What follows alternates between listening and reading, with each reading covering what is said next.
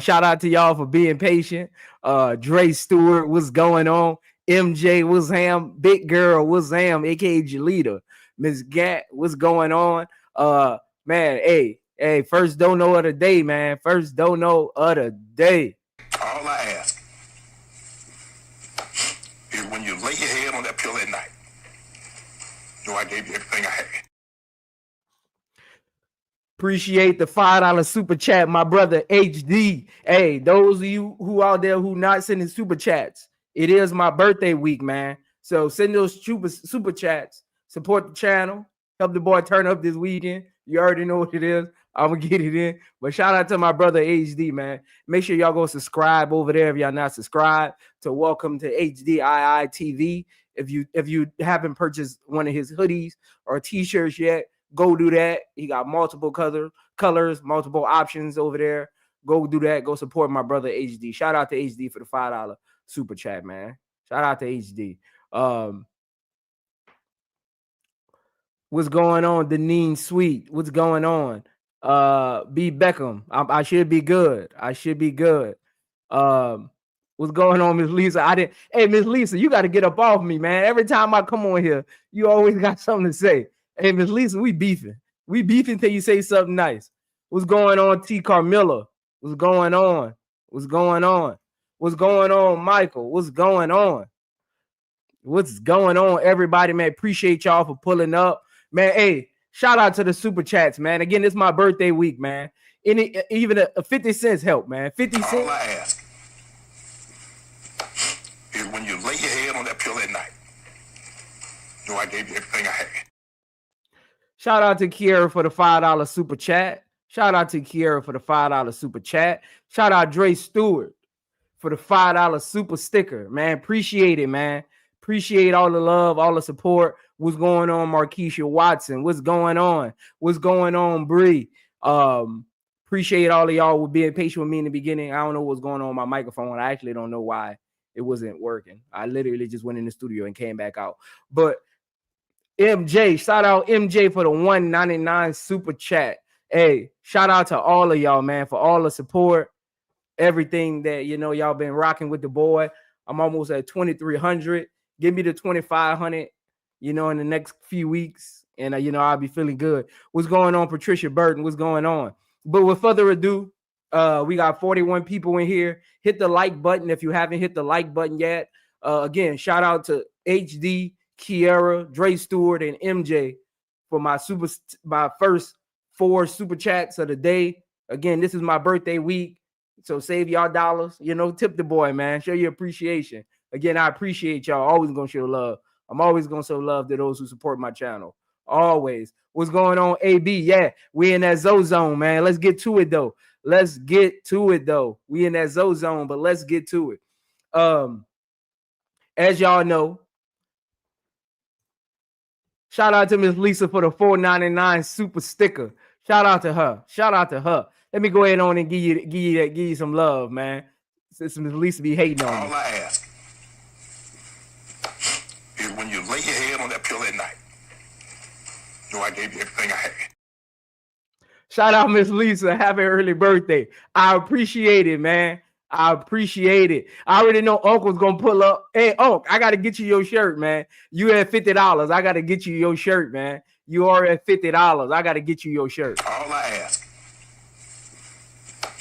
is when you lay your head on that pillow at night, I gave you everything I had. Uncle say happy birthday week, nephew. Man, appreciate it as always. Again, today is open panel, so stick around. We're gonna turn up. Today is open panel. Once I get through all my hey, y'all cutting up. I appreciate the love. All I ask is when you lay your head on that pillow at night, I gave you everything I had. Shout out Ms. Gant for the 1999 super chat. Shout out to Ms. Gant, one of my loyalists, one of my day ones. Shout out to you. Happy birthday to one of them ones. I appreciate it. For real. All of y'all chats, I really appreciate it. Y'all the reason I stay motivated to do these, because a lot goes into this. Like a lot goes into what I actually do. So I hope y'all appreciate all the information, all the advice, all the experience that I put on this platform. Again, appreciate y'all, man. Hey, my birthday is on March 2nd, so continue to send them throughout the week. I probably got 2 more videos this week. I don't know. I'm gonna see what my birthday plans this week are with the wifey and everything. So, but appreciate the super chats, man. Like all love, man. Appreciate the super chats, man. Shout out to Superfly J for the $5 super chat. That's my guy as well, man. My Lakers, that's Lakers fam right there, man. Shout out to Superfly J. Those of you, some of you lost wrenches. So I told y'all I was taking wrenches this week. So if you still got a wrench, you either one of my day ones, or I know you're gonna be around. Like if you still got a wrench, you one of my day ones. So I did take away about 20 wrenches. So if you still got a wrench to your name, you know let you know you part of the family. I didn't take those who I felt was part of the family. I didn't take their wrench, even though I am about to start my memberships. I did take at least 20 wrenches though. But shout out to those who still got wrenches, man. Shout out to those who still got wrenches, man. All I ask is when you lay your head on that pillow at night, know I gave you everything I had. Shout out to Miss Goody Two Shoes, one of my day ones as well, for the $4.99 super chat. She said, happy birthday. I appreciate it. The boy turning 36. You know what I'm saying? I'm on the other side of that 30. So I'm closer to that 35, but y'all already know. Y'all already know. But let me get to this. If you send a super chat while I'm in my film study, I'm gonna get it on the way out because I can like literally see the super chat. So I'll get it on the way out. Again, it is open panel. Stick around. I'm gonna bring people up, but I really want to get to this. I want to really introduce. Again, who better to introduce Ariel Atkins than Prince, right? Because again, a lot of people don't know the value she has. Who better to introduce? Think about this. Who better to introduce Ariel Atkins to Chicago Sky Nation than your very own Prince? Who better? Who better to do it? That's why I was actually excited to do this. I actually had a draft report scheduled for today with Rory Harmon. I might do that tomorrow. It'll probably be tomorrow. But I really wanted to really introduce Ariel Atkins. And again, she has the honor of being the first episode of Roll the Tape hosted by Prince. Again, this is the first episode of Roll the Tape hosted by Prince. I'm going to be breaking down every player once a week on the Chicago Sky roster, getting y'all more familiar with them, talking about their games, talking about their accomplishments. Shout out to Ariel Atkins for signing with the Chicago Sky. Those who don't know, she was the number 7 pick in the draft in 2018. So she's been around, but she hasn't been around that long, man. And I think a lot of people aren't giving her enough credit for her capabilities and what she can actually bring to the Chicago Sky. So that's why I'm actually excited to introduce Ariel Atkins to all of y'all, because there's a lot she can bring to the Chicago Sky that actually isn't talked about, man. So, but without further ado, we're gonna get into it. What's going on, my dude Gamble? 310. What's going on, Nubian Sage 1? Shout out to all of y'all, man. And again, appreciate all the super chats. If you do send any while I'm in my dialogue, I'm gonna catch it on the way out. So I don't think I didn't forget about you. I can literally see the list of super chats on the side. So appreciate all of you who already sent through super chats. And if you do send them in, I'm gonna get to them. I ain't forget about you. You know I'm always gonna show love to my super chatters. Shout out to my super chatters. But again, we already know we traded Ariel Atkins. We traded for Ariel Atkins from the Washington Mystics for the number 3 pick and a 2027 first round pick swap, which they have the rights to swap with us if we have a higher seeding, right? And a 2027 second round pick. So we still have our number 10 pick, our number 16 pick, and our number 22 pick in the 2025 WNBA draft that, again, is on April 14th. So make sure y'all locked in for that. And we'll see if we keep that. What's going on, bro? Claude, Steady Serving Entertainment. Make sure y'all go subscribe over there, man. The Steady Serving Entertainment. Hey, that's Unc right there for life. Hey, we be going at it, but that's Unc. It ain't nothing personal. Hey, I'm from New Orleans. Unc from Chicago. We gonna always go at it. But I love Unc, man. That's Unc. That's Unc. That's Unc. Again, let's get to this though. As we know, Ariel Atkins, her career averages are 13.4 points, 3 rebounds, 2.4 assists, and she shoots 42% from the field and 35% from the three-point line. Again, shout out to Superfly J. Hit that like button, man.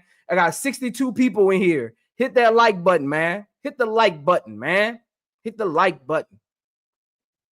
But when we think about replacing whatever Kennedy Carter gave to us last year, we get that and then some. Again, when you think about who fits on your team, don't just look at the stat sheet. That's why we're going to look at some film as well.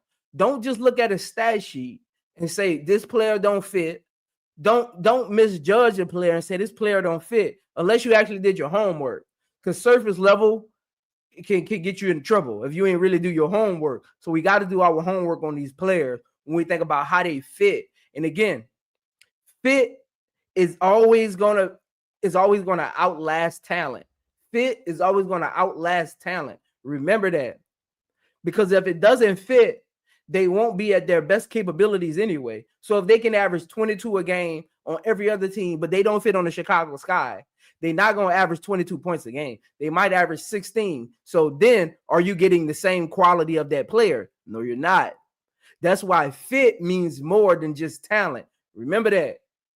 Again, we needed to replace Kennedy Carter 17 points a game. We needed to bring in another ball handler, another distributor. We needed to bring in another technically Ariel Atkins at this point. I know we haven't drafted yet, but Ariel Atkins is right now our only real bucket getter. As far as you put the ball in her hands, get her to her spots, pick and roll, ISO score, 1-2 dribble pull up, getting to the rack, drawing fouls and ones, long range 3-pointers. Like, she's really our only player in that kind of like ballpark when you think about like your combo guards kind of scores. And she is a combo guard. She can handle the rock a little bit. Her and Sykes again shared the backcourt facilitation, as well as she can go get her own bucket. She don't need a number call for her. She don't need a play call for her. She can get her own bucket. So shout out to Ariel Atkins for coming to Chicago Sky. Let's see what she can be. Again, 13.4 points career-wise isn't nothing to sneeze at. I don't know where people get 10 points per game from. That's weird. That's not what she averages. That's not even what she scored last year. I seen somebody in the chat say 10 points a game. Go do your homework. See, I tell y'all, stop listening to people on Twitter and YouTube. Go do your homework, man. Y'all wow. Now, y'all know me. I'm defense first. When you think about the Chicago Sky's defense last year, we had nobody to guard the point of attack, ball handlers. We had nobody that we could really shade and help out our bigs as far as like being an anchor. We had nobody to do that. So with Ariel Atkins, her defense is going to be the most important part of what she can contribute to the Chicago Sky. Those who don't know, Ariel Atkins, currently among active players, is averaging 1.7 steals in the postseason, and that's our overall mission, is to get to the postseason. She's number one at 1.7 steals per game in the postseason for her career, not just one season. And again, these not just one season. She's been to the postseason 5 times in her total career. 1.7 steals per game. That's amazing. Like that. I don't think y'all realize how ridiculous that is. I don't think y'all realize, because the more games you play, the more opportunities you got to not get a steal. So for her to still maintain that, she's number one among current active players for the guard position. So Chicago Sky, we need it. I don't think y'all understand. And as I get through this, y'all gonna get more and more excited, because I know y'all been listening to rumors and this person and that person, but y'all already know I come with the statistics, I come with the facts, and I come with the breakdown. So the more we get into this breakdown, the more excited y'all actually gonna be about Ariel Atkins because of what she can mean to the Chicago Sky. I don't even think y'all realize it yet. So again, 2022 first team all defense from 2018, her rookie season, to 2021. She was second team all defense. The only player, Ariel Atkins is the only player in WNBA history to make an all defensive team in each of her first 5 seasons. Imagine all of the great defenders that the WNBA has had. I'm talking bigs, guards, wings. She's the first and only player in WNBA history to make an all defensive team 5 years in a row. That's even unheard of in the NBA. So again, the more we get into this, the more y'all will fall in love with Ariel Atkins, because y'all have no idea what she can bring to the Chicago Sky. Y'all literally have no idea. So I'm excited to get to all of this, man. I'm excited to get to all of this. Bree, Ariel Atkins is 5'10". She's not 5'8". See, I don't know what y'all got to stop listening to Twitter. Like, everything I've been hearing about Ariel Atkins is completely wrong. Like, I've been hearing people talk about what she can bring, what type of player she is. And again, we got to get out of this. When we talking about breaking down a player, we got to get out of this concept of it's just an opinion. No, what does the film say? What does the stats say? What does your eye tell you? You combine the 3: stats, film, and eye test. You combine them, and then you can come with a more better and accurate assessment. Like, I've been hearing so much. That's why I was excited to do this. I've been hearing so much stuff. Like, and I'm like, that's Sykes you describing. That's not Ariel Atkins. Like, I've been confused. But defense is her calling card. She is a two-way player, but defense is her calling guard, which Chicago Sky lacked last year and really didn't have on this roster from a guard position. I know we brought in Rebecca Allen and Kia Nurse, but to me, you don't put them on the other team's best perimeter player. You put Ariel Atkins on the other team's best perimeter player and tell her, go to work. Ariel Atkins is the type of player that if there's a 4, again, it's levels to this. Ariel Atkins is the type of player, if there's a power forward out there who's just giving us that work, Ariel Atkins is the type of player that will go into the huddle and say, Coach, I got it. That's what you need on your team. That's those little intangible things of mindsets that go missed when you think about championship teams that you only hear about in a documentary because somebody caught some footage of them telling them that. See, it's key things that most people miss when you think about building teams, when you think about championship windows. Is little things that don't show up on the stat sheet. Ariel Atkins is that type of player. She's aggressive on defense. She's that type of player that gonna say, Coach, I got it. Don't worry about it. I got it. I got it. I got it. I don't think y'all understand what we got for the number 3 pick in a role player draft. I don't think y'all understand. But more we get into this, the more y'all going to learn about her, because I think a lot of y'all been getting a lot of false information. So the more we get into this, the more y'all going to learn about her. And I think the better y'all going to feel about this. Not just defensively, offensively. Offensively, one of the best offensive guards in the WNBA, statistically. People don't know, a lot of people don't even know this, but Ariel Atkins is actually number 1 in all-time rookie postseason points. Guess who she passed? Stewie, Maya Moore. Maya Moore is actually number 2. She passed Maya Moore and Lindsay Whalen. Like, so many talented players went to the playoffs their rookie season. She has the most at 137 points. I told y'all, the more we get into this, the more y'all gonna love Ariel Atkins. She what we needed, not what we wanted. Ariel Atkins is what we needed, not what we wanted. What we wanted was to keep the number 3 pick. So I don't get that. I don't get that. And she has the accolades, so that's weird too. We're gonna get into her accolades in a little bit too, so that's weird. She's number 4 among all active players with 40, 35, 80 shooting splits. That's 40% from the field, 35% from three, and 80% from the free throw line. So she's a 3-level scorer. And again, the attempts are 200 attempts total. So you have to have taken at least 200 shots in your career. So again, even when we think about the postseason, what we trying to get to, she's number one. Ariel Atkins is number one among active players with postseason splits of 40% from the field, 35% from three, and 85% from the free throw line. She actually shoots 42. I'm gonna give you her real numbers. Ariel Atkins in the postseason actually shoots 42% from the field, 37% from the three-point line, and 87% from the free throw line. But when they do the splits, they got to round them up.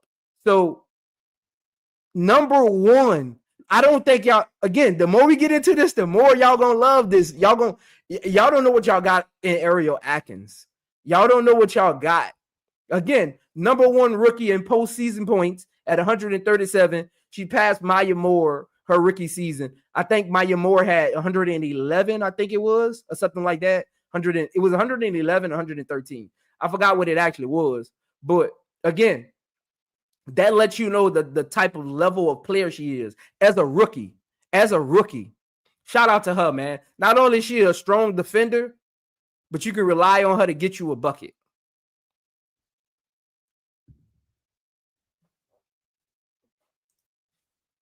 Again, when we think about accomplishments and being a winner and accolades, right?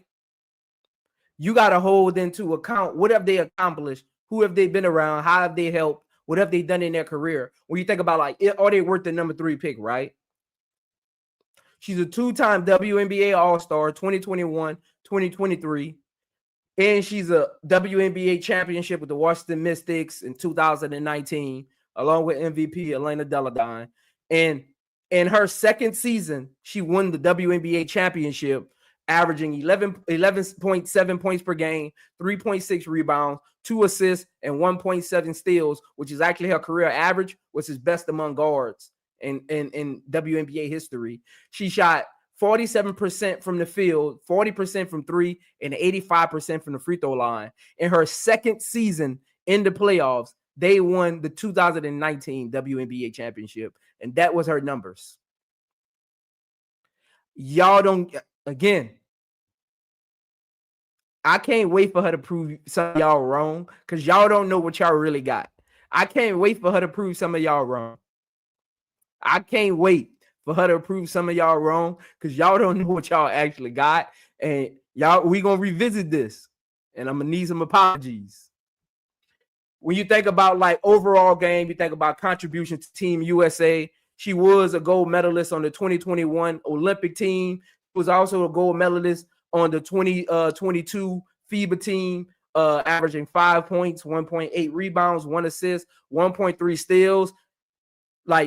Her steals are up there no matter where she plays. It's very, even in college, her steals.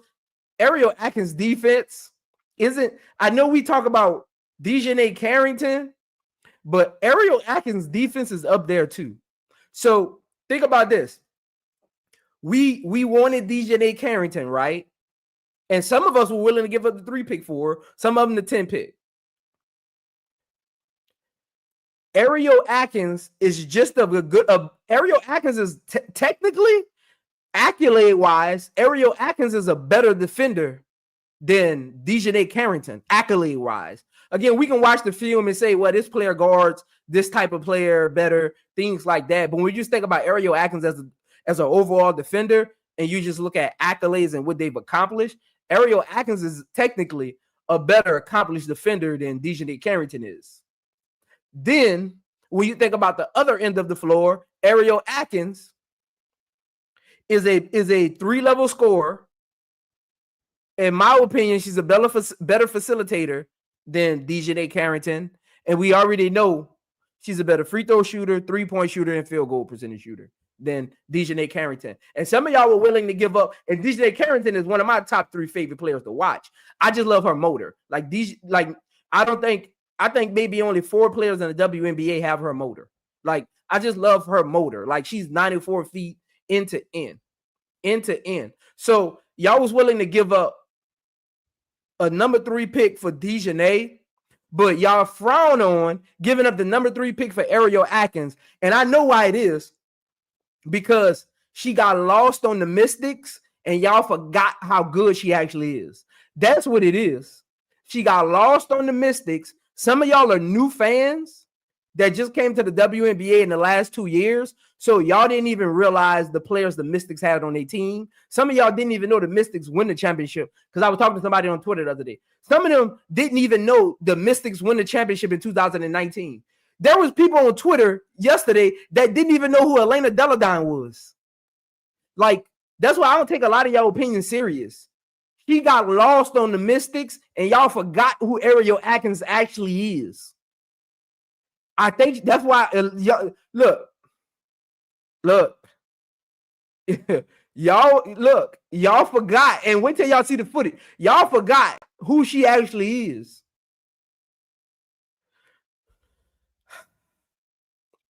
Y'all forgot. A lot of y'all didn't even really know who. A lot of y'all didn't even know Ariel Atkins was on the 21 Olympic team. Like, a lot of y'all didn't even know that. I've been having conversations with people, and they've been giving their opinion on Ariel Atkins and don't even know who she is. Because when y'all started watching the WNBA, her team was so subpar that they didn't really showcase her. She about to wake a lot of y'all haters up. She about to wake a lot of y'all haters up. A lot of y'all haters up. She about to wake y'all up. Y'all sleep. Y'all asleep. But again, it is an open panel. I do want to show the video before I get to the open panel. I'm at my 34-minute mark, so I'm actually doing good on time. So we'll just kind of break down some of this film, and then I'll open the panel up, get all of y'all thoughts. I'm excited to hear y'all thoughts now that we revisit it and we kind of got a chance to learn a little bit more about Ariel Atkins, man.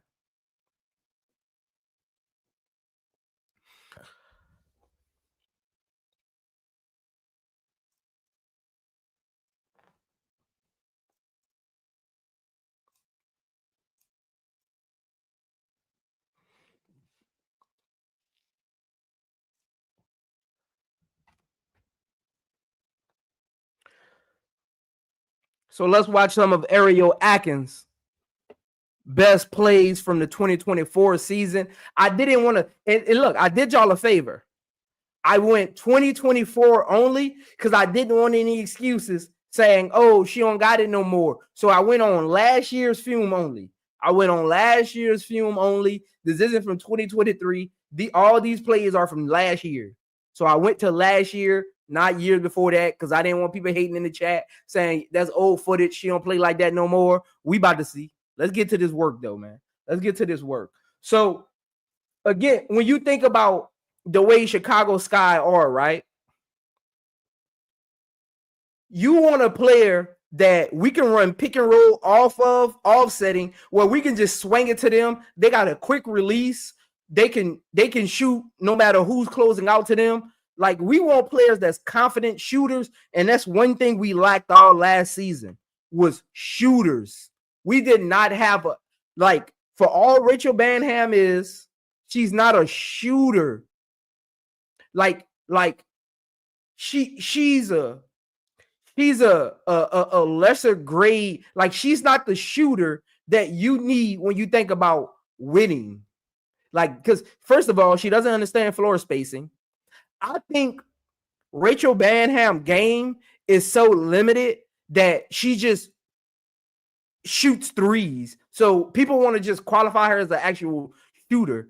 Rachel Banham, to me, is not really a shooter like that. Like, she's the end of the bench, come in, hit a three, go sit down. Like, she's not somebody you just build your team around and say, we got our shooter in Rachel Banham. That's not what you do. That's not what you do.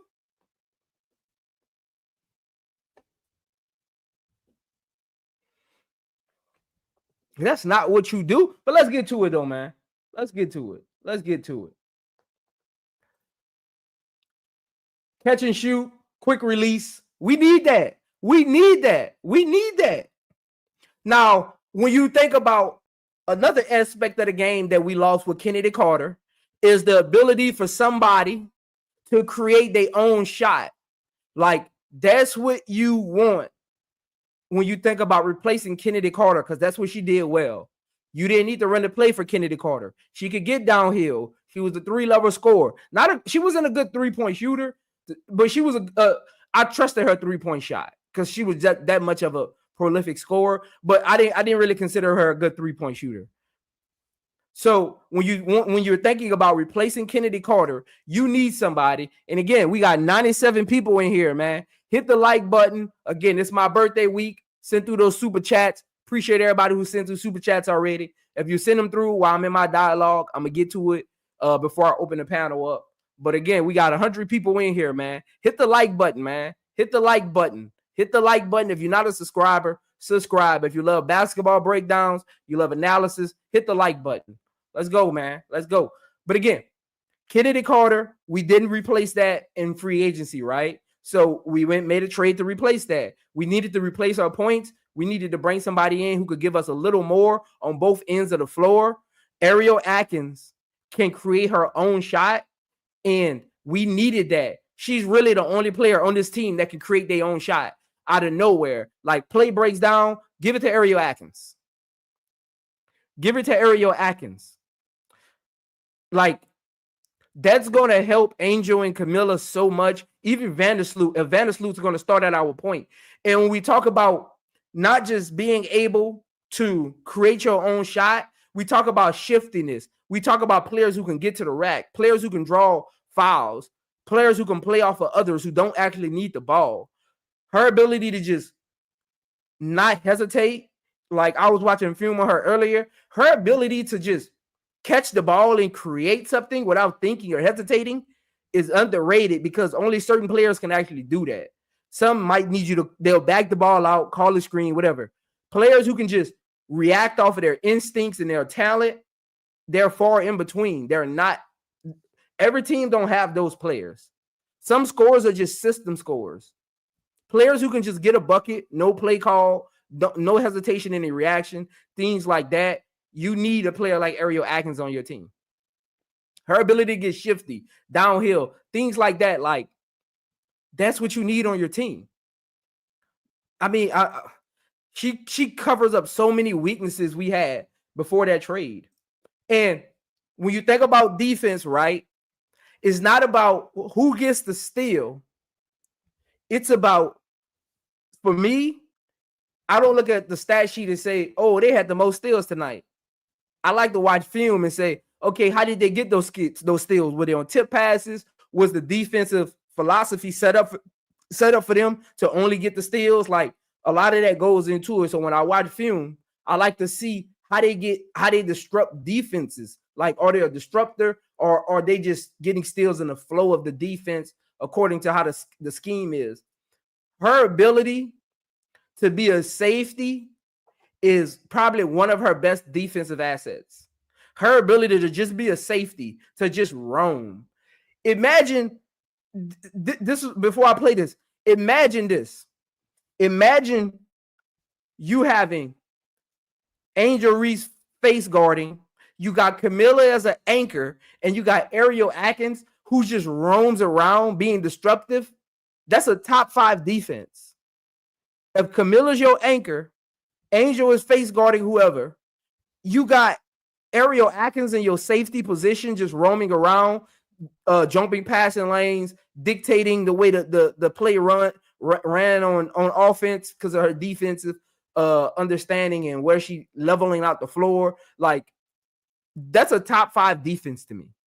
That's the high hopes I got for Angel and Camilla's defense, as well as the respect I have for Ariel Atkins' defense.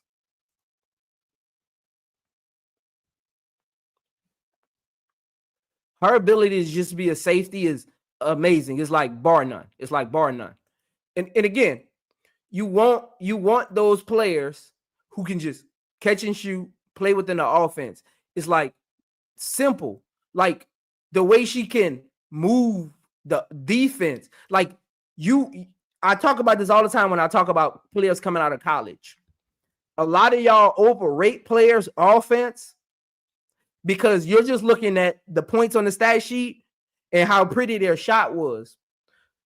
Notice when I always talk about offensive players, even when I do my draft breakdowns, I always talk about how are they good and they can't even move a defense. They're just on a talented team. There's a difference from being on a talented team and you being talented as well, and someone, no matter the team, the abilities and the talent and the understanding they have of the game, they can shift the defense. Oh, you want to run zone? I'm gonna run you out of that zone. Oh, you want to run a high fade? I'm gonna run you out of that high fade. Oh, you want to run drop coverage? I'm gonna run you out of that drop coverage. Oh, you want to run 4 flat? I'm gonna run you out of that 4 flat. Like, you want to run boxing 1? Cool. I'm gonna go get a bucket. You're gonna come out of it sooner or later. You need those type of players. Again, a lot of players don't have that. A lot of players don't have those intangibles in their game to shift defenses. So you need those players, man. You need those players. Imagine this on the Chicago Sky. Imagine that. All those times we turned the ball over last year, imagine us having a player who could make up for that. Again, on the Chicago Sky last year, that still would have been a layup. If Ariel Atkins was on that team, I would say 35% of those steals would have turned into stopping the transition and them getting up a shot instead of a free layup.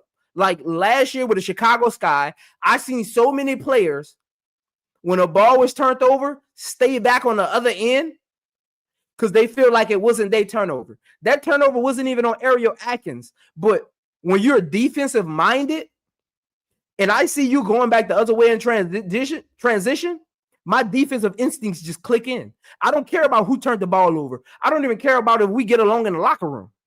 My instincts and the way I play will never change. You need players like this. Like this is a play that don't stir up. All you see is a block on the stat sheet. But if you watch the film, you realize she covered up a turnover and she helped us get a possession back. Like that's huge things. That's huge things. Like y'all don't understand, man. Y'all don't understand. I told y'all, the more we watch, the more we learn about her, the more you'll fall in love with Ariel Atkins throughout this. Some of you who didn't know who she was, I hope now you really understand the type of player Chicago got.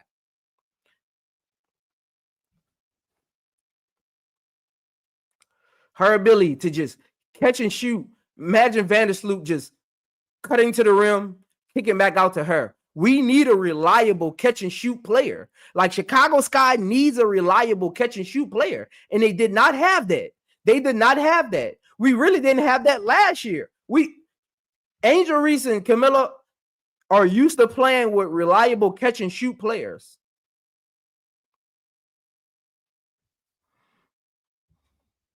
You have to understand what a player can mean to a team.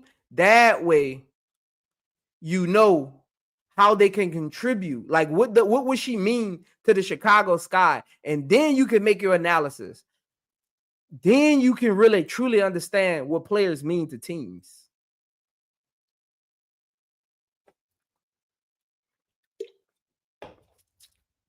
Her ability to hustle, draw and ones. We know she an 87% free throw shooter. Get to the line, Ariel. Get to the line. Get to the line. What are we doing?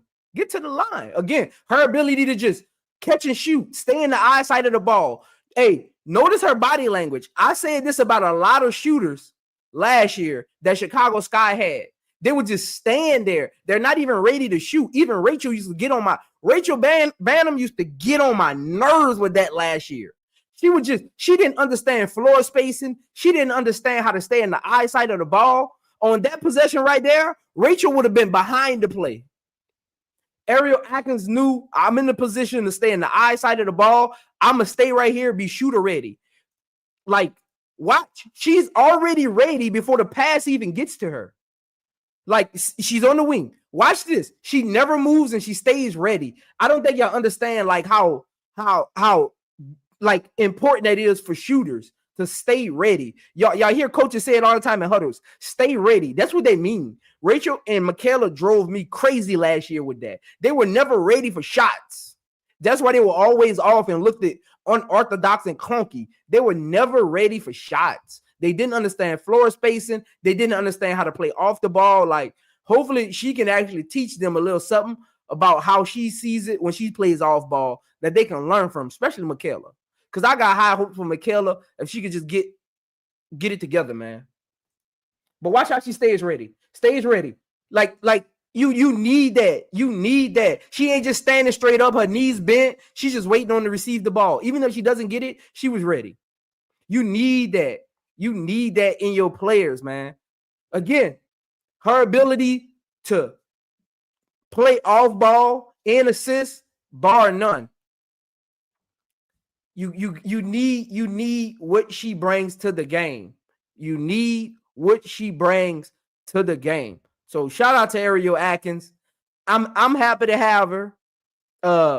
Some of you might not be, but I'm happy to have Ariel Atkins. I think she can mean a lot for the Chicago Sky, in the organization itself. I'm excited to see what Angel Reese and Camilla can learn from her as far as like playing with a defensive minded guard, because both of them are really defense reliable players. So I'm excited to see them play with a guard who's willing to play defense. That's why I say like they have a chance to be a top 5 defense if they can just get it together, man. If they can just get it together, they have a chance to be a top 5 defense. Hopefully they can get it together.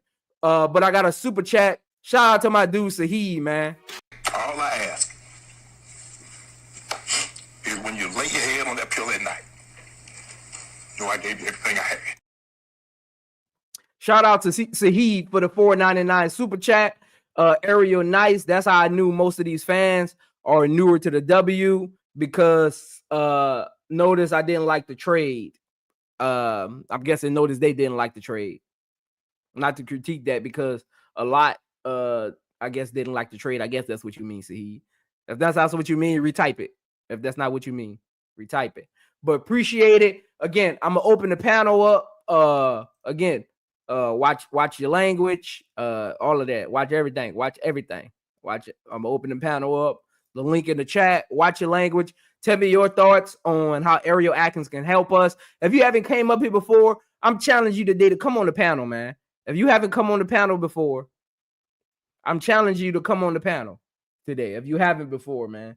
Again, Ariel Atkins, to me, is what we needed, not what we wanted, because I don't think we knew she was available. I think that's getting a lot of people as well. I don't think a lot of people knew Ariel Atkins was actually available. Because who's letting go of a 5-time young, 6 years in the league, all defensive player? Who's doing that? Nobody. NBA champion, WNBA champion. Nobody's really doing that. So I don't think she was talked about because nobody knew she was available. What's going on, Brass Tax? What's going on? Hey, appreciate the $5 super chat, man. All love, man. You know, happy early birthday, my brother. Yes, getting sir. Old, getting older and older, bro. What's up? Hey, getting older, man. Wiser. Get wiser, man. Be like wine. Age like fine wine, bro. Yeah, boy. Hey, Ariel Atkins, I remember from Texas, bro. She used to ball out of Texas. She's a Dallas native. She a Cowboy fan like me. You understand what I'm talking about? Listen. Hey, I did not crash out. Matter of fact, HD been talking about this for weeks. Yeah. Shout out to my man HD. You and HD talked about it. We should get Ariel Atkins. He's been saying that for the longest, and I didn't disagree. I said, hey, I'll take Ariel Atkins over Olivia Miles or Centron and Sellers or whoever else we was going to get at the 3. We ain't get nobody at the 3 spot that could do what Ariel does or has her resume. She's a proven commodity. She's only 28 years old. She's still in her prime. You know what I'm saying? She don't make no noise, no negative noise. She's good for the locker room. She's a good teammate. She's a good leader. She's a champion, so she knows what it takes to go through the wars. That's invaluable for some. Yeah, you need those for our young players like Camilla and Angel. Angel wants a championship. I guarantee you right now, Angel and Ariel are in the gym together when they're not practicing with the rest of the teammates for the for the roles. I guarantee you they sitting down and talking basketball right now. What Ariel is asking Angel questions, and you know Angel asking her questions. Where do you like the ball, Angel? You know what I'm saying? Let me tell you how it is, Angel. Angel's like, okay, tell me how it is, sis. You know what I mean? So listen, early chemistry. And probably on the off days, her and Vander salute. You know, they kicking it, the sweet trio, they kicking it and like, yeah, this is how we're gonna do it for this season. You know what I mean? So I love it. I have no problem with it. I love it. Hey, Brass. If you on anybody's channel and they hating on Ariel Atkins, just send them this video.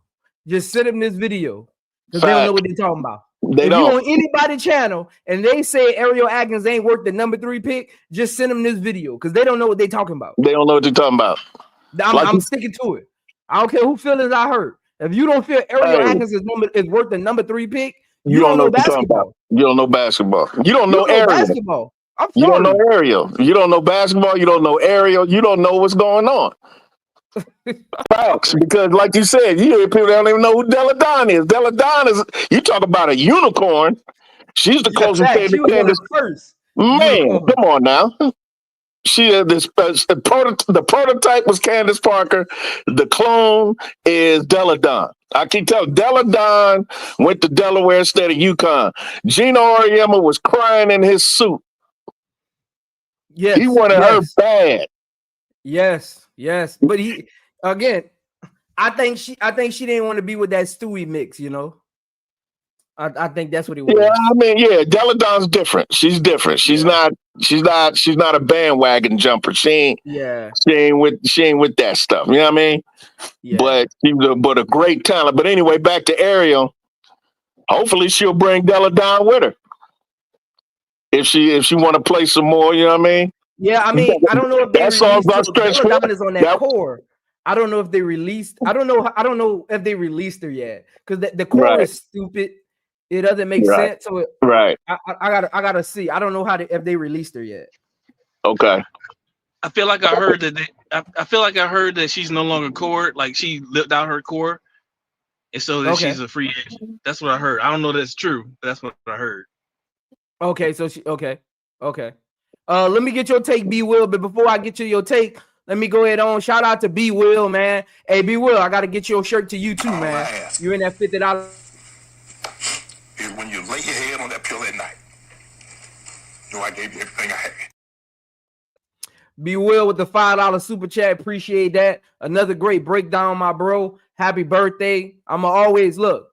When it comes to my breakdowns, y'all already know.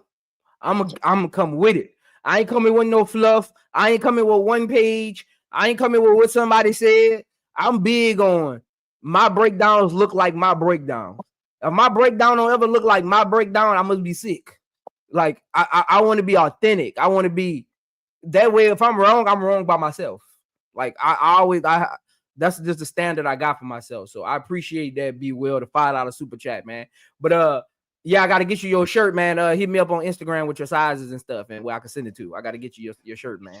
Hey, shout out Uncle J.E. Shout out Uncle J.E. What up, J.E.? But go ahead, B. Hey, pull up, give me your thoughts. Pull up, but B Will, what you got on this, man? What you got on Ariel Atkins? How you feel about it? So first of all, I'm gonna say thanks for the time. What's up, my brother Brass, Uncle J.E.? Peace. I hope you pop in and it'll be the usual suspects as usual. But first of all, I'm a huge Ariel Atkins fan. Have been, right? So, but I will admit that when I first heard about the trade, so last week my daughter was with me, so I wasn't in the space at all, really. So I kind of heard about the trade and didn't know everything that was involved. And my first thought was, oh man, we give them our number 3 pick, and because we've been talking about it so much, and this is I think an issue that people have been having, especially that's been in these spaces that are Chicago Sky oriented. We've been talking so much about what to do and what we're gonna do and what we want the Chicago Sky to do with those draft picks this year, that we in our feelings, right? On some level, we have an emotional connection because I'm bought into Sellers, I'm bought into Miles, I'm bought into Citron, right? Mm-hmm. And so my initial thought was, man, I love Ariel Atkins, but do we want to trade away our future, right? But then I thought about it, and for me, this is what it basically breaks down. So what we gave up, for the most part, was our number 3 pick and next year's pick, right? No, 2027. 2027 first year. So yeah, but it was a pick swap. It was a pick swap. So the only way Washington wins the only way Washington even gets that pick is if we got a higher draft pick than they do. Right. Yeah. So I'm gonna say we're gonna be better than them. I'm gonna say because the Washington Mystics are literally in rebuild mode. Traded away Ariel Atkins, you're literally going rebuild mode. So I'm gonna say in 2027, Chicago Sky gonna have a better record than the Mystics. Yeah, I agree with that too, because that's another thing I was thinking about where Washington is, because why would Washington give up Ariel?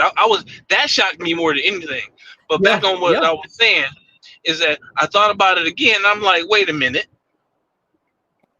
who are we gonna get in this year's draft or next year's draft that's better than Ariel Atkins? Yep. Nobody. That's exactly what popped in my head. Nobody. I don't even look. I'm gonna be honest with you. I gotta see Paige. I don't even think Paige gonna be better than Ariel Atkins in her first 5 years. Hey, did I say except Paige? Did I say nobody except Paige? I say nobody. Nobody. Look. Ariel Atkins has only been in the league 6 years, right? 7 years. I'm talking about Ariel Atkins' first 5 years. I don't even think Paige is gonna be better than her. Ariel Atkins' first 5 years is slept on. Again, Ariel Atkins is the only player in WNBA history to make an all defensive team her first 5 seasons. And we will. Braz, even Uncle J.E., y'all been around this sport a long time. Y'all know the dogs that came through at that guard position that we give high praise to. Yep. You can finish up. I didn't want to say that. You can finish up. It's all good. That's what broke it down for me. And again, for me, I'm an Ariel Atkins fan, and so I'm a Sky fan by default because of Angel and Camilla, right? I had in that Angel, Camilla, and Kennedy, but now I can bring my Ariel Atkins fandom to the Chicago Sky, right? So for me, I think the thing that people are going to harp on is, all right, a couple people in the chat was talking about, replacing Kennedy Carter, right? You said a number of times how the Sky needed to replace Kennedy Carter 17 points. Well, 17 points, the difference between 17 points and 13 or 14 points, it sounds big, but if you think about the number of guards in the W that averaged 17 points last year, who are they? I think it was only at the 2 guard position. At the 2 guard position, I think it was 4. It was around there. It was like I gotta look, but it was Jewel and Enrique and Kelsey Mitchell. Okay. I think maybe I knew Kelsey it was only I knew it wasn't more than 4. Yeah, you know what I mean? So that's so you ain't got to replace point for point Kennedy Carter's points, because guess what else Ariel Atkins brings you? Defense. Defense. You know them 12 points a game Kennedy Carter gave up. She really averaged 10. Look, that's what people don't want to be honest about. People don't want to be honest, man. I'm honest. I don't care. Look, you go unsubscribe, subscribe, whatever you want to do. I'm gonna keep it real. I'm gonna give you a real basketball take. She scored 17, but you know how many backdoor plays Kennedy Carter gave up last year? Defense. You know how many times Kennedy Carter turned the ball over and didn't get back on defense? And I was yelling at the screen like you the one that turned the ball over? That's what people don't want to talk about. That's what they fell in love with Kennedy Carter so much, but that's the stuff they don't want to talk about. I'm gonna be real. I love Kennedy Carter's mindset, her ability to just want to be the best player on the court. I love all of that. I'm an athlete. I love all of that. I love playing with players like that. But I'm gonna call spade a spade. If me and her watching film, I'm gonna be like, man, you had 24, but you gave up 10 points. Yeah, and the thing is, with Kennedy, she's a decent defender. She's a pretty good defender, actually. When she's locked in, she just ain't locked in all the time. You know what I mean? And that's what happens. So she's not a bad defender, but she don't lock in on defense like that. Which Ariel Atkins is locked in on defense every dang go play. It's in her nature. Yeah. Yep. Yeah. Exactly. Yeah. Say it with me, Uncle J. Hey, Uncle J, say it with me. Defense. Hey, look. Even Chuckle Chatter, Angels' improvement in the all season will make up for the 4 points. I guess they talking about the difference between Ariel and Kennedy. We just finished talking about that though. Chuckle Chatter. Yes, Kennedy Carter scored 14, but on the other end, what did she give up? You got to factor that. You got to factor that into that. So Angel don't have to make up for that because I think Ariel offensive defense makes up for way more than 17 points. You ain't lying. Way more. Because guess what? We had the worst perimeter defense in the league. Mm-hmm. Our perimeter defense was even worse than the Dallas Wings defense, percentage-wise, as far as like field goal percentages per game on defense. That's why I want to our defense was worse than Dallas defense. Why I want to Sanaya. That's why I want to Sanaya. That's why I want to Sanaya. That's why I want to Sanaya. That's why I want to Sanaya. That's why I want to Sanaya. Oh, I'm sorry. You finish your So I get Uncle J in here. You finish I'm good. Let Kevin. That's all. That's good. That's what you got? What you got? Shout out to Uncle, man, for pulling up. Hey, Shout out to Uncle for pulling up. What you got? To the panel. What's good? What's good, Bryce? Man, I'm glad you're happy, man. Hey, Jay, I'm chilling, bro. I got the Cheshire smile on my face when we got Ariel. I'm good. Bro, 2 days ago, we was ready to throw this team in the trash, man. Yeah. Crash out. But when Jeff Paglioka has gotten a couple notches in my book. But go ahead, bro. Bro, I love this trade right here. I know a lot of people are crashing out. They're like, this number 3 pick.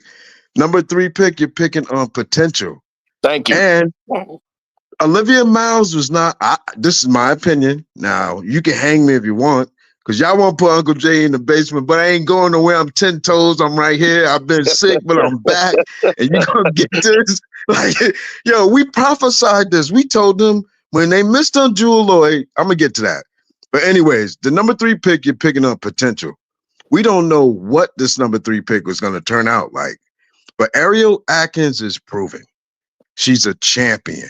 She can teach Camilla and Angel how to win. Yep. I think this team is 1 or 2 pieces away from a championship, 2 or 3 years in that span. I really believe that. On paper, it looks good, but we have to see it on the court. We have to see the chemistry and everything.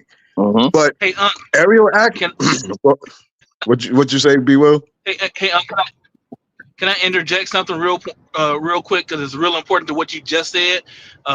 She's a champion. She can teach Angel Miller. Guess what else she can do? She can teach whoever we get at the 10 spot. She can teach that young, talented player, because whoever we get is going to be talented, how to be a young player on a team like that. You know what I'm saying? And that's all I got to say. Bro, I hope we get Cheyenne Sellers. She could be our point guard for the future. Yeah. She can learn Cheyenne Sellers would be good working next to Ariel Atkins. She can actually learn a lot. I believe it. That's bro. True. I said on the panel, I said Ariel Atkins is a dog. Somebody was like, Ariel Atkins isn't a dog. I'm like, what are you talking about? What? Who said that? What? Yo, bro, I ain't gonna put no name. There's a lot of fanboys out here, man. There's a lot of them. Man. Yo. What? I played. Bro, I never played professionally. I always say that I played a lot of sports. I boxed, I played football, basketball, baseball. You know what I mean? I even tried to get on the wrestling team. But the first day they told me get down on the ground, the dude got in back of me. I said, I ain't playing this no more. I ain't come back. Ain't nobody getting in back of me. Right. But anyways, That's yo, that's nutty. you got to be able to see things for what they really are. This is a great trade right here, man. You know what I mean? Like we're going into the season. We're in the playoffs. On paper, we're in the playoffs. I think got us at the 7-8 seed right now. Bro, I got us fighting for the 5, 6 to 8. 5 to 8.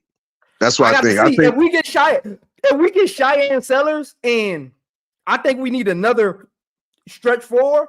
If we can get those two things, I got us as a 6 seed. I got us 5 or 6. So what if we put this, just how I was looking at the lineup today? What if we put Rebecca Allen as that stretch 4? Nah. I need her. You don't think that'll work? You don't think that'll work? I need her and Michaela. I need her and Michaela fighting for that 3 spot. So not even for like 2-3 minutes a game? Nah, I just need her fighting for that 3 spot. I don't want her at the 4. She ain't aggressive enough for me. Yeah. Okay. Like I'm not like look, not defensively. I'm talking about crashing the boards. She isn't aggressive enough at that 4 spot. Like if she's at the 4, Angel Reese got to be at the 5 and not Camilla. Because Camilla doesn't crash the boards. Camilla is a big body. So her rebound totals are always going to be up there because she don't even have to jump the rebound. Angel is going to crash the board. So I only want Rebecca Allen at the 4 if Angel is at the 5. That's going to be play styles. But if we missed on Cheyenne, I hope we do get Sanaya Rivers. I hope we get her. Because, it's either them two. Bro, we might could get both, but I don't know. I think Sellers might go to the Liberty, though.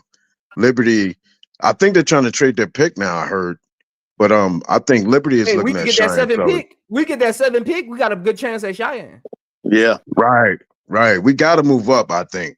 That's why I said, hold on, but let me get to this comment right quick before I get that statement. Northside 3, he said, it's crazy how we doing Ken. She carried us last year. It was damn near unstoppable. We're going to sit here and act like she was a scrub on defense. Show us the film in every game.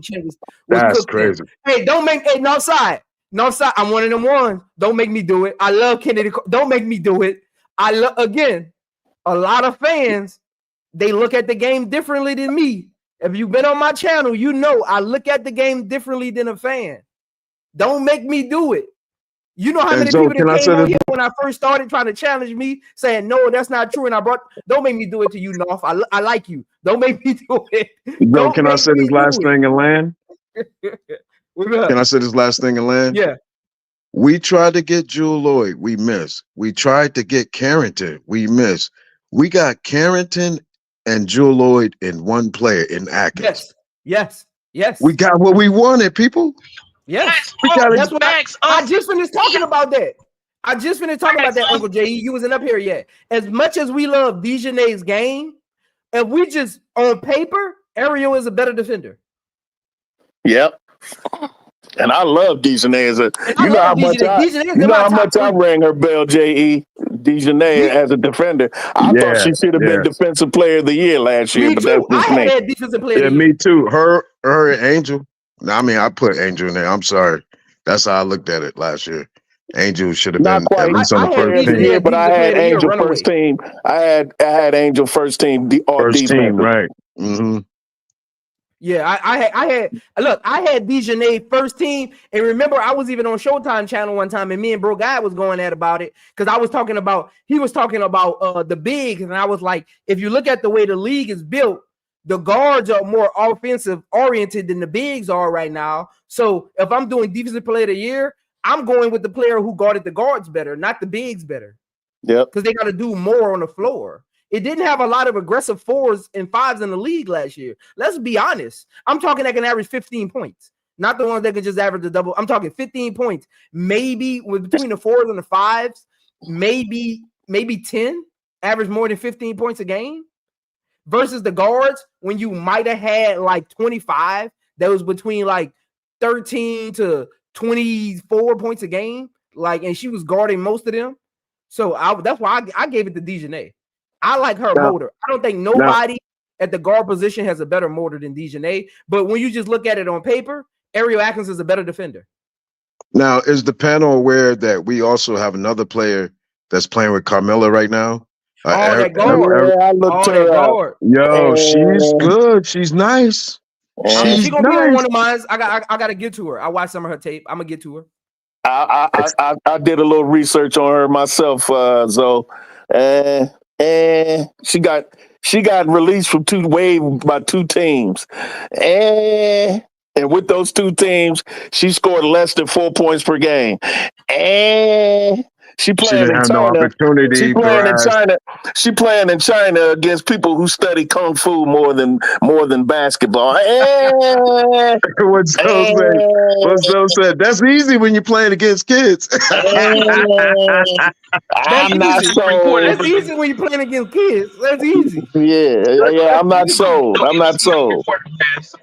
Keep it above board. Hey, listen. I'm a Wu-Tang fan. They'll understand. She's better than Kaiser.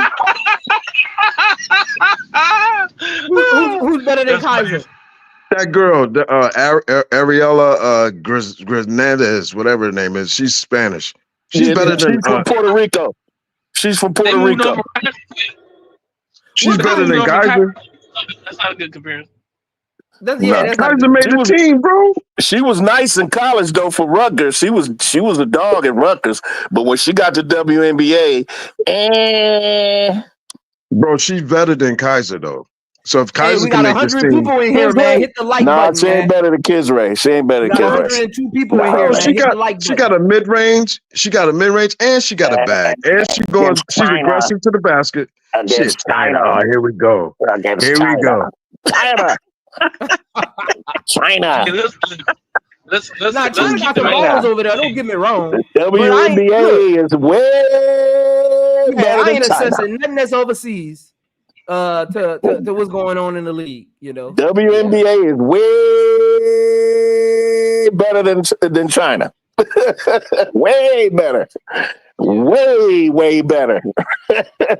Like I said, she was way. You talking about Kaiser that day, Jaylen Brown? Yes. The one she was on our team last year, bro. Got released. And let me tell you this. That's why I be telling people, I don't care what you did in college. How can it translate? Some of y'all might not know this who new Chicago Sky fans. Y'all know she was the number 4 pick and touted as the best point guard in that draft, right? Yep. Wow. Kisray was highly touted. Go back and look at the draft reports from ESPN. Everybody, she was touted as the best point guard in that draft. And bro, guess she was what, the number 4 pick. She was the number 4 pick. And guess what? And guess what, Zoe? The girl we talking about that's playing in China with Camilla, they didn't think highly of her at all. She was a 2nd round pick. But she has familiarity. Right. She has familiarity with playing with Camilla, though, Bryce. That could work. I'm sure. Xiao Ping Ling also has a lot of experience with Camilla. That don't mean she gonna come over and play in the WNBA. She gonna be right there in China still. Trust me. I saw the pretty highlights of the girl from Puerto Rico. I've seen all of that, but that's all they show is the pretty stuff. I want to see the whole kick caboodle, what she can't do. Why did she only average less than 4 points a game with 2 different teams? She was waived twice. She was waived twice. She played for Sparks and the Sparks drafted her. And it was someone else. Was it the Mystics? What are you talking about? The Puerto Rican girl that got invited to the Skies camp. She's a camp signee. Yeah. Her name escapes me, but she's what's her name? Her name, but she's from Puerto Rico. She used to play for Rutgers. She played for Vivian Stringer. Yeah, I mean, she a camp invite. I don't see her got it. Yeah, she's a camp invite. I don't see her going. I don't see her going into the regular season. I mean, she's a good body for camp. Yeah. I mean, now we never know. She might be a lot better. But for what I saw, but we would have to this bring point, her on. But to bring her on, we would have to cut Mojo. you know, you could save a lot of money. Yeah, and a lot of injury, a lot of unavailability. We would have to cut a guard because, like, I don't know, man. Phantom. Mojo is guaranteed money, right? She's on a guarantee. Yeah, Mojo is on a guaranteed contract. Yeah, so everybody on the roster right now is on a guaranteed contract. Everybody. Yeah, I mean, you can eat the contract. It ain't like Chicago's broke, but you know, that's not what you want. You know what I mean? So, you know, yeah. I'm just saying the sister was great at Rutgers, but when she got in the league, it was locked. She was locked. Yeah, I mean, even I don't even know if I'm saying her name right. Curse, like Kaiser, like Uncle J was saying. At West Virginia, she was a dog. They had her as the best guard. One of the, I think it was her and somebody else was the two best guard because she came out in 21. She was second team All-American, wasn't she? She was like second team All-American. She was second team All-American. Yeah, she was the number 4 pick in the draft. Yeah. Yeah. But guys, understand this. This girl's gonna make the team because Camilla recruited her. They want to make Camilla feel like she's a core of this team. Camilla ain't dedicated to that girl. She's a foundational piece. We have to make her happy too. If Angel can bring players, why can't Camilla bring players? She brought her. She got signed to She's gonna be on this team. She's gonna be on this team. I wouldn't bet on it. I wouldn't bet on it. I wouldn't put money on it. Not $1. Yeah. I think she's gonna make it. Hey, we got 105 people in here, man. We got 105 people in here. Let's get me to 100 likes, man. Give me to 100 likes. We had like 73. Give me to 100 likes. We got 110. So appreciate everybody pulling up, man. Hit the like button, man. Hit the like button, man. So let me ask y'all this. I want to ask both of y'all this question. So the picks we have now are the number 16, the number 10, and the number 22 picks. Would you take one of those second round picks we got this year and that number 10 pick, go to back to Washington or go to Liberty and try to get that 6th or 7th pick? Yes. Would that be worth it? Yes. Yeah. I'll give them all my picks that's left. Now I need to keep one of them. Because I gotta find me a stretch 4 or a diamond in the rough. You know, that's a fact. Yeah, you can kind of get that off the street, though. You can kind of get that off the street. I want to look. That second round pick is a camp invite anyway. I'd rather use that on a player who can grow with Camilla them. Like, see if I can just find a diamond in the rough. You know, you just never know. Is Burke still out there, bro? We could go get Burke to back up Angel. She ain't tall, but she's a workhorse. Burke? Nah. Yeah, hard today. She do what E Will do. Like it would be redundant. She does what E Will does. It will be redundant. I'll get Westbelt if she's there. I don't like redundancy. I'll take Westbelt. I don't like redundancy for my backups. Like my backups all shouldn't be doing the same thing. Like my starters, if I got 2 or 3 players that are 2-way players, 2 rebounds, like that's fine. But like my bench, I need to bring in some intangibles. Like because your bench, you think about your bench, Uncle J.E. Let's say one of your starters come out. The bench player I put in, they got to bring a different dynamic. So I don't like my bench having. I think that was Chicago Sky problem last year. Mojo and Lindsey Allen and Dana Evans, they all did the same thing. That's why the team the team didn't change. They just, I don't like redundancy. I doubt that Westbelt will last that long, but if she's sitting there, I'd take her. Hey, hold on. We got a first. Hey, we got a first in the house, man. What's going on, Bree? Bree, I think this is your first time up here. What's going on, Bree? What's going on? Bree. Hey, hello, how are you? I'm good. How are you? I'm always chatting inside the chat. Yeah, it's good to hear your voice. It's good to hear your voice. I've been challenging y'all to come up here. I've been Hey, Bree is a first-time panel member. Look, if you ain't never been on the panel before, commenter. I'm challenging you to come up here today. Let's turn up. Let's cut up. Bree, you got the floor. How you feel about the trade And what should our next move be? You got the floor. How you feel?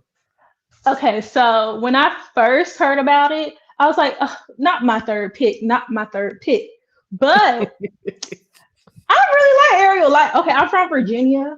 Okay. So Shout out DMV. yes, I'm from Virginia. I'm not from DMV. Oh, you from outer Virginia. You Okay, from the I South. got you. You from the South, huh? You South, from the South, huh? Yeah, I'm South from Virginia. like the Yeah, 757 area. Oh, okay, yeah, that's not you from DMV. Yeah, you're right. You're right. Yeah. But I really like even though so DC is such a small market in a sense of basketball because there's not so of course I feel like people were gonna be like Ariel. Yeah, y'all don't understand. Like Ariel, that's a dog right there. Like you Facts. no one understands. And with the Mystics and the Wizards, such a small the Commanders even sometimes. Like I root for the Ravens, so Okay. Shout out to the Ravens. Shout out to the Ravens. Let's go. Bree, that's all we get along, Bree. Exactly. Wah, wah. Go ahead. But I really like it with the pick swap. I'm okay with the pick swap because I feel like, though I even commented yesterday, I don't know what Washington doing all those draft picks because I'm sorry, the contract negotiation in like 4 years, who you paying? Like, they got too much going on over there. So I was like, you know what? Fine. They'll probably still be in a lottery in 2027. They might even get Juju. Who knows? So we could eat the draft, the swap pick, the second round pick. I feel like if Jeff sees someone he really likes in the 2027 draft, I feel like he'll go for it. He'll find a way to get that person no matter what, like he did with Angel. Even what he did with Camilla with the third pick. He didn't pick Angel. He didn't pick Angel. That was Teaspoon's pick. But Bree, even this year we didn't have no picks. Yeah, so I feel like if he sees someone in 2027, he's like, I gotta get that person. I feel like he'll get a second round pick. Second round picks are easy to get. Yeah, even everyone say the 2027 draft is so deep and stuff, which I mean it is, but he'll find a way to get a second round pick for those people that like they'll be a contender maybe in 2027. They're like, I don't need no pick. Let me get so and so off Chicago Sky. So I'm okay with that. The third round pick, I feel like with the LA Sparks and the Chicago Sky trading both their second and third pick, I feel like both of them must have heard something about Olivia staying back or something for them to trade those. So I just feel like it's just something going on in something that we don't know that's going on with that draft. So yeah, that's kind of how I feel. But I like Ariel Atkins. Like I like her. That's my dog right there. Now, Bree, can I ask you a question? You know, I'll be trolling a lot. But I said yesterday in the chat, I said, Sonia Cintron, we're not picking her at 3. Do you think she's still going number 3 in this draft? Truthfully. Y'all might jump me, but I feel like Seattle might take her. What? Number 2? I think they might take her because Jordan Horston just got injured. They need a 3. Wow. When you got Sellers, you got Rivers, you got all these other players that's better than her. They just signed 1,500 guards. Ozzie Fudd. They just signed 1,500. They just signed 1,500 guards in Seattle for them to I don't feel like they need a backup PG. I feel like if they were to get one, it would have been Olivia. But like I said, I don't think Olivia coming out because I heard Citron was projected into last year to go 10, 12, 15, something like that. Yeah, I think at the beginning of the college season, I think they even projected her going number 7 to the New York Liberty, which I feel like is very greedy of them. But so I actually really do think maybe there's a possibility that Seattle takes her because they need shooting. They need a lot of shooting. They don't have no shooters except Skylar Diggins, but she's a PG at that. So that's kind of what I think. can see that. Uncle J, what Bree's saying ain't too far off.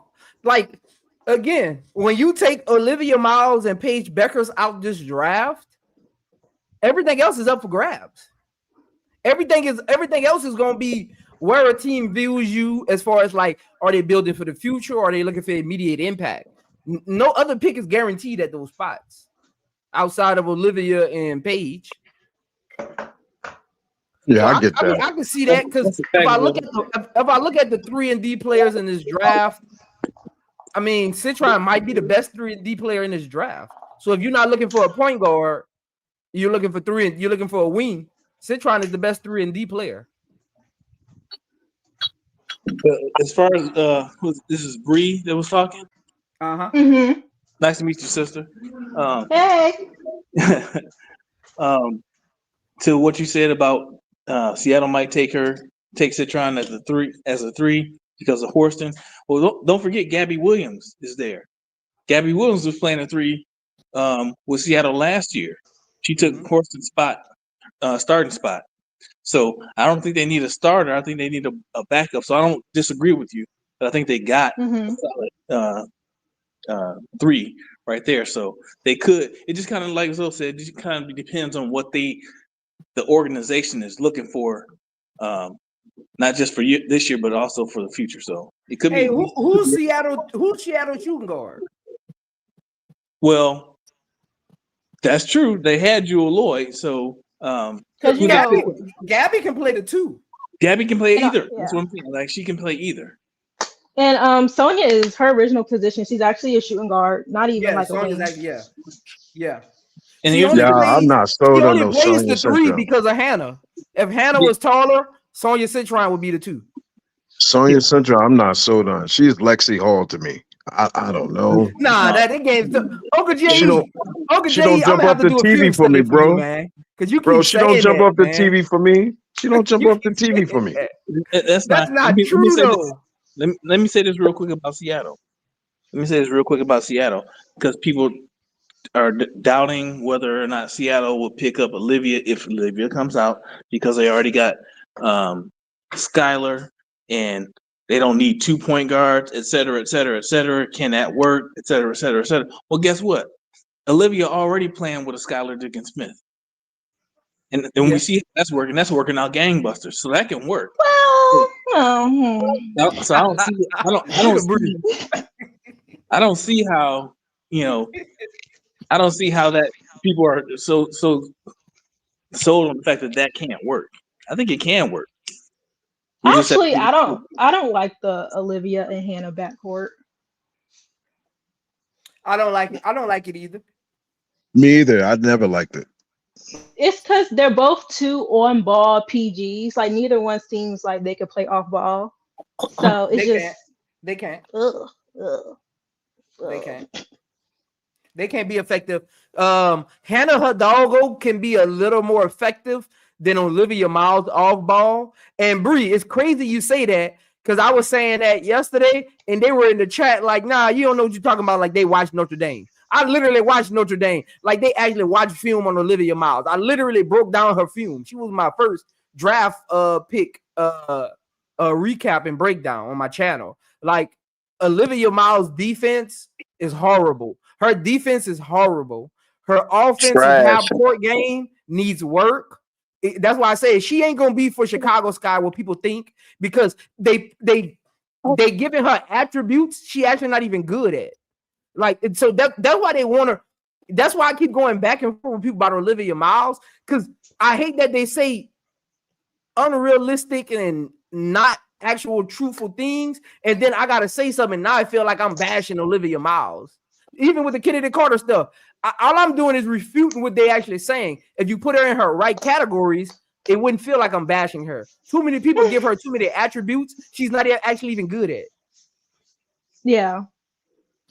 And I also think even with the Notre Dame starting unit, I actually don't think like in my head, I just feel like Hannah, Olivia, and Sonia don't really work well together because Sonia is a shooting guard for like it's just and then with Hannah and it's just to me, her doggo, so they're able to cover it up.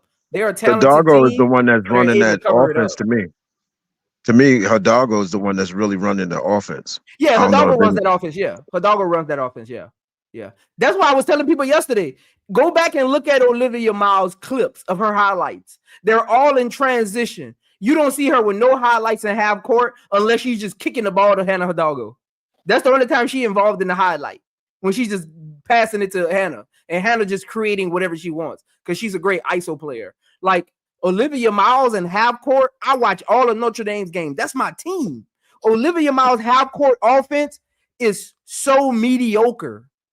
She doesn't know how to play basketball without the ball. Like her, it's just so mediocre.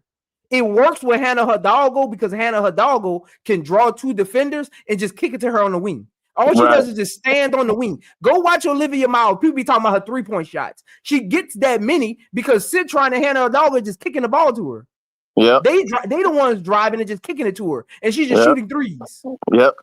Now I'll give her credit for that scoop shot. Her scoop shot is nasty. Oh, she got a great scoop shot. Yes. Yeah, her scoop shot is nasty. Now, can I ask the panel something? Now, also, she also creates her own 3-point shot. Go ahead.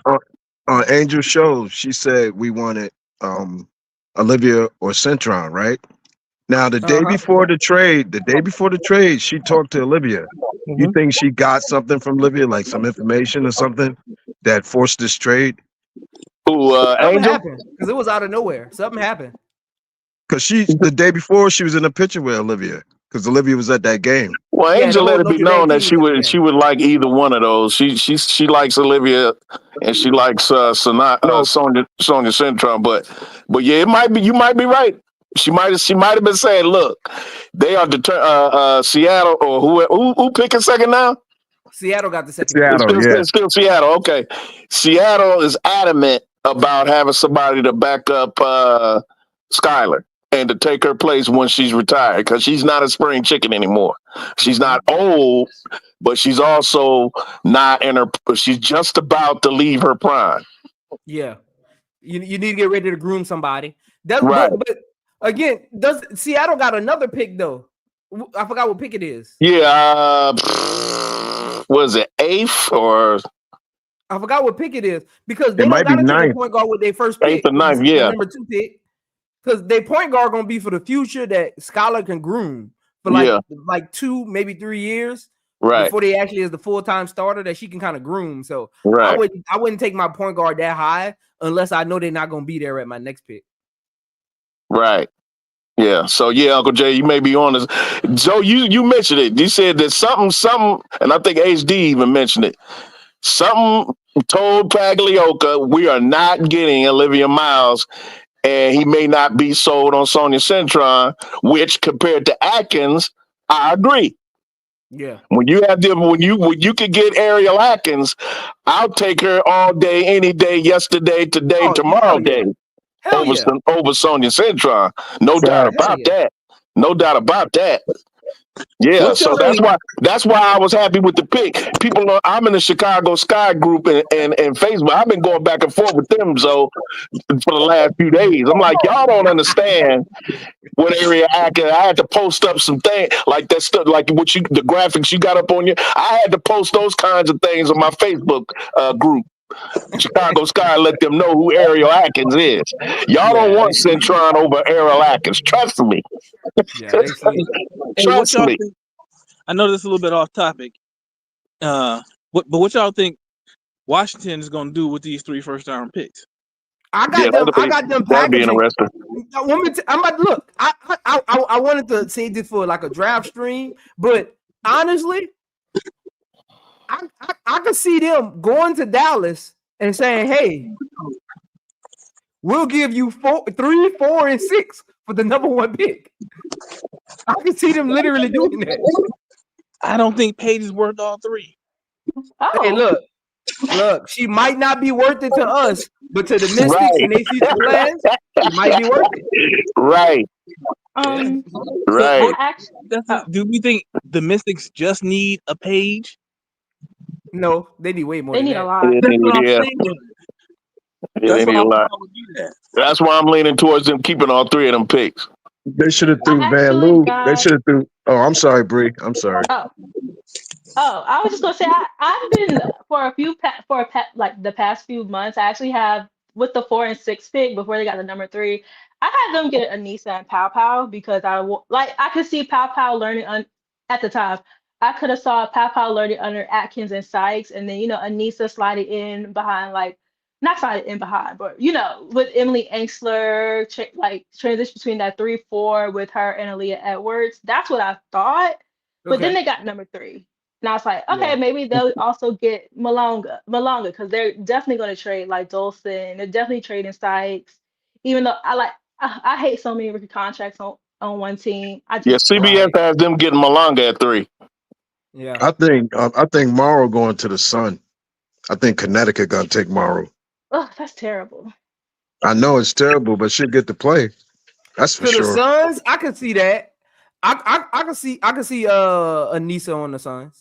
I think like Anissa, would be good. Maybe the Suns, and then like between Anissa and Sanaya, between the Sun and Mystics for those two, because they both just with the development, they'll both get playing time with both of those two teams. So like between those two.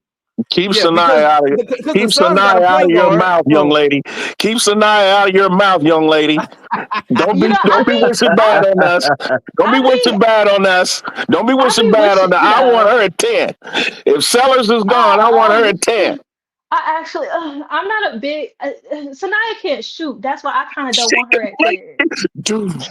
Defense. She can play all the defense in the world. Can she put the ball through the hoop? I don't care. We need to stop people. Don't y'all say that, because when I said that about Raven, y'all was like, "Oh, we'll still take Raven." Don't do it. Don't do it. The only way I would take maybe a Raven or a Sanaya is in the second round and to develop them. Other than that, I'm not taking them in the first round. Good. I'm glad you put that in the atmosphere so she could drop to 10. And if Sellers isn't there, I want Sanaya Rivers. You can't teach length. You can't teach size. You can't teach quickness. You gotta have it when you're born. She can play deep.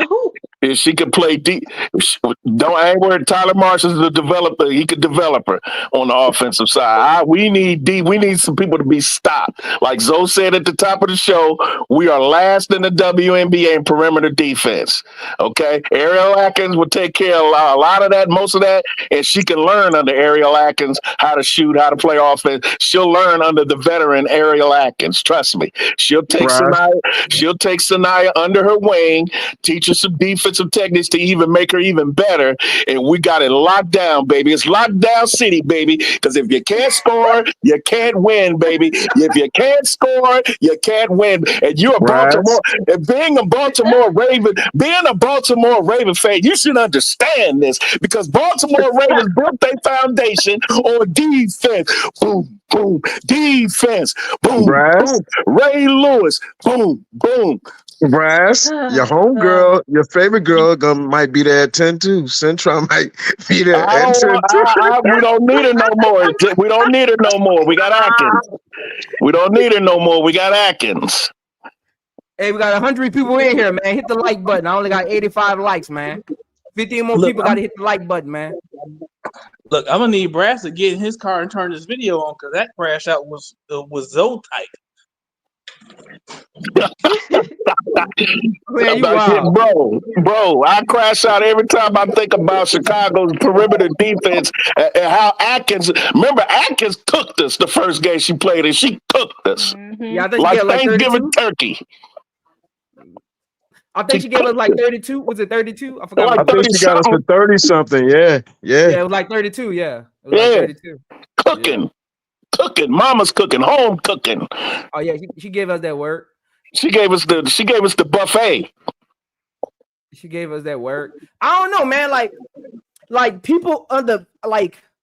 I don't think Sellers is dropping the 10, Bree. Why do we undervalue what defense means so much? Like we really undervalue that. Like defense means Liberty won the championship of defense and shot making by their role players. That's how they won that championship. Go back and watch them games.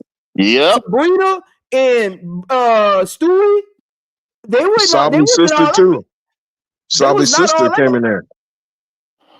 Like they defense and the ability of their role players to make timely shots won that championship. Thank you. So you gotta I don't think y'all understand how much defense helps the offense. Chicago defense was so horrible, we had to outscore people. So the likes of the Kennedys, the Dana Evans, the Michaelas, they had to shoot that much because that was the only way we would win games. When you got defensive minded players, you don't have to just outscore people. You can actually get a stop. Yep. Hey, Zoe, you may be too young to remember the great Tart the Shark. Tart the Shark, according to Mike Krzyzewski, the great Duke Hall of Fame coach, he said the best defensive coach that he has ever seen in basketball was one Jerry the Shark Tarkanian. I was a UNLV fan growing up, so I know about Larry Johnson, Anderson, Hunt. Plastic Man. I remember those games. I remember Armand Gilliam. We had the best defense every year after year after year in the country, and it won. And we blew Duke off the floor. Mike Krzyzewski saw that close up and personal. It wasn't the offense. It wasn't Anderson Hunt and Greg Anthony hitting threes. It was them playing defense, causing turnovers, which causes fast breaks, which causes easy buckets. So we blew Duke out, who had Christian Laettner in them, and we blew them out 100 something or whatever it was, like by 1,000 points because of what? Defense. John Thompson, one of the best defensive coaches to ever live. Thibodeau. Thibodeau. He was the assistant with Detroit when they had Rasheed Wallace in there, and they won the championship, and they were the number one team in the NBA in defense. You cannot win a championship if you can't stop nobody. Right, Even the great Pat Riley. We talk about Showtime, and me and Zoe, a Lakers fan. I'm a Lakers fan. Lakers was Showtime, but guess what started Showtime? Defense. Bryce, you got a current reference. Boston team now. They're a defensive oriented team. Yeah. People... They play defense and shoot a lot of threes. But guess what? They're able to shoot all those threes and don't care about the miss and makes because they know they're getting a stop on the other end. Thank you. And they all play big. That's the difference. Defense. So let me ask all y'all. I'm gonna start with Bree first. Next question. Mm-hmm. What's your grade for Chicago Sky so far? And what should their next priority be? I guess I'll give the grade probably like a B, because I feel like with the Chicago reputation, I didn't expect many, like, let's say big free agents or anything like that because of their reputation. And that's why I was like kind of glad they had this trade at the end of the day, because Ariel Atkins, like, Mystics, if y'all don't know, they have a facility, they get food, they just have a small market. So so her, like, with her and Sloot, would they be like, yo, Chicago treated me so well, just like how, like, the Mystics treat everyone really well. Maybe not EDD because they court her and then trade her, but other than that, the Mystics really do treat people well. So hopefully, like, with those two, maybe even Kia Nurse and Beck Allen, for them to be like, yo, Chicago treated me well. Like, they get them food this year, got them some vets. I do want them to keep one draft to develop underneath, like, Sloot and Atkins, possibly a guard, and then hopefully a stretch four, preferably either overseas or also in the draft in the second round, or just a training camp contract, because the people out there, they're just not signed. So that's what I kind of hope for next. Okay, stretch four. And what was your grade again? I give him a B, just a regular old B. Okay, B minus, B plus, or just a straight B? Just a regular old B. A regular old B. B Will, you next, but let me get to this super sticker right quick. All I ask is when you lay your head on that pillow at night, I gave you everything I had. Shout out Go Tiger Hoops for the 99-cent super sticker. Appreciate that. Appreciate that. Again, it's birthday week. Keep them super stickers and super chats coming, man. Again, even 99 cents help. Keep them coming. Appreciate What we looking the like love. on likes? Yeah. What we looking like on the likes, man? Somebody update me. I ain't got my YouTube up. Somebody I don't either. Be Will, what you got? What's your grade so far after this move? And what's your Chicago Sky next priority be? Hey, can you come back to me? I'm right in the middle of something. All right, Uncle J.E. What's your grade on Chicago Sky after the Ariel Atkins move? Oh, there it is. Okay. I give them a solid B. Solid B. Okay. Yeah, solid B. I have to wait and see what we do in the drive and how everything, on paper looks good, but I have to see it on the court and see the chemistry and stuff like that. But I give it a solid B. Okay, I feel you. And what should our next priority be for you? Our next priority, we need a stretch big to back up Angel. What type though? Because I actually wanted to ask Bree that too, but I'll come back to her after I get the grass. What type though? Like a vet? You thinking going to draft? Let somebody build? Like a vet is fine. A vet is fine because they know how to play the position already. But we can get someone that we can develop. Because if they be on a maybe a rookie contract or a training contract, we could bring it back for cheap money. But then the cap is coming next year, so they might get a little bit more money.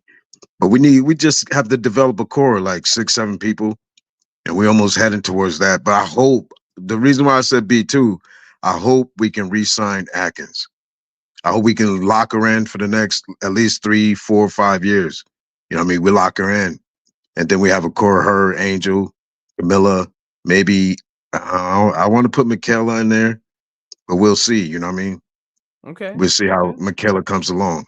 Yeah, B right now. She'll wait and see. Right. She'll wait and see. Appreciate that. Brass, I'm gonna get to you, but let me get to this super sticker right quick, man. All I ask is when you lay your head on that pillow at night, I gave you everything I had. Shout out to Paige Banham for the $1.99 super sticker. Appreciate all the love, all the support. Shout out to you, Paige, for rocking with the channel. Shout out to you for being part of the Zone family. Appreciate it. Patricia Burton said one of these members here, LSU bound. Who LSU bound? If you LSU bound, pull up. Who LSU bound? Who hometown bound, man? Pull up. If you who that is, Patricia, let me know who that is. But shout out to you, Paige, for the $1.99 super sticker. Shout out to you. Any little thing helps. Shout out to you. Brads, on to you next. What's your overall grade after the Ariel Atkins move? And be specific. What should our next priority be? Okay, you said overall move, meaning everything he's done up to this point, right? Yes, up to this point. Yeah, I give it a B. I'll give it a B. I would have gave him a B plus if Ariel was 26 or 27, 26 years old. Even though she's still in her prime, that would have been even better because she'd be with the Sky even longer. But anyway, yeah, solid B. I give it a solid B. And what we need another defender with that 10th pick. And we need a stretch 4. We need another stretch 4. Not another, but we need a stretch 4 because we ain't got one. We need a stretch 4. We need a stretch 4 worse than we need another defender. Because Ariel Atkins pretty much kind of takes care of a lot of the defensive things, but we need another one. We need another defensive stopper on the wing, and we need a stretch 4. So whether it's a veteran, I prefer a veteran, but I don't mind getting a developmental 4 either. I'd rather have a veteran since we got to strike while the iron's hot. We got leadership in the locker room with Courtney Vandersloot and Ariel Atkins. But as much as we may poo-poo Kia Nurse, she's been around. She played for Gina Oriema, so she could be valuable in the locker room too, because she's been in the league a while. You know what I mean? So, but with that, Yeah, we need to stretch for whether a veteran or we draft one or whatever, go bring one in for camp purposes. Okay, I see that. So can I say something real quick? Yeah. When you have Ariel Atkins on your team, when you say Ariel Atkins is part of the Sky, that's respectful. People got to stand up, right? Right. You know? Right. Right. Yeah. That's another part they missing. Yeah. People got to respect that. You know what I mean? You know what, Uncle J.E.? That's the reason why I asked Zoe, is he talking overall what Paglioka's done up to this point, or just this trade? Because I give this trade an A+. Bro, I would give it an A, but we got to lock her in. That's the only thing.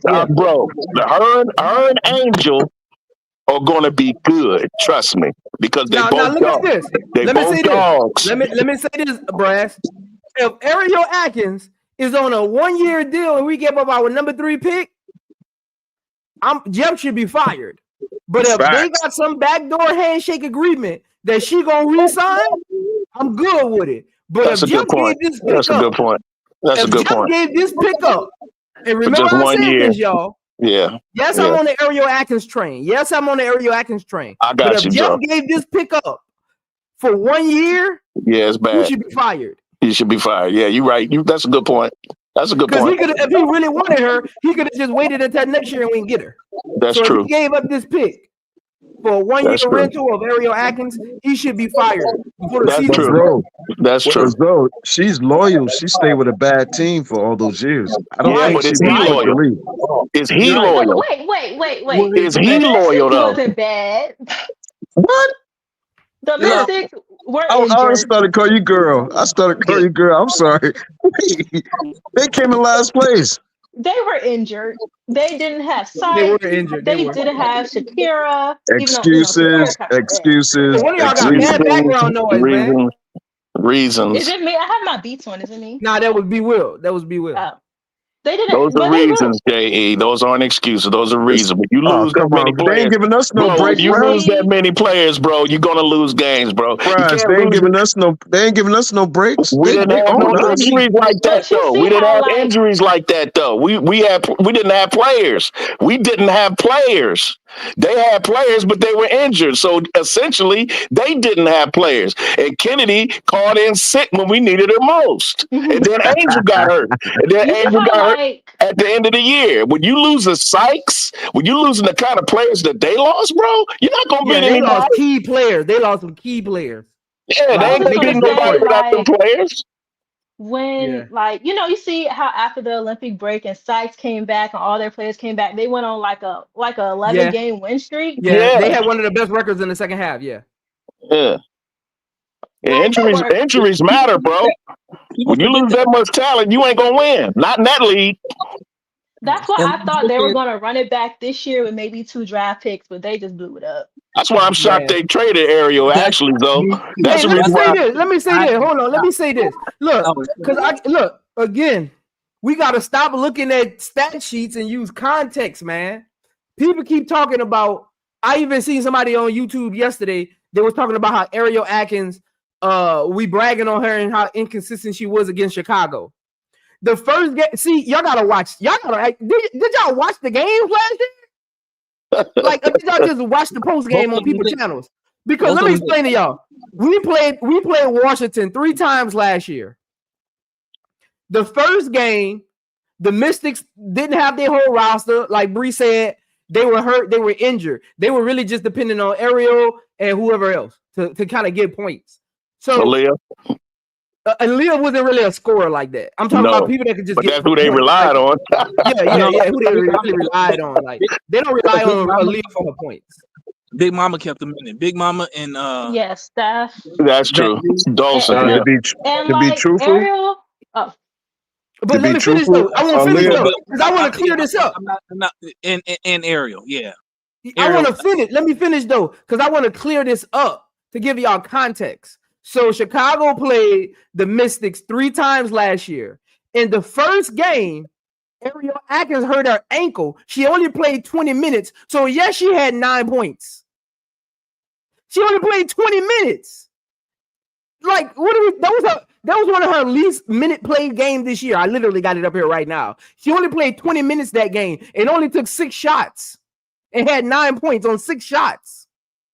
She was 3 for 6. I want y'all to know she was actually cooking us before she got hurt. She was 3 for 6. Right. She was shooting 40% from the 3-point line before she got hurt. Right. So I want y'all to calm down. She was 1 for 2 from 3, and she was 3 from 6 from the field.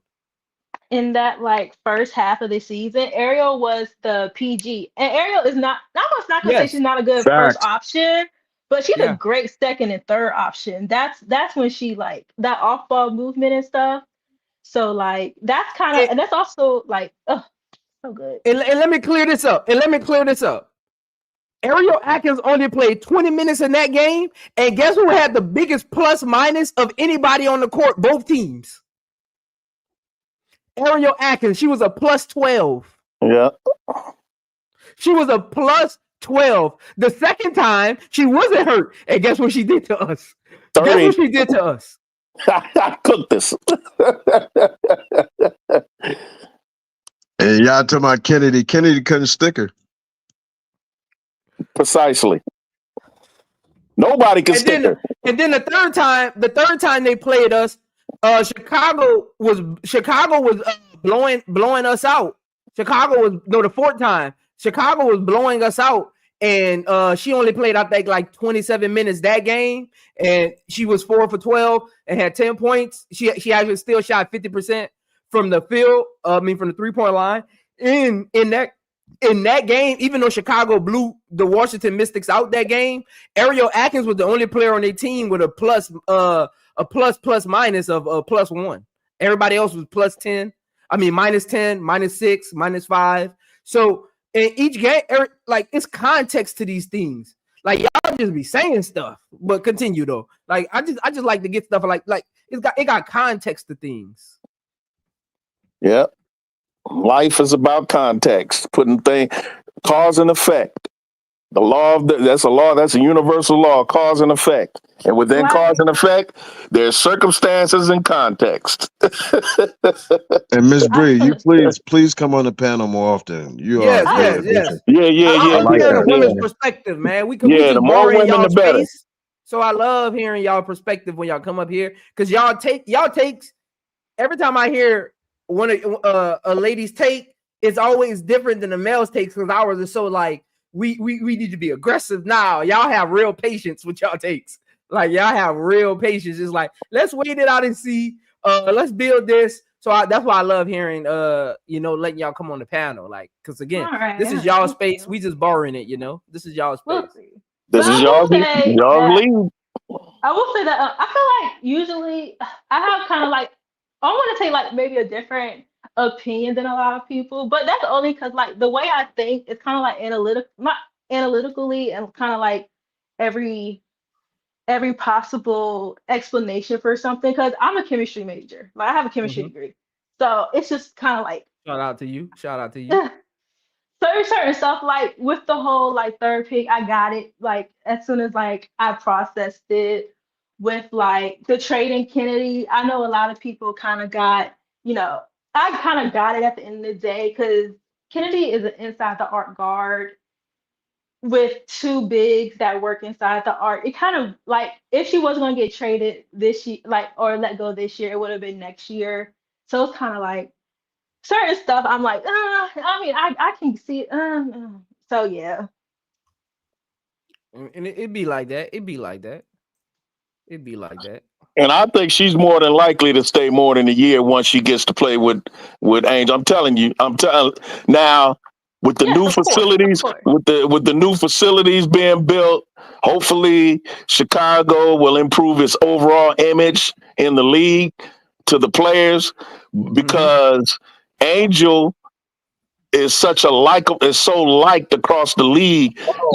People would love to play with her, but they just don't like the reputation of the management and the leadership of that organization, the Chicago Sky, because of how they treated their previous players, including Vandersloot. Vandersloot was there for that madness. You see what I'm saying? Now her coming back may give them the credibility, a little bit of the credibility, because they're like, wow, she went back there after all that mess. I actually just think she just got a she probably All see. I ask is when you lay your head on that pillow at night, know I gave you everything I had. Shout out Brian Allen Hines, my guy Brian Allen Hines. Chicago basically only have 2 open roster spots with 198K on the salary cap left. Yeah, but that's gonna go to the rookies. Everything else gonna be camp invites. Those last 2 roster spots is going to their rookies. Yeah, yeah. They're going to their draft picks. Shout out to you, Brian Allen Hines, for the $5 super chat. Appreciate you. You're one of my day ones as well, man.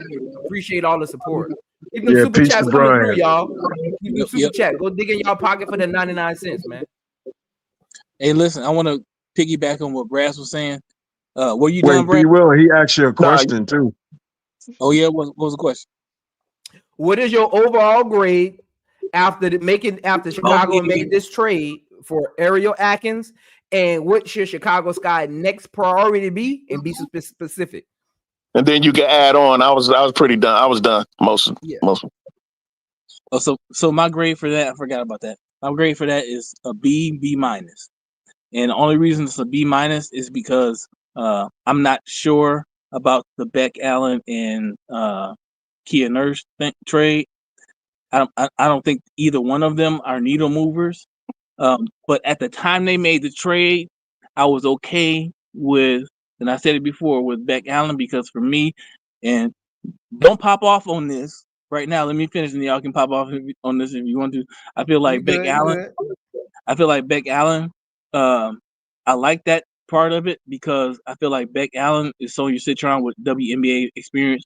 I'm not saying she's the defender that Sonya Citron is, because Sonya Citron, people get it twisted. Sonya Citron is a smart defender. She's not just a hustle defender. She's both. She's a smart defender. So that's why I would give her the edge in defense. But I feel like that allowed Chicago to look for something else with that number 3 pick. So I give them a B minus.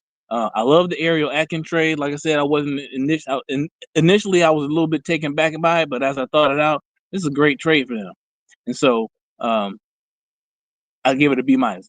As far as what I think they need next, for me, looking at the roster that they have now, what they need most, I think, is, they need a backup for Angel, whether that's a stretch 4 or a traditional 4. They need a backup for Angel because right now they don't have it. They got 3 bigs. They got Angel, Miller, and E. Will, and I ain't sold on E. Will like everybody else is. I understand what people are saying in E. Will, but I ain't sold like that. So they need a backup 4. Period.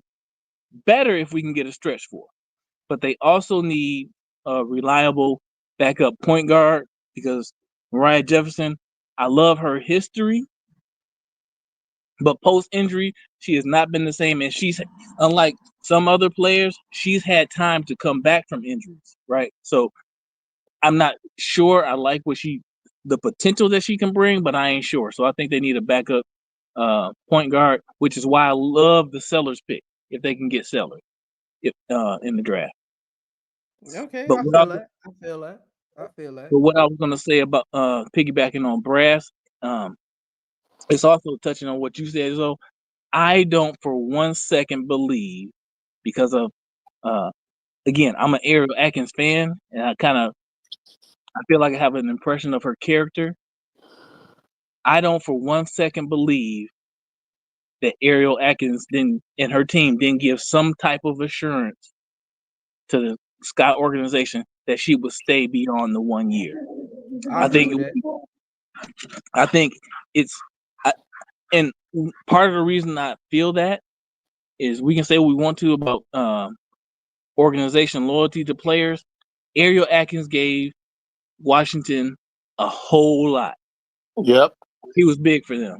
And so I don't for 1 second believe that they would just hang her out to dry and that this trade came out of nowhere for her. I think they wanted to give her an opportunity that she wanted in trading her.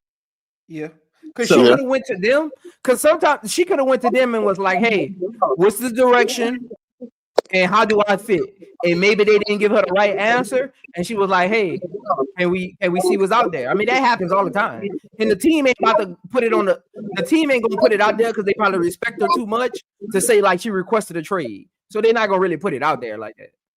And think about Bro. another move that the Mystics made in this offseason that nobody's really talking about, but because I love this player, I paid attention. I believe they picked up Maya Caldwell, who came in, who stepped up big for an injured Atlanta team, the same way that Shatori Walker-Kimbrough stepped up big for this Mystics team. So I believe that Maya went back to Atlanta, but I'm not sure. I need to double check that. I think she went back to Atlanta, right? did she? Or so then did Atlanta pick up Shatori? Because I in my mind Yeah, they're they on picked the up same team. Shatori too. Let me look at Yeah, that. they did. Yeah, in my mind they're on the same team now. Let me So see. Yeah, you're right, Bree. I could be flip flopping that. So I'm then, working on a video, right? And there was a shoot around before this trade with Angel, Atkins, and Chelsea Gray and Sykes. And Atkins shot a half court shot and she made it. And Angel went up to her and chest bumped her and was like, "Welcome to the sky, welcome to the sky." And Chelsea was like, "Not yet, it's too early." So they knew something already. They knew this trade was coming down the pike already. So I believe Angel talked to her. She probably like, "Yo, are you gonna stay after this year?" People don't take this as facts. I'm just speculating. Well, knowing Angel's character, that sounds about right, Uncle Jay. Yeah, so Angel probably like, "Yo, are you gonna stay past this year? We're gonna have a facility, blah blah blah." Right. And I think Atkins gonna be here for a little while, man. That's what I'm just speculating. That's a good point. I'm glad you said that, because some of the people that are so adamant about this, how bad this trade was, like they also profess to be some of the biggest Angel Reese fans. And I'm just thinking to myself, like, well, shoot. Clearly, Angel. Everybody talking about how much pull Angel got in some of these decisions that are being made by the front office. You think they didn't talk to Angel about that? If you think Angel has pull, then you have to believe that they talked to Angel about it. And since they made the deal, you got to believe that Angel likes it. I guarantee you, D-Wade went up to Pagliuca and said, "Look, bro, you're new at this job. I get it. But you got to know what's going on right now. You got to know that you have a generational player right under your nose. You have potentially one of the greatest players that's ever laced them up, man or woman.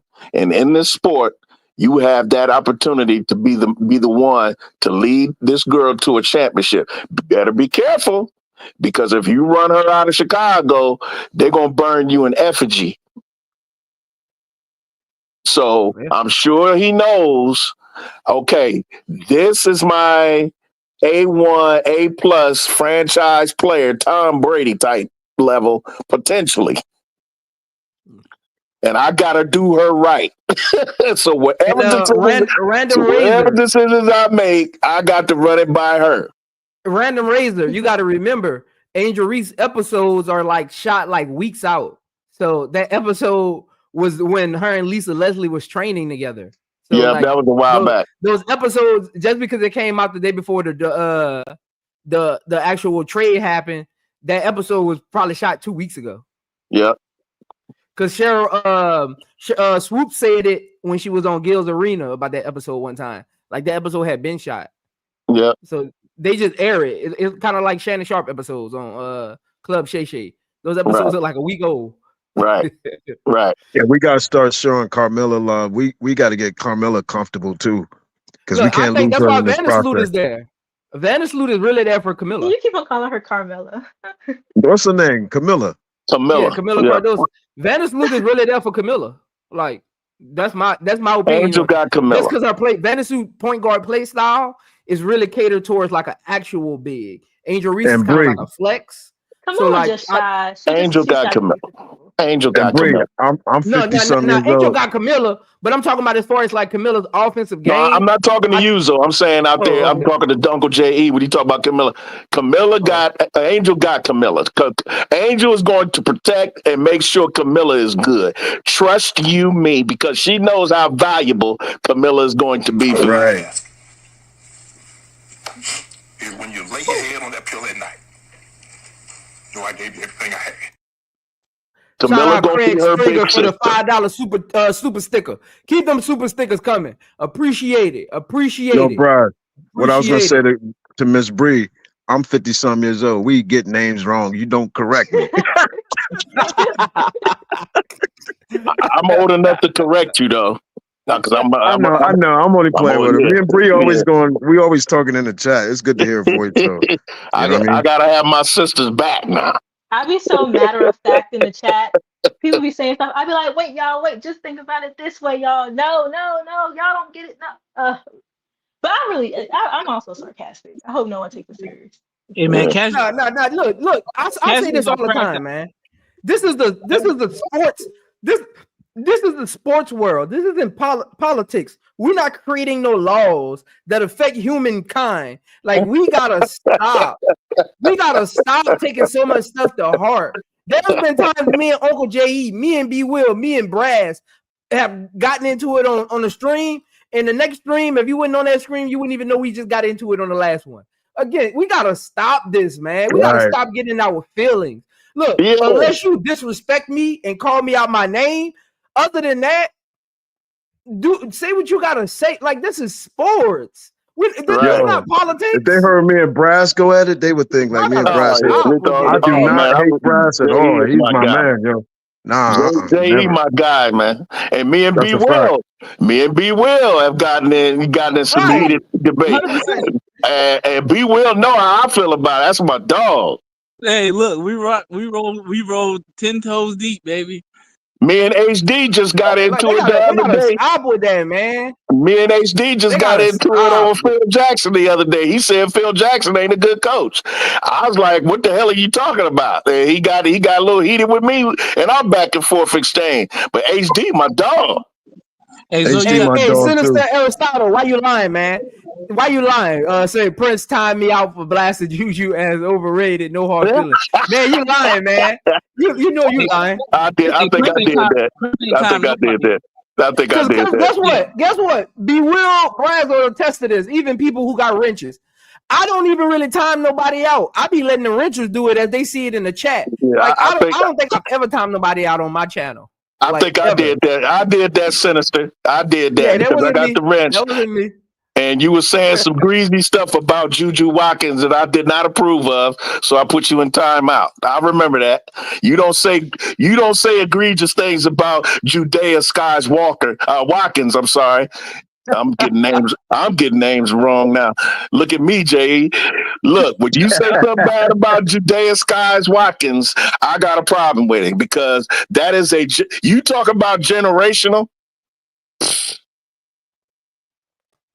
So I was the one that did, and I really did it out of joke. I really did it out of jokes.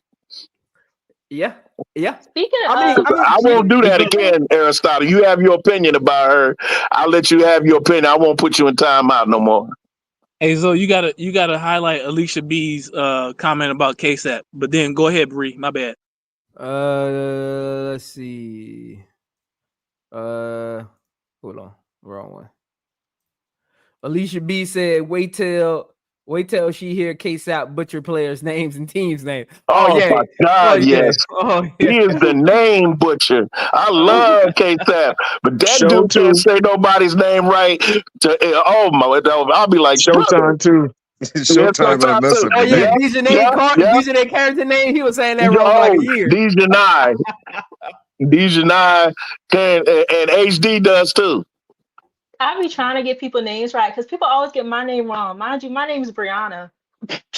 For some reason, I got a knack for knowing how to pronounce people's names because when I used to Uber a lot, I have people with, you know how black folks name their children sometimes. But Yeah. me being from the hood, I kind of instinctively know how to pronounce it. And they be like, you the only one that pronounced that name right. I say, hey, look, I'm from the hood. Even though I've never seen this name before, I kind of know what you're trying to do because I'm from the hood. Okay, Aaron. Hey, Aaron. Hey, Bree, But where I you? But it just was a have great a show, quick I guess. question. What you Where got, Bree? you What you from? got, Bree? It's not about Juju. It's actually about her teammate Kiki. What do y'all think about Kiki? Up and down, Yep. up and Inconsistent. down. Yes. Zero dog. No dog. No dog. I If think she she's I gonna used to go just higher now, though. I think she's gonna go higher now since All Sky the moved trades out and of that stuff. third spot. Yeah. I just Well, you think know, some mock she draft got her going low, JE. I think CBS had her going like maybe 6 or So you 7 don't or think something like that. Valkyrie might take her? I think they had her going to the Valkyrie. No, I I think have they had her Valkyrie going to the sitting on Valkyrie. Malanga. look, if the CBS Valkyrie, Sports has her going to the Valkyrie, yeah. if I gotta take a big and I'm a Valkyrie, I would take Malanga over Kiki all But day. they got Malanga going third, though, bro. Okay. I don't take mock draft seriously. Hey, where you? No, you can't. No, you can't. No, you can't. So, yeah, Malanga's there. Yeah, I agree with you, B. Will. I agree with you. Hey, Bree, where you from? I'm from Virginia. Oh, okay. You look. My niece's name is Brianna, and my Hmm. sister-in-law's name is Kiana, and you sound just like Kiana. They from New Orleans. I get so many different accents. I don't get it, y'all. I just don't. I think it's because Be I'm in a Will. Be military base Will. area. Be Will. You married, man. Be Will. She don't sound Oh nothing like she from New Orleans. What But we doing? What we doing?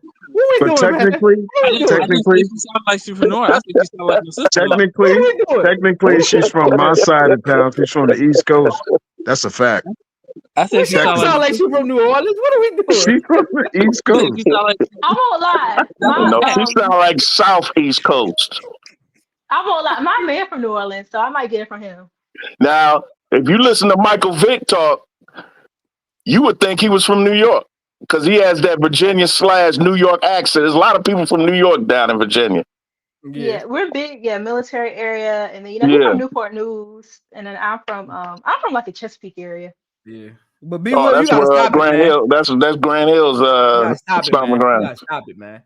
You gotta Him stop and it. AI. Hey, so I never said she sounded like she was from New Orleans. I said she sounded just like my sister-in-law. Where's she from?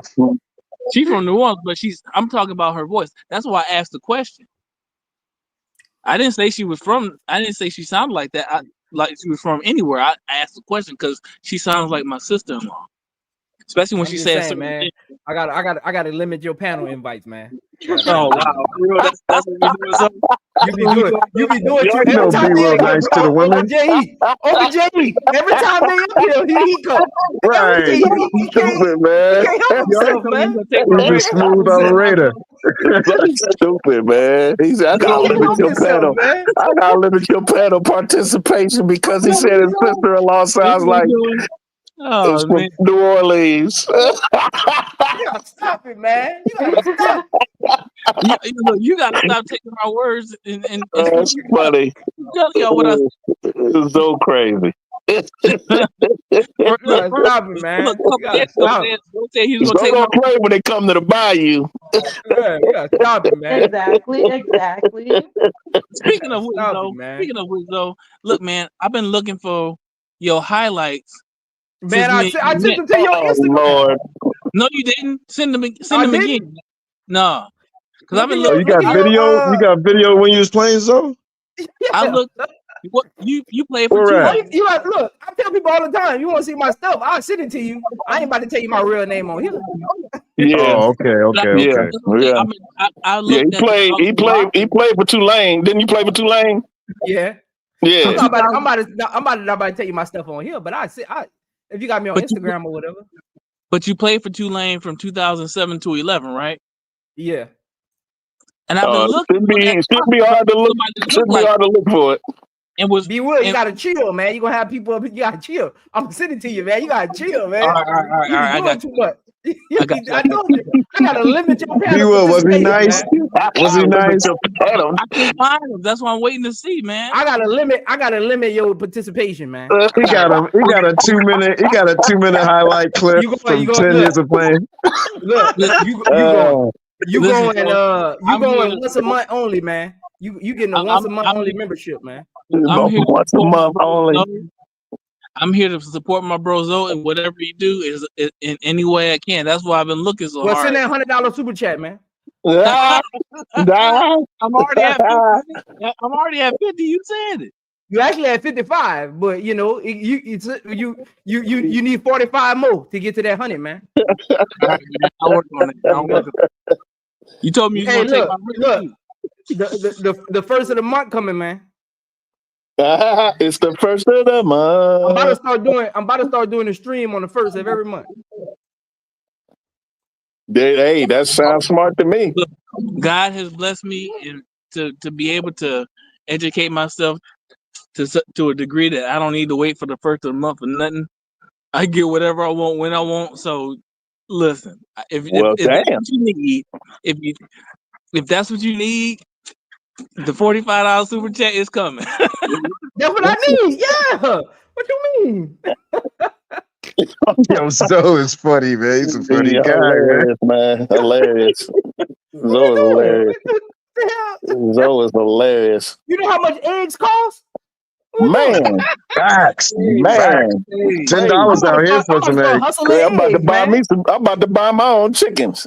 Man, I'm about to hustle some eggs, man. I know I can make $2 on the dollar. I know I can make it. I know I can make it. I know. Look, the wifey just brought a 24 pack. I know I can make it. Hey, look, just dye them white eggs brown. You can.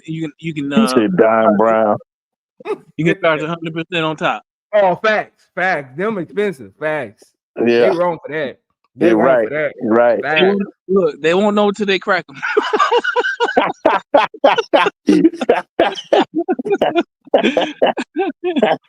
hey, man, y'all gotta stop asking me about this young lady, man. This Sundell lady from Kansas State. I told y'all on my live yesterday, man.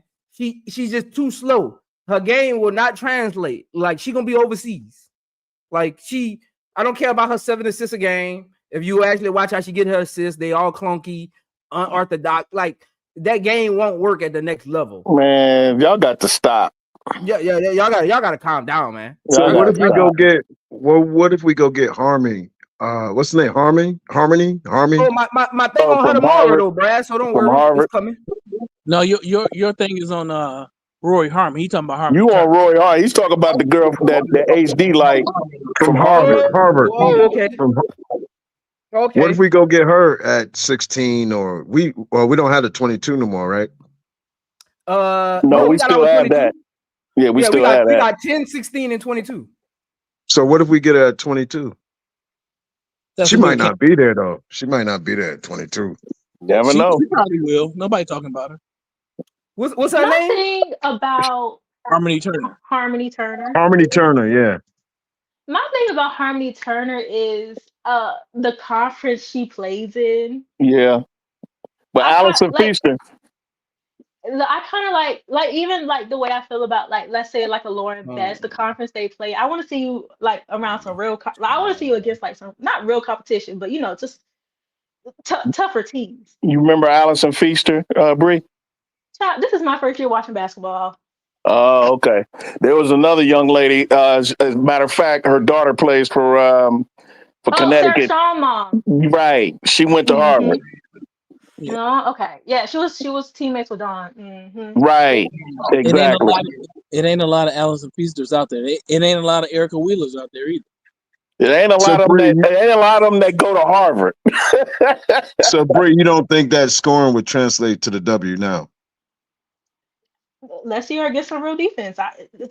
Well, Allison didn't exactly fill it up like that when she came out. She played very well. She was good in the WNBA. She had a good career, as a matter of fact. But she wasn't putting up.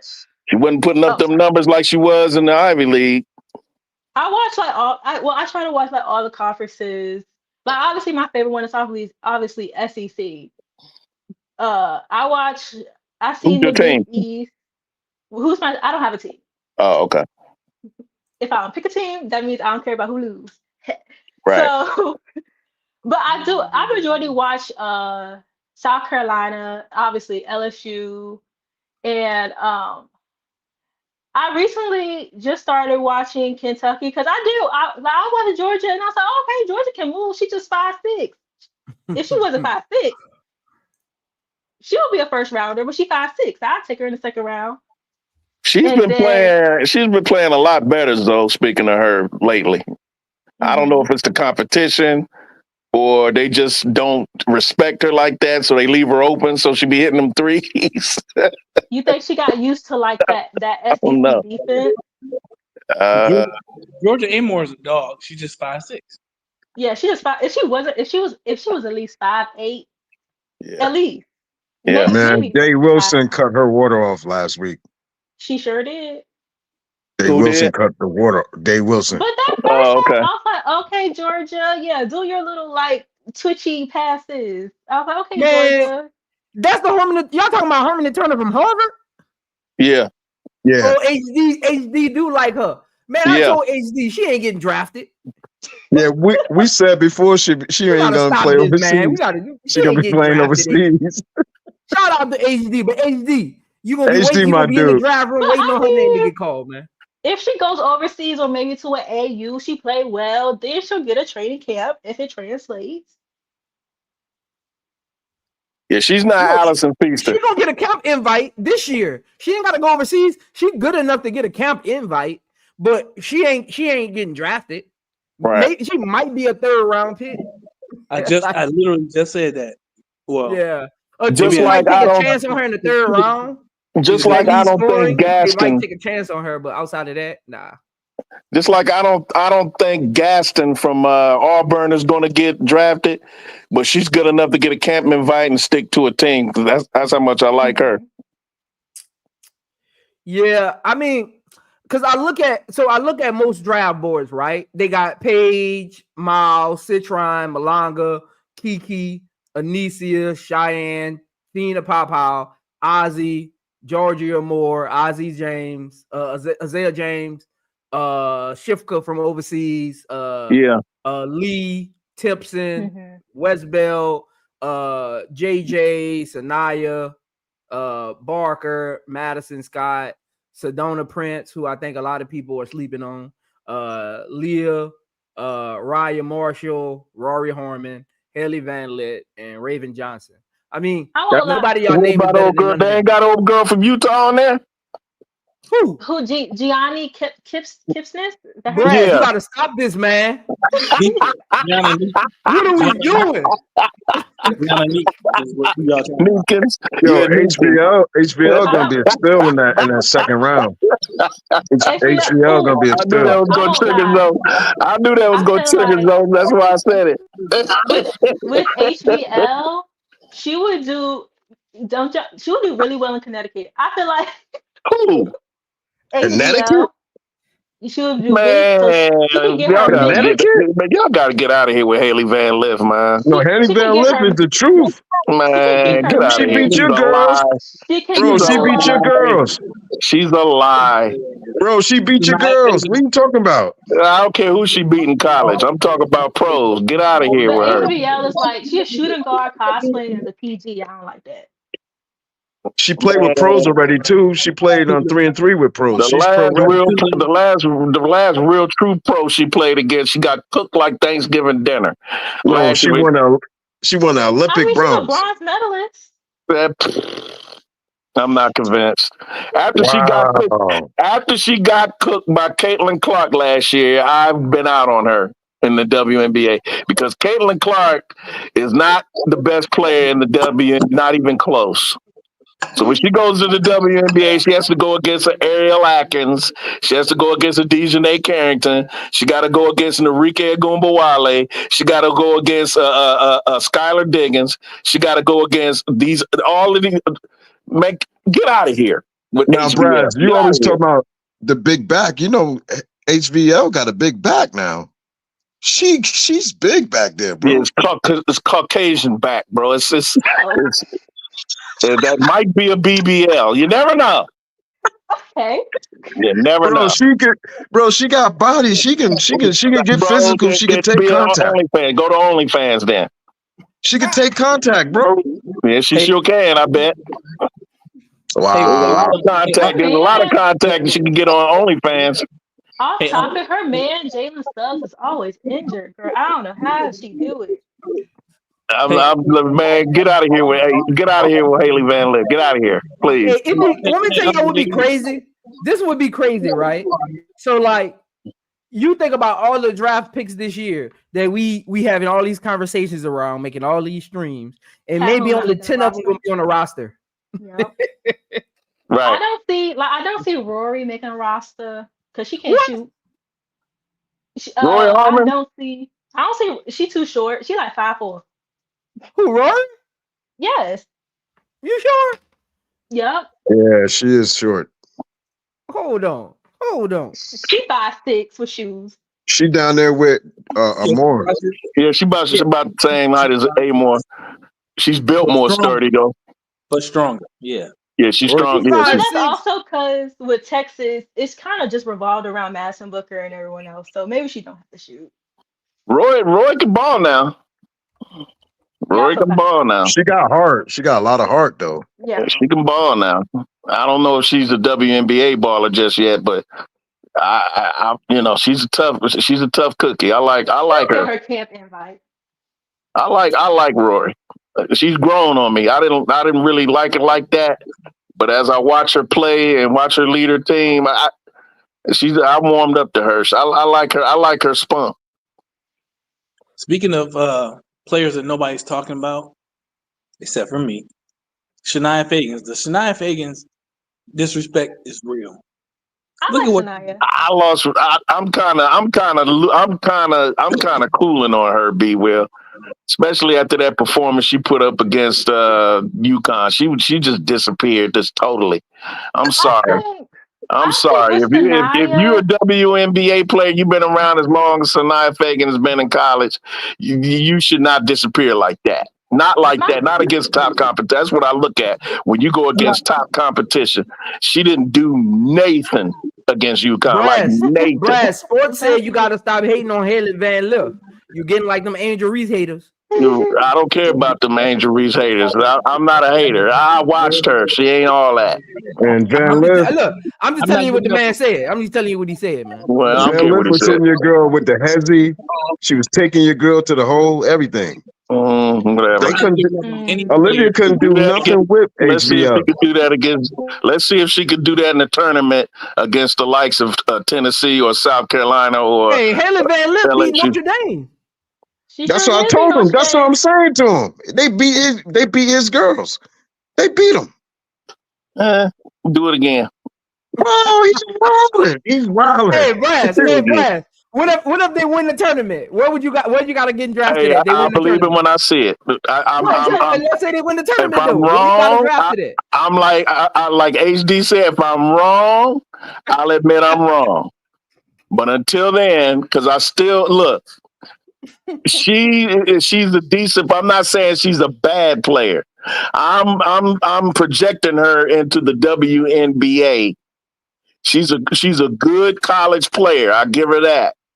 But projecting her into the WNBA when she got to go against the likes of Arika Egumbawale, Skylar Diggins, Dejanay Carrington,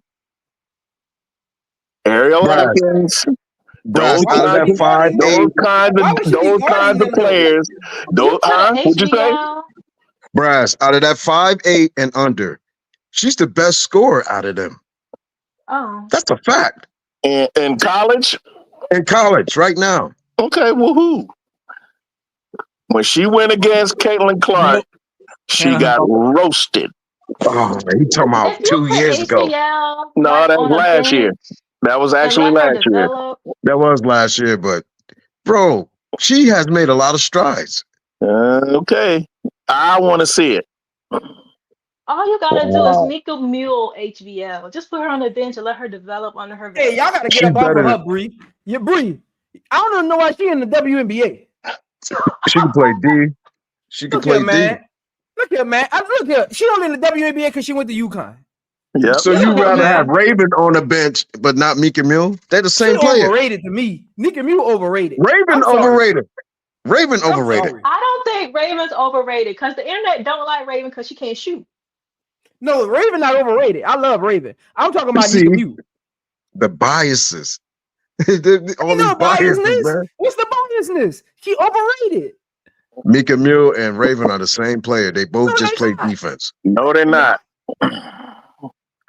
I mean, Raven can operate a half-court offense. Yeah, I've never seen Nika play no point guard like Raven plays it. Sorry. And they talking about she the point guard of the future. On what team? Overseas? Who, Nika Muhl? Yeah. Get out of here. She can't hold Ravens a bra strap when it comes to playing point guard. She ain't nowhere near Raven. Johnson would be a perfect point guard if she just could shoot better. She just got that ugly shot. And I think it's because her arms are longer than her whole body. You got to understand the system she plays in too. Raven Johnson. Hey, Brass. Sports said stop hanging Haley Van Lith career on one game, man. He coming at you, man. He coming at you. I'm just letting you know. He coming at you. Who else has she played against that's better than Caitlin Clark? He coming at you, man. I'm just letting you know. Sports. Put that in the chat. Put that in the chat. Put that in the chat. Who did she guard? Who did she guard? Who did she guard that's better than Caitlin Clark? I'm just saying, man. Look, and Dick said LSU clearing the island, against the best player. That's not Haley Van Lith's fault. Okay, so there it is. Bruh, she's kept her team in the rankings. I didn't say she was a bad player, Uncle J. I'm projecting her to the WNBA. She's already playing with pros, bruh. I don't care what she's playing with. I'm talking about who she's playing against. So, Brad, you don't have her on the roster? I'm not saying she wouldn't make a roster, but everybody acting like she gonna go on the WA and just ball out. I don't think anyone said that though. I don't think nobody said that. That's what Uncle J.E. making it sound like. No, I didn't say that. I said she's already playing with pros. She's going to the pros, bro. Yeah, she could have camp invite. She has an unrivaled. She has an unrivaled sponsorship. She got an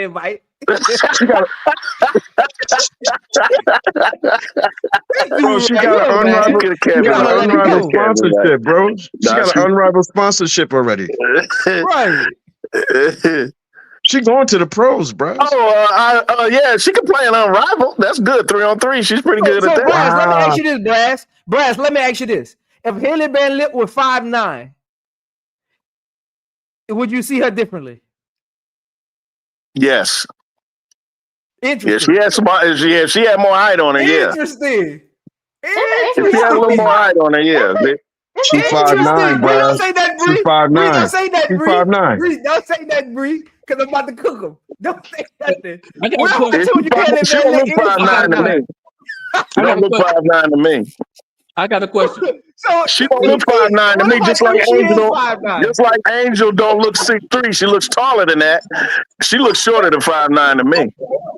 I've seen her next to like Centron and Olivia Miles. Hey, ESPN says she's 5'9". I'm not going off of what somebody said. ESPN says she's 5'9". You trust them? I'm just saying. Look. I'm just unless you got a picture standing next to her, I'm going with what ESPN says. I've seen her next to Centron and Olivia Miles and Hidalgo. She ain't that much taller. She's taller than Hidalgo, but not by much.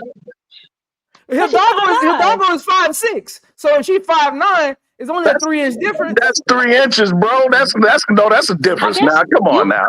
That's a big difference. So it really won't stand out though. Like, hold on. Let me see if I can find a picture of them two together. And Atkins is only 5'10", bro. You can't compare like HBL to Olivia Miles. Hey, Because listen. like Olivia Miles is 5'10". So see a picture of them. Yeah, and Olivia Miles 5'10". Yeah, she's short, and she looks short, way shorter. Well, not way shorter, but she looks like a few inches shorter than her to me. Bros, I can't believe you usually fair, 5'9" bro. and 5'10", 5'9" and 5'10" ain't really a difference, really. Bros, you usually fair. I can't believe you're doing that to HBL, bro. I'm not Man, convinced. she a baller. I gotta see it. I gotta see it. I'm that's just me. I don't see it. HBL gonna do real good coming out, being a spark off the bench. Yeah, we'll see. We'll see. I can agree to that, Bree, because HBL, you just don't need to. You don't in the in the pros. You just don't want to put too much on her. You know what I mean? Like you don't want to see her. I want to see her go against the creme de la creme of the world, which I just named, which is just about the majority of the league. And I want to see her against that. I understand what you're saying, Brass, because you're saying whatever kind of baller is, whatever kind of scorer she is, she got to play defense. So I get 100% where you're coming from. That's why I agree with Bree. I'm a defensive guy. Now can't you? Yeah, I got you. I got you. No, look at this. Hold on. Look at this picture of Haley Van Lith next to Kim Mulkey. Kim Mulkey is 5'4", so she's probably 5'9". That looks like 3 inches or more to you. Shoot, that's 5 inches. Talk about this though. Kim Mulkey got heels on. She probably got heels on, yeah. And she got shoes. Okay. Yeah, so she gonna look taller. Yeah, she's 5'4". Of course she gonna look taller. She could be whatever. No, but what I'm saying is Haley Van Lith is still taller than Kim Mulkey with heels on. And Kim Mulkey is 5'4". And she still look like she got about 2 inches on her. Is what I'm saying. That's what I'm saying. So she could be around there. Yeah. Brad, you just a hater, man. You got to get a ball for. That's all. I don't like her. Hey, Brad, everybody got their player, man. You know, everybody got their player that they don't like. I don't like her defense. She can't play defense. That's my point. I don't like Centron. I don't like Centron. There you go. You don't like Centron. I don't like Haley Van Lith. So there we go. We got a player that you disagree with. I am not sold on Haley Van Lith because I want to see her. I want to see her against top competition. I want to see her starting with this with this tournament. HD said I give Jeff P a C-. I would package 10 and 22 for Liberty number 7. With next year pick if I got to give it up, Prince. Yeah, I'm with you. We got to get that 6 or that 7 pick. We got to figure out a way to get. Shouts to HD. I can't believe Washington did not. I mean, I can't believe Chicago did not get one of those. At least the 6th pick. I just cannot believe that. I know. That's wild. But that lets you know, Bree. That lets you know that number 3 pick ain't as coveted as people think. I thought maybe Jeff was shopping it around, and then maybe he waited too late or something. I don't know. Olivia Miles is going to be off the board. Or she's not coming out. From what I hear, that's who he had his eye on. He wanted Olivia Miles, even more so than Centron. He probably thinks about Centron the same way Uncle J.E. thinks about Centron. She ain't worth the 3rd pick in his eyes. He might think of Centron as a good role player. Especially if he could get Ariel Atkins. Now, I agree with him. If you compare Centron to Ariel Atkins, okay, I'm 100% with him on that.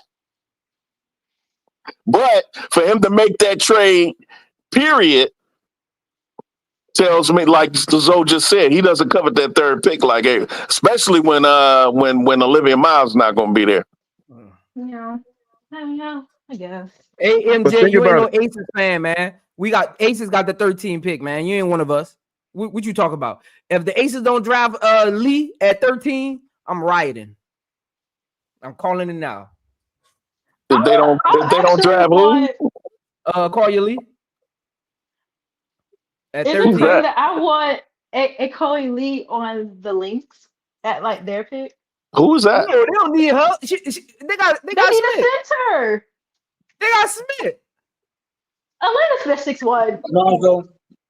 No, I'm not familiar with the player you're talking about. the Lynx need a big body. That's what killed them. They need somebody that can bang. Lynx need Morrow. But they didn't use Dorka enough. Yeah, that's what the Lynx need. If I was the Lynx, I would be looking at a versatile big. Yeah, if I was the Lynx, I would be looking at Malonga or Lee. Yeah, they need a versatile big. They need a dog. They need an enforcer dog, like somebody that's gonna go in there and just tear up everything. That's right. They look like the good girls, the nice girls. You know, that's what they look like. So they need somebody going. Man, big in Atlanta Smith. The referees weren't nice last year. 6'2". The referees weren't nice. Look at where they play. The Lynx should be champions. The Lynx should be champions. The referees stole that from them. Sorry. Hey, we don't like to blame the refs now, Brass. Don't blame the refs, man. They had ample opportunity. My two eyes, man. That's like people saying, don't blame the police. No, I blame the police for beating the hell out. They're the police of the sports world, and they do brutality things, and they brutality is like the Lynx. Brass, let me ask you this, Brass.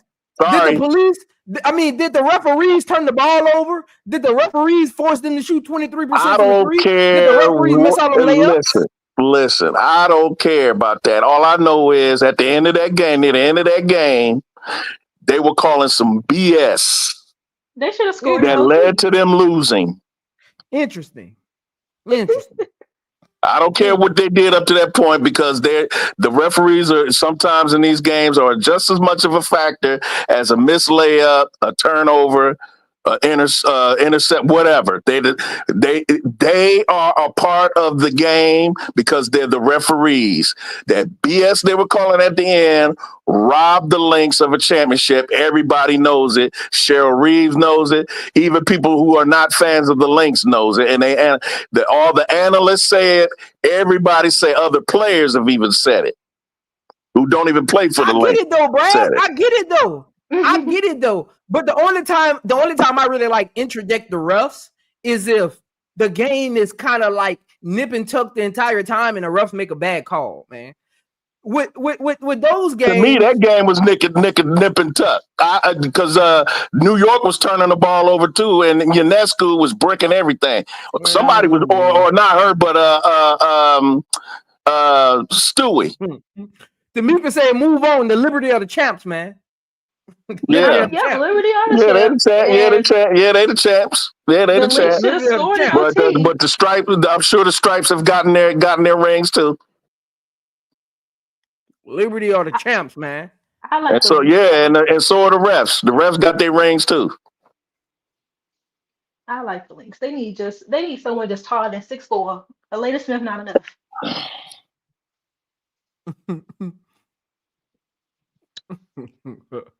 New York all day. Yeah, I'm sure. Look. I'm sure. Oh, look, Brass. Look on.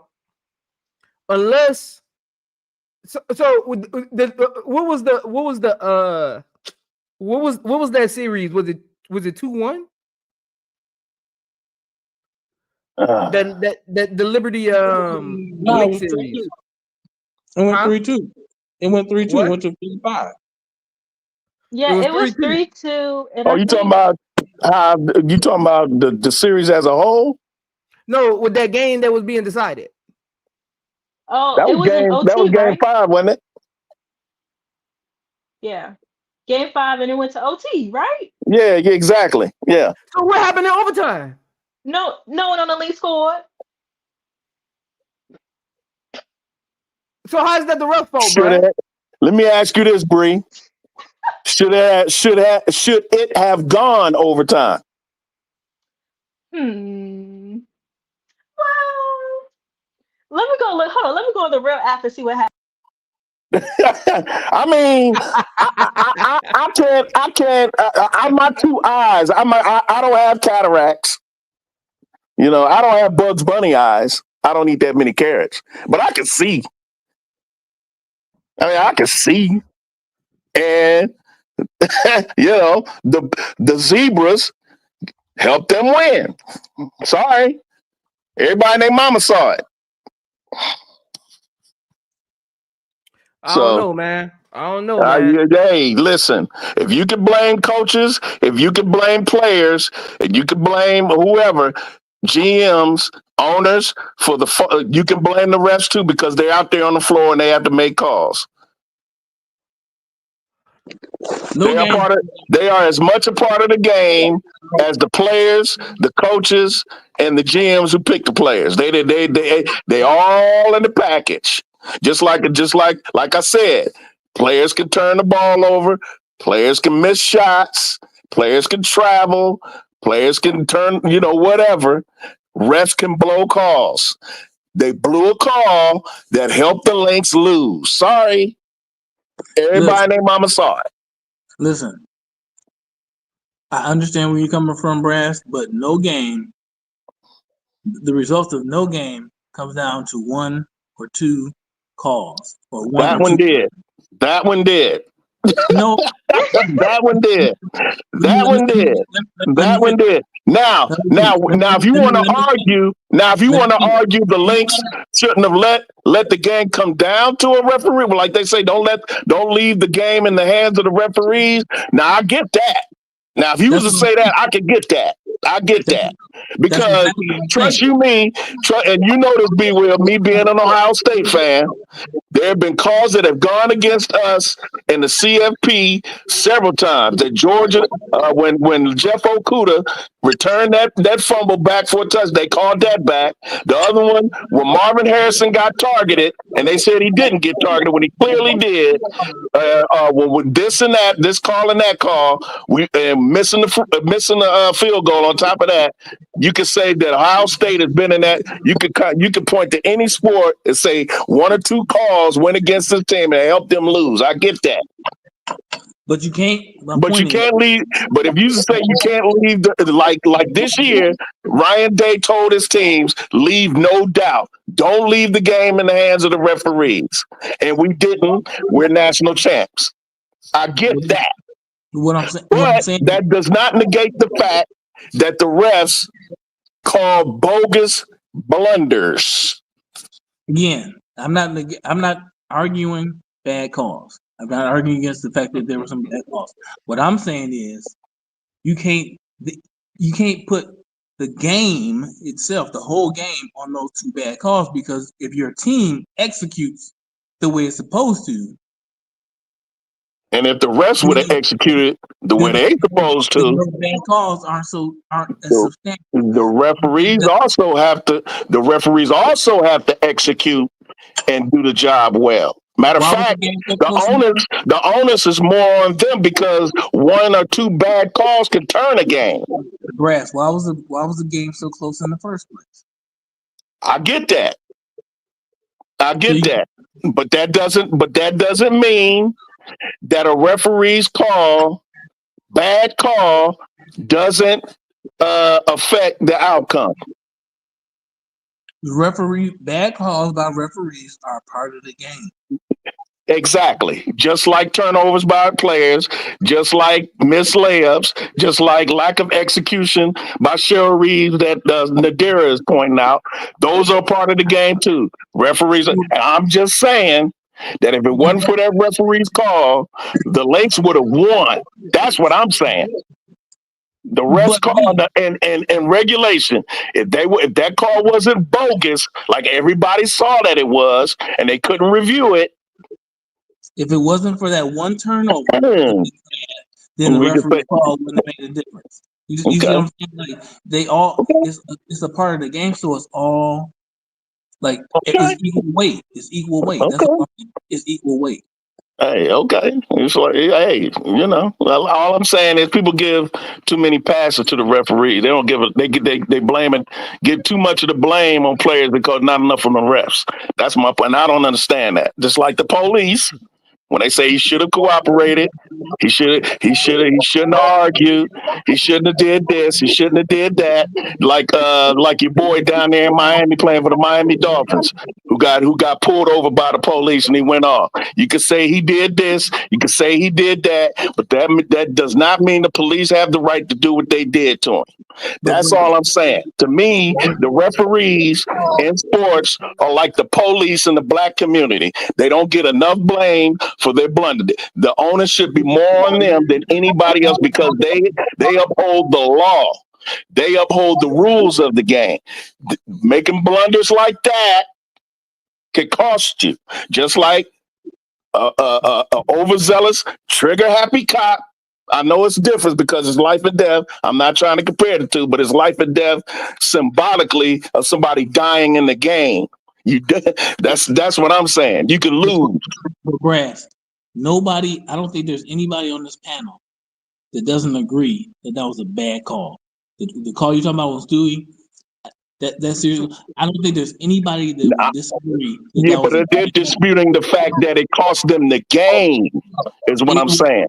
That bad call cost them the game. That's what I'm saying. Bad calls are made all the time. It doesn't cost somebody the game.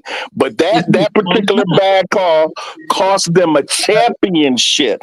Everybody with two eyes saw it, and everybody the next day talked about it. I didn't see that. Well, I did. I didn't see that. I did. Hey, Nubian Sage. This is what I mean, man. I thought my breakdown earlier helped y'all get over not having a number 3 pick, but apparently it didn't, because now y'all reverting back to college stuff. So let me tell you something. Don't you know in college, Ariel Atkins was a 3-time All Big 12 at Texas. Don't you know she was the 2-time All Defense? Let me tell you what Texas did while Ariel Atkins was there. Let me really tell you. They lost in the semifinals. They lost in the regional finals. They lost in the semifinals, and they lost in the semifinals. They never, while Ariel Atkins was there, they never lost more than 10 games. So I get Citron. I'm a Citron fan. But again, y'all getting caught up on this pick and not realizing who y'all actually got. Continue. I'm trying to help y'all get over. I'm trying to help y'all cope. Because a lot of y'all still ain't done coping yet. Y'all need to go sit on the couch and talk to somebody. Y'all be going crazy about this pick. They going up the tree about this pick, man. They gotta let that pick go. It's going. It's going. Yeah, at this point, the trade is the ink is dry. The pick's gone. It's going. Chicago already posted their walk. And Dix, who just got drafted at 18. She ain't that old. Who said y'all gotta stop that too? Ariel Atkins ain't that old. Look, so it's like she's not even 30 yet. She's 20. Yeah, she doesn't turn 30. She's 28. She doesn't turn 30 until what? 2027. Isn't it like in basketball when you turn 20, like 28, like when 27, 28, something like that? Look, so it's like I said earlier. We've been in these YouTube streets talking about the Chicago Sky's number 3 and 10 picks ever since the lottery. Mm-hmm. We didn't have so many scenarios as Chicago fans and or Angel Reese and Camila Cardoso supporters. We've had so many conversations about it and had so many different iterations of who we want to get at those picks, who's the best fit, who's the best player, et cetera, that it's just natural that we become emotional about it, right?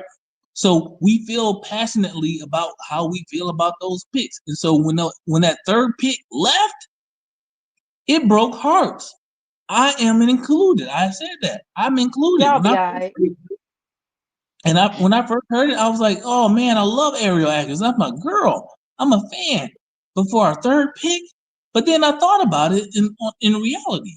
So people just have to come back to reality and think about, what Chicago's gained with that trade, and stop thinking about what was lost. What was lost was only ever a question mark. We just internalized what we thought they would do or what we thought they should do, and most everybody was thinking we was going to somehow get Olivia Miles at the number 3 pick when everything is pointing for Olivia Miles going 1 or 2. Everything this year has been pointing Olivia Miles going 1 or 2. We got the 3rd pick, but we still hanging on to it. So it's just that emotional connection with that pick. Once that subsides, I think people will start to realize, and if they do some research on who Ariel Atkins actually is. Even if Olivia Miles dropped to number 3, Will, we still came out better because who you gonna pick between Ariel Atkins and Olivia Miles? Ariel. If you're trying to win, yeah. Thank you. And I also think like Angel since the season ended, she screamed like, "I want good vets around me. I want some good vets around me. I wish I had good vets. I want you to show me like what you do pre-workout, this and that." So like I think Jeff heard that and was like, "Got I'm her gonna the get you a perfect good player. vet." Got her the perfect player in her prime. Slew, he did that with Ariel, even with Beck Allen and Kia Nurse. He was like, "You want vets? I'm gonna give you vets." Well, the best one is Ariel because she got a ring. You know what I'm saying. I know what you're saying, but I don't like them other vets though for Angel, except for maybe Kia Nurse. Now Kia Nurse on the court, we can poo poo, but she needs vets who have been there, done that. That's what Angel's talking about. She ain't talking about just your run of the mill, somebody that's been in the league. She wants somebody to be an example because they've been through the wars and they've had success. The only one that has success is Courtney Vandersloot and Ariel Atkins. That's They're it. gonna be in the starting lineup with her. And they're gonna be in the starting. Those are the kind of vets she wants around her. Just them kind of vets. And she got it. So she got 2 players that got rings.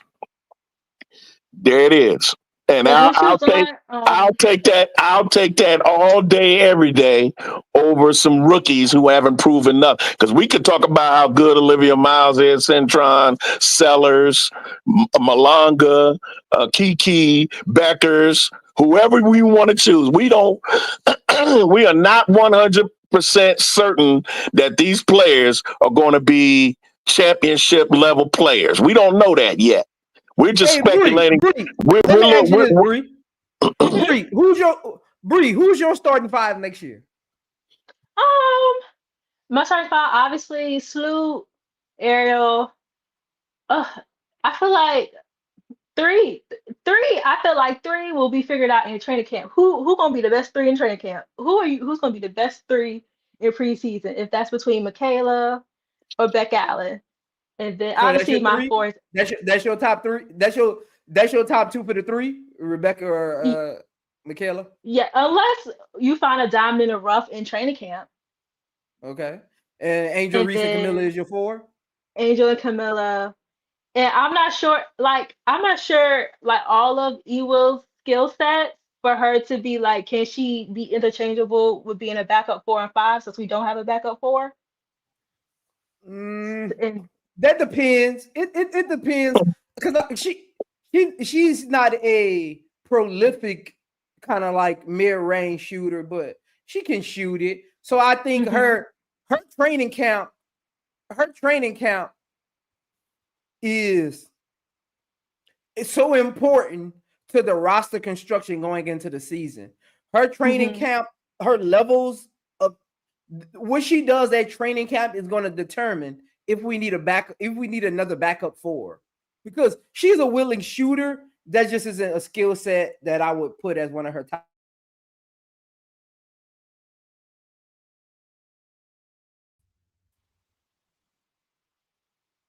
Your volume went out, so y'all still there? No, I'm still here. Oh, yeah, I can hear now. All right. Yeah, she not somebody I'm like, okay, that's my stretch 4, but she can shoot the mid range. It just isn't her thing. I just You know. I just Bet always HD. I'm gonna try to stay on till you get on. I'm gonna try to stay on. I ain't got nothing else planned for the night. Ain't got no games on. So Bree, with that starting 5, right? Let's say it's either Michaela or Rebecca Allen. Where do they fall as far as, because I already heard everybody else take on that. That's why I'm asking yours since you're up here. Where do they fall as far as the playoff seeding goes with that roster? Where do they fall? 6, 7. 6, 7? Because I think at the top will be New York Liberty. Actually, I should write this out. New York Liberty, Lynx. Other than that, it's a bloodbath. Aces. Okay, so this is what I want to do, because this is going to be my next question. I was going to ask Brass and B Will too. So give me your playoff teams for next year. Your 8. What's your 8? Let me write this out. Let me get a piece of paper. All right, while you grab your piece of paper, I'm gonna go to B Will then Brass. B Will, what's your 8? Look, I was just about to say I'll go because I've been thinking about this. What's your 8? Liberty and Lynx is a wrap. Okay. I think Aces. Okay. Fever. Okay, that's Storm. 4. The who? Storm. Okay, that's 5. I think the Dream gonna shock Atlanta people with BG and Brianna. Yep, I think the Dream gonna be competitive. I think I don't know about the Mystics, but I think now the Sky is somewhere around 6, 8. How many I got so far? I think I got 6, right? I said, let me see. I said Liberty, Lynx, Aces, Fever, Storm, Dream. That's 6. Yeah, so Chicago and Washington. You know what though? I'm holding out hope for LA. But a lot of these teams have made a lot of moves, and so we just don't know how those teams are gonna mesh. Even the Fever team seems like it's stacked, but we don't know how they're gonna mesh because it's only one ball. And look who they got on their team. Who coming off the bench? Who's sucking it up and coming off the bench? Right? Who's sucking it up and not getting their shots? Who's sucking it up and doing the dirty work on that starting 5? If you project the Fever starting 5 as Caitlin, Kelsey, Dewana, Tosh Howard, and Leah Boston, who's sucking it up? Who's sucking it up and doing the dirty work? Tell me which one is doing that. I can see that. So the team seems stacked. I definitely agree that Fever's bench has gotten better, loads better, but we don't know how none of that's gonna shake out. I don't know how my Ace is gonna shake out because after the moves that they made, I think Jewel Lloyd, is probably. I think she might be a step up from Kelsey Plum. If not, they're the same. So we're gonna see. Did they give Asia her help? Where's Asia's help? I guess CPT, but who else? Yeah, they got shot into Parker Ties. They got Liz Kitley. Oh yeah, Liz. I forgot about Liz. Liz gonna be good. I like Liz. Yep. And Megan Who you like Liz for? Who you like Liz for? She went to VT. But who you like her for? Who you mean? What do you mean? Who you like her for? What's she gonna do? No, we don't know. That's what I'm saying. We don't know. She gonna be like Haley Van Lith. She's coming back from injury, so I hope no one expecting a lot. Yeah, we don't know, but she could be helped. She's a big. She can stretch the floor, give them a different look. Asia help? This don't sound like Asia help. Look at the look on Zoe's face. Cheyenne Parker Ties is some help. I wanted Tasha Howard. That's who I wanted. I wanted Tasha Howard to the Liberty. I mean to the Aces. Lord, that's all the help Asia got. Zoe about to crash out on you. Y'all gotta stop it, man. Y'all gotta stop it, man. I root for Liz. I root for Liz because she went to Virginia Tech. I gotta Zoe feel the same way about her like I feel about Haley Van Lith. So Bree, Bree, did you give your playoff 8? No, I don't. It's everything's so jumbled up because with Phoenix, I just can't like the whole Satu and AT thing. It's like they both played a 4, and Phoenix told Satu she playing a 4, and I'm like, well, Satu don't play no defense, and she guarding Asia Angels. And then you got like Atlanta. The same thing people talk about Angel and Camilla, how the space and trash. What about Bree Jones and BG? And I'm then interested to see how that gonna work. I don't know. I don't think they both. I don't think they both start. No, that's what I'm saying. I'm talking about like even splitting their minutes. I'm interested to see how that works because at some point, they gotta be in the game together. Because if they're not in the game together, that means one of them is only playing about 10 minutes. They both so get that's paid what I like mean 200 about how they gonna make that work. Because at some point they're gonna be in the game together. I need to watch because Bree Jones is overseas. Maybe I need to watch some film on her. Like maybe she's I don't know. She's gonna be the 4? Because BG a 5.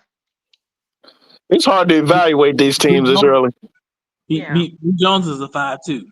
That's what that's her natural. Yeah. She not a 4. Angel will run her off the floor. Yeah, she might actually be Angel feet. They will run her off the floor. She's not a 4. And then with even with like Natasha Howard in a AB backcourt, like even with that, it's kind of like Natasha don't shoot. AB can shoot. It's just not. It's not consistent yet. Kind of like Camilla. It's not consistent yet, but yeah, she don't shoot. She don't shoot.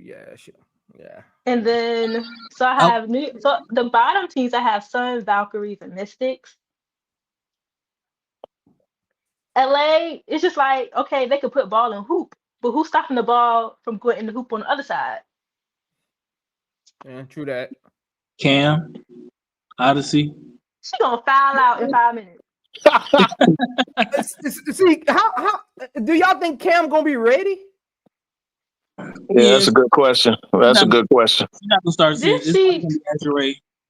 It's coming back from ACL. Rival. Like she not even like. I know they probably like she just on there for spectacle, for face value, right? One of the young players. But like she's on the team and she ain't even getting no run. Like is she gonna be healthy? Right. She probably won't come back to this. That's what I was thinking. Shoot a ball. Like I need to see something. Yeah, she might not come back to the mid-season like B. Will just said. Yeah, because didn't she tear her ACL in June? Yes, she did. Yeah, it ain't even been a year yet. That's no, that's a year. That's a year-long injury. No, that's a 2-year. ACLs are 2-year injuries. Yeah, basically, your first year back, you not the same player. It takes you another year. Yeah, that's what Kia Nurse said about like LA last year. She was like, I tore my ACL. Like last year, I wasn't even me. Right. Yeah, because she had a bad year. Kia Nurse had a bad year. That's why you got to cut her some slack, though. She gonna turn out this year. She gonna light it up. It's funny y'all said that. I just said that very thing about Kia Nurse in the chat. You got to cut her some slack, though. She gonna turn out this year. She's 2 years removed from her ACL. She gonna be straight. Yeah. I don't know. I gotta see her again. I know she's talented. She was the best shot blocker in the draft. I gotta see her on the court. I just don't know. I just gotta see her on the court. That's why I know a lot of y'all got faith in the Sparks. I gotta see it work. Yeah, I'm skeptical. Together. I'm skeptical of them. So I actually got them on the outside looking in. I gotta see that come together. I do too. I got them at 9 or 10. I got to see that come together. Yeah, I got the Aces, Seattle, Lynx, New York, Indiana, Chicago. 2 more. Atlanta. 1 more. And I'm not gonna give up on. Man, is it gonna be Dallas? You think Dallas going to the playoffs? Because I don't like. Well, maybe those last teams are just so depleted right now, Zoe. I don't know who's going to be the one. If you believe in Atlanta, that's your early prediction. You know what? Atlanta.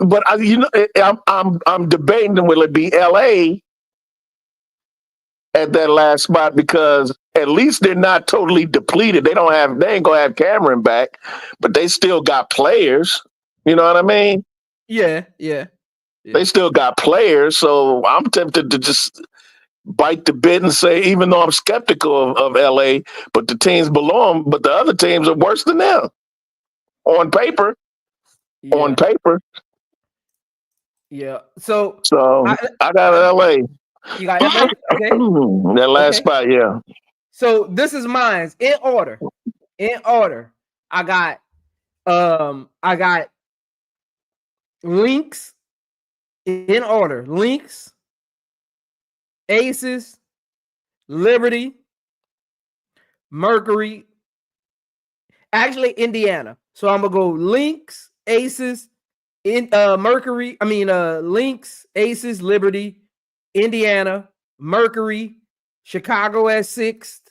7th is the Storm, and 8th is Atlanta. That's who I got. Because I can't argue with it, because, like I said, who knows on paper, you know? Yeah. Let's talk about that. Because again, if you think about it, it's not even too early to give you a prediction, because unless you, because nobody in this draft is gonna tilt you to make you feel like, oh, they're gonna win, they're gonna have a higher spot. That's true. Like, ain't nobody in this draft is gonna make you feel like, oh, they're gonna have a higher seeding if they draft this person. So I'm not even talking about the draft as far as they still bring players over from Europe though. Again, that's all projects. You don't when you think about like playoff seeding, how much impact do projects and draft picks have in playoffs? Well, what if somebody turns out to be better than everybody thought, and that moves the needle? You never know. That's your surprising picks, right? But when you just think about like making your predictions, how often do you equate draft picks and projects into that? Yeah, well, that's what I'm saying. Like that never really comes into play. Yeah, you got the Mystics high, bro. Let's talk about this Mercury. Who, the Mystics? I mean the Mercury. I got the Mercury at 5. Yeah, that's high, bro. Considering what they lost. Let's talk about what they lost. All they got is Kyle Copper. No, I got to make. Look, they got Thomas, they got Kai. Like I got some hope for them, man. Okay. So, yeah, let's what's going on for my dude HD? What's going on? What's going on? Shout out Tiffany and Company in the chat. Hey Tiffany, I need you to come on the panel, man. Get out that chat and come on the panel. What's going on? Chilling, bro. How you been? None. Just got off work. What's up? Going on, man. We up here, you know, talking about the trade. Talking about the trade. Jeff Gray. I see what you put earlier. You know, as far as like the C-. What's your take? Yeah, I gave him a C-. I gave him a C- because you know, he's still got a little bit of work to do. We still got it. I got to see what he does after the draft. I'm a wait and see person. I'm not finna give him no B or no A just off of this, but he come up from my F a while ago, so I put him at C- because he was at an F. I don't care any of y'all say, he was an F. And after I went over that roster, Brass was on the channel. We went over that roster. I was so mad, I went to sleep. I was hot. I went and poured up some Henny and was gone. Yeah, me and Waterfall said F too. Yeah, it's an F, but it's a C- now. I like the trade, but if we can trade back up, I would be willing to give up the 10, the 22nd, and the next year's pick if we can get that 7-piece and go get Cheyenne Sellers. Like, we don't really need next year. Like, we trying to aim to either make the playoffs or be in position to try to get in. And then if we get in the playoffs, anything can happen. Anything can happen. Yeah. So that's what I'm trying to do. I'm a win now person. I told you, Zoe, from the beginning. I don't care. I'll try to stack up this year. If I can get as many free agents as I can to go for it. So I don't care. But I would do that. And my playoff picks, number one, you got to go with the champs, Liberty. Number 2, I go Lynx. 3, I go Aces. 4, I go Fever. 5, I got Phoenix. 6, I would probably go this is where it get tricky. Probably either the Sparks at 6 or Dallas. And I got us at 8, but I got us between 6, 7, and 8. So us, Sparks, and Dallas. Now everybody like, well, what about the Storm? I don't know, man. The Storm, they could be in that mix too, but I got them. If I had to push, I put Dallas at 9 and put the Storm in at 8, put us at 7, and I got the other team at 6. Yeah, because I had the Storm at 7. I had the Storm at 7. I had Yeah, Chicago I got them around 6. there. Yeah, I had Chicago at 6, Mercury at 5, Fever at 4, Liberty at 3. I just feel like with Stewie, I think they're gonna take it easy with her a few games this year. We'll see what that looks like. Her and Jaquel. I think they ain't gonna take a lot of these games serious, but I still got them being competitive. I got them like trying to. I have them and the Lynx as 2 teams that's gonna be preparing for the postseason. Right. Like only everything they do is gonna be about the postseason. Everything, right. every play they draw up, every lineup is gonna be all about them in the Aces. The Aces, the Lynx, and the Liberty. That's the 3 teams. Everything they do during the regular season is about the playoffs. Everything. Yeah, I agree. Those 3 teams they got the playoffs unlocks. Everyone else fight for your spot. Yeah, I mean, I like what the Fever got going on. I think they're gonna be a top 4 seed. They're gonna be a 4 seed. I like their roster. I like their roster. Yeah. They better with all the signings they had. Yeah, and then Zoe, Christy Wallace, she's sitting out this year, so they got extra money to blow. So be watching out for that spot they might grab. I'm looking at Phoenix's roster. Yeah, I think I can see them in there. Now that I look at it, I got them at 5. Yeah. Oh, Phoenix gonna be dangerous, dog. Phoenix gonna be dangerous. Yeah. I'm looking at their roster now. Yeah, they look pretty good as far as on paper. They look. I'll just be thinking about BG leaving and Dinah Taurasi retiring. And I just, you talk about 2 cornerstone franchise players. Which I said 4 months ago. I told everybody. So thank you. Yeah. That Taurasi was gone. Yeah. But so the Mercury, that's what and Zoe, that was before Brittany Griner even left. I told everybody that she was gone. They'll be listening to HD. They don't like me, man. Look, if you don't like to listen to me, it's cool. I got it. Zoe saying it's a staple. When Zoe said it's official. So I'm good now. I'm good. And look, the moment I said it, HD. The moment BG went signed with Atlanta, I was like, Taurasi is retiring, because no way in the world BG would have left knowing it was going to be Taurasi last year. No way in the world. If BG had come off the bench, he was staying. And then Zoe, also Alyssa Thomas and Diana are not going to get along, bro. So you definitely knew that. Alyssa would choke excuse me, I don't want to curse on my brother Paige, y'all. Would choke the mess out of Diana. They would be fighting like cats and dogs in the locker room. Yeah. So no, you'll have another DT and Scholar situation if she came back. No. And look, HD, who's the Mercury's starting point guard? Who's their starting point guard? Yeah. Oh, Alyssa Thomas. She's gonna be the point. I'm glad you said it, because I was gonna say it don't matter because you got AT. It don't matter who started the point guard. But see, listen, you got AT, and then Satu like to shoot threes all day. She gonna be at the wing. She don't want to play the 4. You got Kai at the 2. you could probably put Celeste Taylor at the point because they signed her back to a deal. So, and then you got Mac at the 5 or whoever. I mean, no, not Mac. Kalani. Kalani, you could put Kalani at the 5. So you ready to go? How are they going to be defensively though? That's the reason why I didn't have them that high at first. Because I know Satu ain't gonna play no damn defense. I know she ain't playing no defense.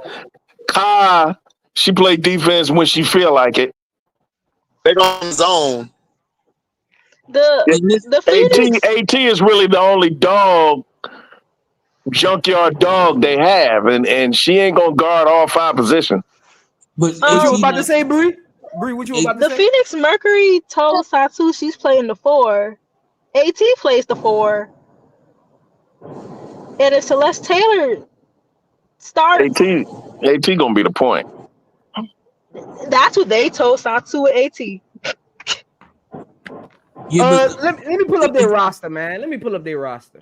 So this AT. So hey, HD. Kalani Brown with Phoenix now. Yeah, she with Phoenix.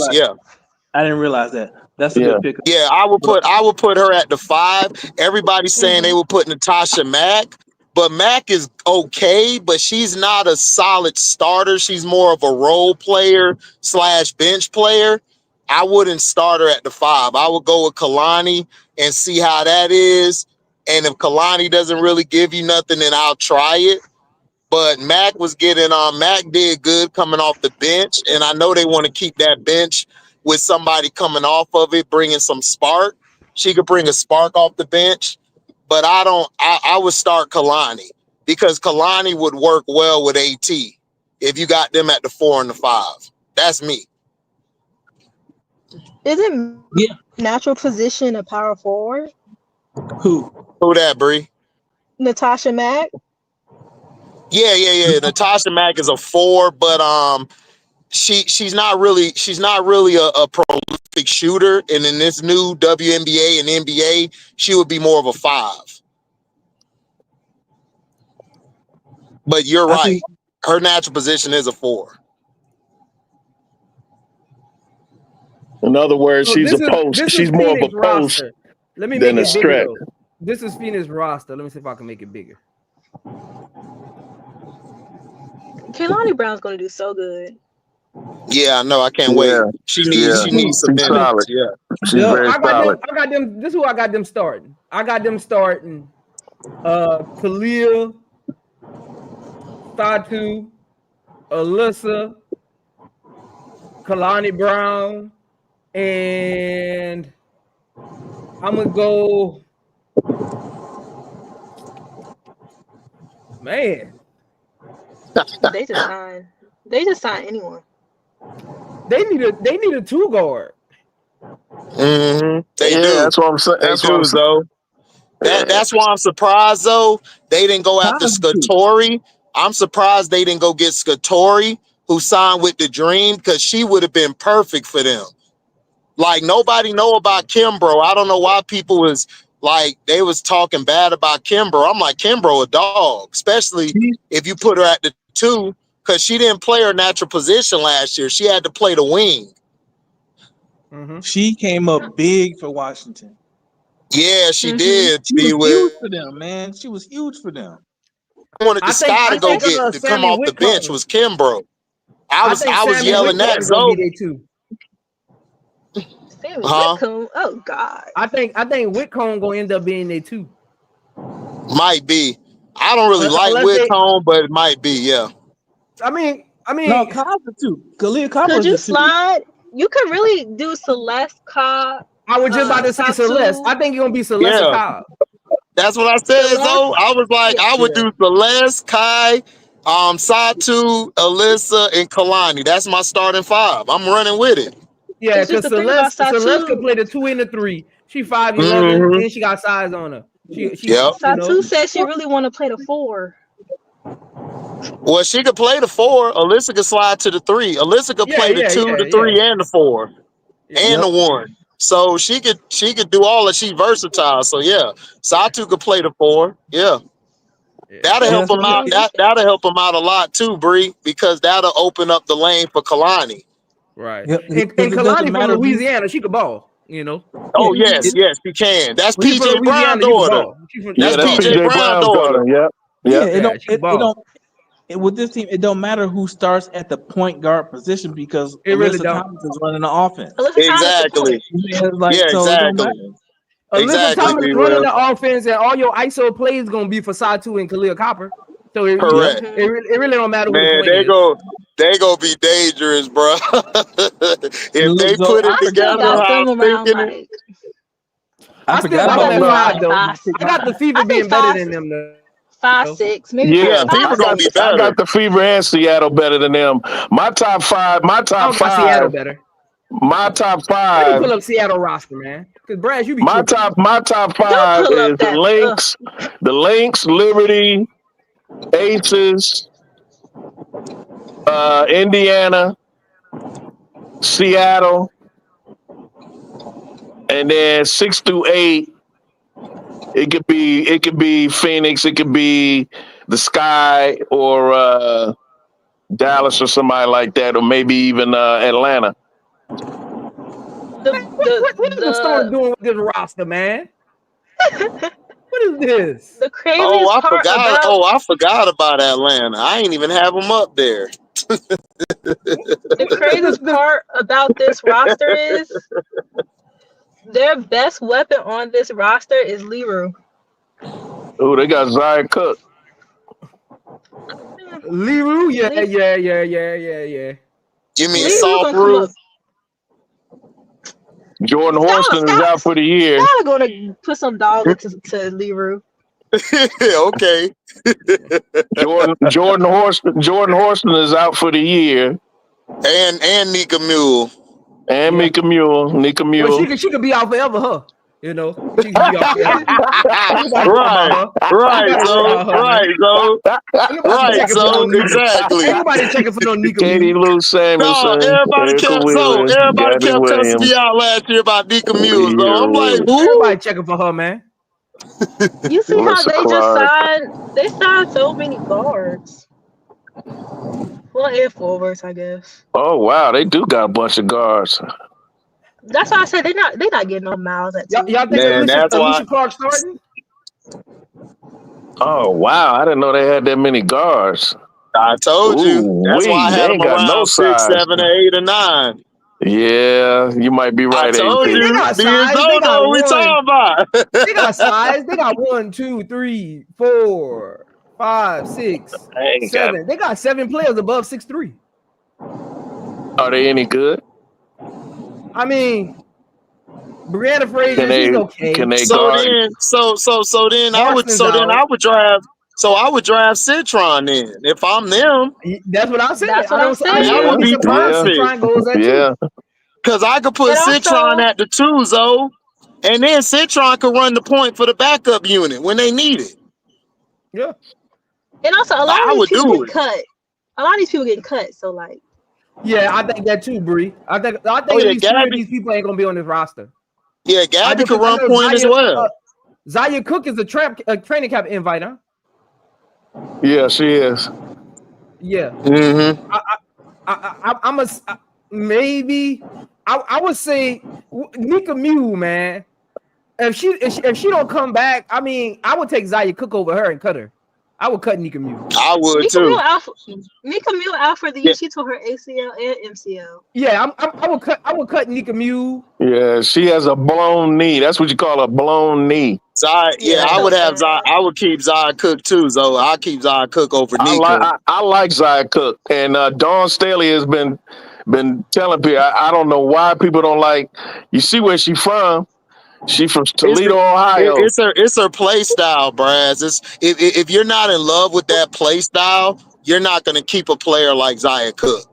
You're not going to do it. And to me, I would keep her because remember Kurt Miller had her last year. Whenever Kurt Miller put her in the game, she would be balling out. That's what I'm saying. She'd be pulled out the game. That's the reason why I don't get it because every time I see her play, she balls out. Mm-hmm. Hey, Tiffany and Company. So I think that's Tiffany and Company. I like you, Tiffany and company. I'm trying to get you to come on the panel. So I'm about to say something so you can come on the panel.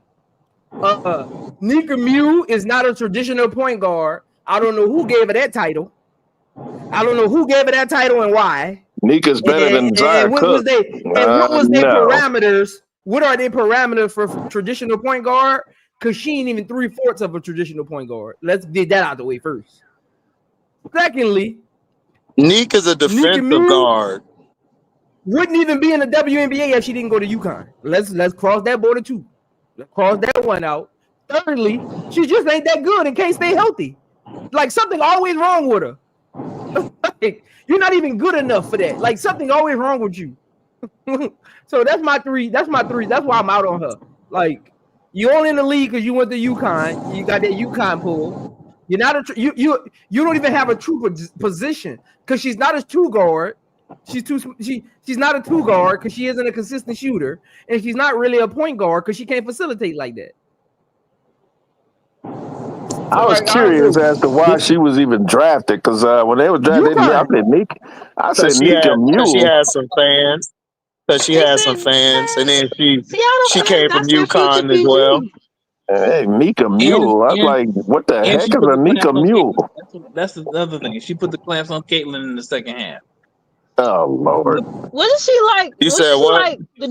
Wasn't she the assist leader at UConn? She basically put the clamp. He said she put the clamps on CC in the second half. That ain't hard. CC ain't got no moves, so that's easy. But the other thing about Nika is, to Zoe's point, she played point guard for UConn, but UConn had Paige. Mm-hmm. So, like, you're right. So she kind of like in that chin position. Like she's a Sue Bird type. Like Chin. Like if you look at Chin on UConn, you can do the same thing Chin did. No, she is not Sue Bird. No, she is not Sue Bird. You need to stop. No, you need to stop. They be on people's YouTube channel and they be hyping her up. I don't know what they be watching. Listen. I watched Sue Bird live, dog. Sue Bird is like one of the best, if not best, PGs ever, dog. That's not even close. HD. That's why I'm always saying this, and it go over a lot of people's head. When you got a YouTube channel, you got a responsibility to the people in the chat who trying to learn the game. You got a responsibility. Yep. So you got to give accurate and correct. You got a responsibility because people take stuff from your channel and they want to use it because they trying to learn the game. So you got to. That's true. That is true. Like that's true. Look here, man. Yeah, I watch what I say, man. I understand. Like I said, like everything y'all said about like Harmony Turner. I like Harmony, but I'm not drafting her at no 16 or 22, even though I like her. But you got to be real. You can't be just going off of feelings. You have to be honest about the assessment that you're given. And that's why when Ariel Atkins came out, I've been saying about Ariel Atkins for like Brass was even on there. I told everybody I take Ariel Atkins. If we can get her, I trade the 3rd or the 10th. I said I would do it, and everybody got mad. I don't care. I want Ariel Atkins because I watched her for like 5-6 years, and I seen her in Texas. She can ball and she can defend. Like Kennedy, I know we love Kennedy. Kennedy is a great talent, but dog, like I'm sorry. I would take Ariel Atkins over Kennedy any day of the week. Ariel Atkins intangibles alone put her above Kennedy as far as being on the team. For me, like go back and watch her. 2019, dog. She hit some big shots for them. Big shots, and she did some great defense. She's amazing. Look, man, she's silent with it, Zoe. She a silent dog. She that dog that don't bark in the front yard, but if you do come over that fence, she gonna bite you. Ariel Atkins. What are you talking about? Ariel Atkins. Ariel Atkins. Yeah. I don't know what people get that from. She's smart. Yeah, I'm saying. She was an assistant coach at Michigan last year. Right. You know what I mean? So people don't realize that. It's like all these intangibles that people don't know. That means she has an IQ. And Dick said those players back in the day are not like it is today. Do you think Sue Bird would kill today? Have you watched Sue Bird? Yes. Dude, Sue Bird would destroy the league today. I'm gonna tell you the truth, Everybody dog. thinks Sue is still in Bird the league. retired 10 years ago. Sue If Bird just Vanderpool is retired. still in the league, Sue Bird will be an all-star. Yes. Dude, Sue Bird would destroy this league. They don't play defense like that, dog. It's only a few people. Because if you go back and watch Angels thing with Cheryl Swoops said, "Do y'all even play defense anymore?" They don't play defense like back in the day. They don't play defense like that. Sue Bird would destroy this league. Tiffany said Ariel Atkins is not even worth the number 10 pick. I'm sorry. She shoot first, pass second. Mm-hmm. And how she's playing in 3-on-3, Atkins is looking. She's a two guard, but she's a two guard. That's what a two guard does. But she only played 5 minutes. She's a shooting guard. If Ariel Atkins open, I hope she shoot. She not tough. Right. Oh my She's a two guard. That's the nature of the position. Like HD. We was on that panel. HD, remember we was on that panel. I was trying to tell them cats about what a two guard is and what a two guard supposed. When we were talking about two guards, I said the nature of a two guard is to shoot. Right. So she's supposed to shoot. Like I don't understand. Like Rival. Tiffany brought up on Rival. She only played 5 minutes in her first. She only played. Dude, she just got basketball. Right. She just got with the team. Like it takes a while to build chemistry. Like okay, and rhythm. Okay, and rhythm. Okay. You see how she was open on those shots? Like it ain't like she was struggling to get open. Like she was open on those shots. She was just missing them. Hey, Zoe, I'm gonna pull one of your moves. Tiffany Cole, you got it. You got it. You got it, man. You got it. You got it. Hey, you got it. So we judge people off of Unrivaled. They first game with the team. Only practice a few minutes with a few hours with the team. 2 games. So now, okay, I got you. Hey, not only 2 games, but 2 games of 2 different teams. Hey man, you got it. She got it, Brad. She got it. I don't know none. She got it. She got it.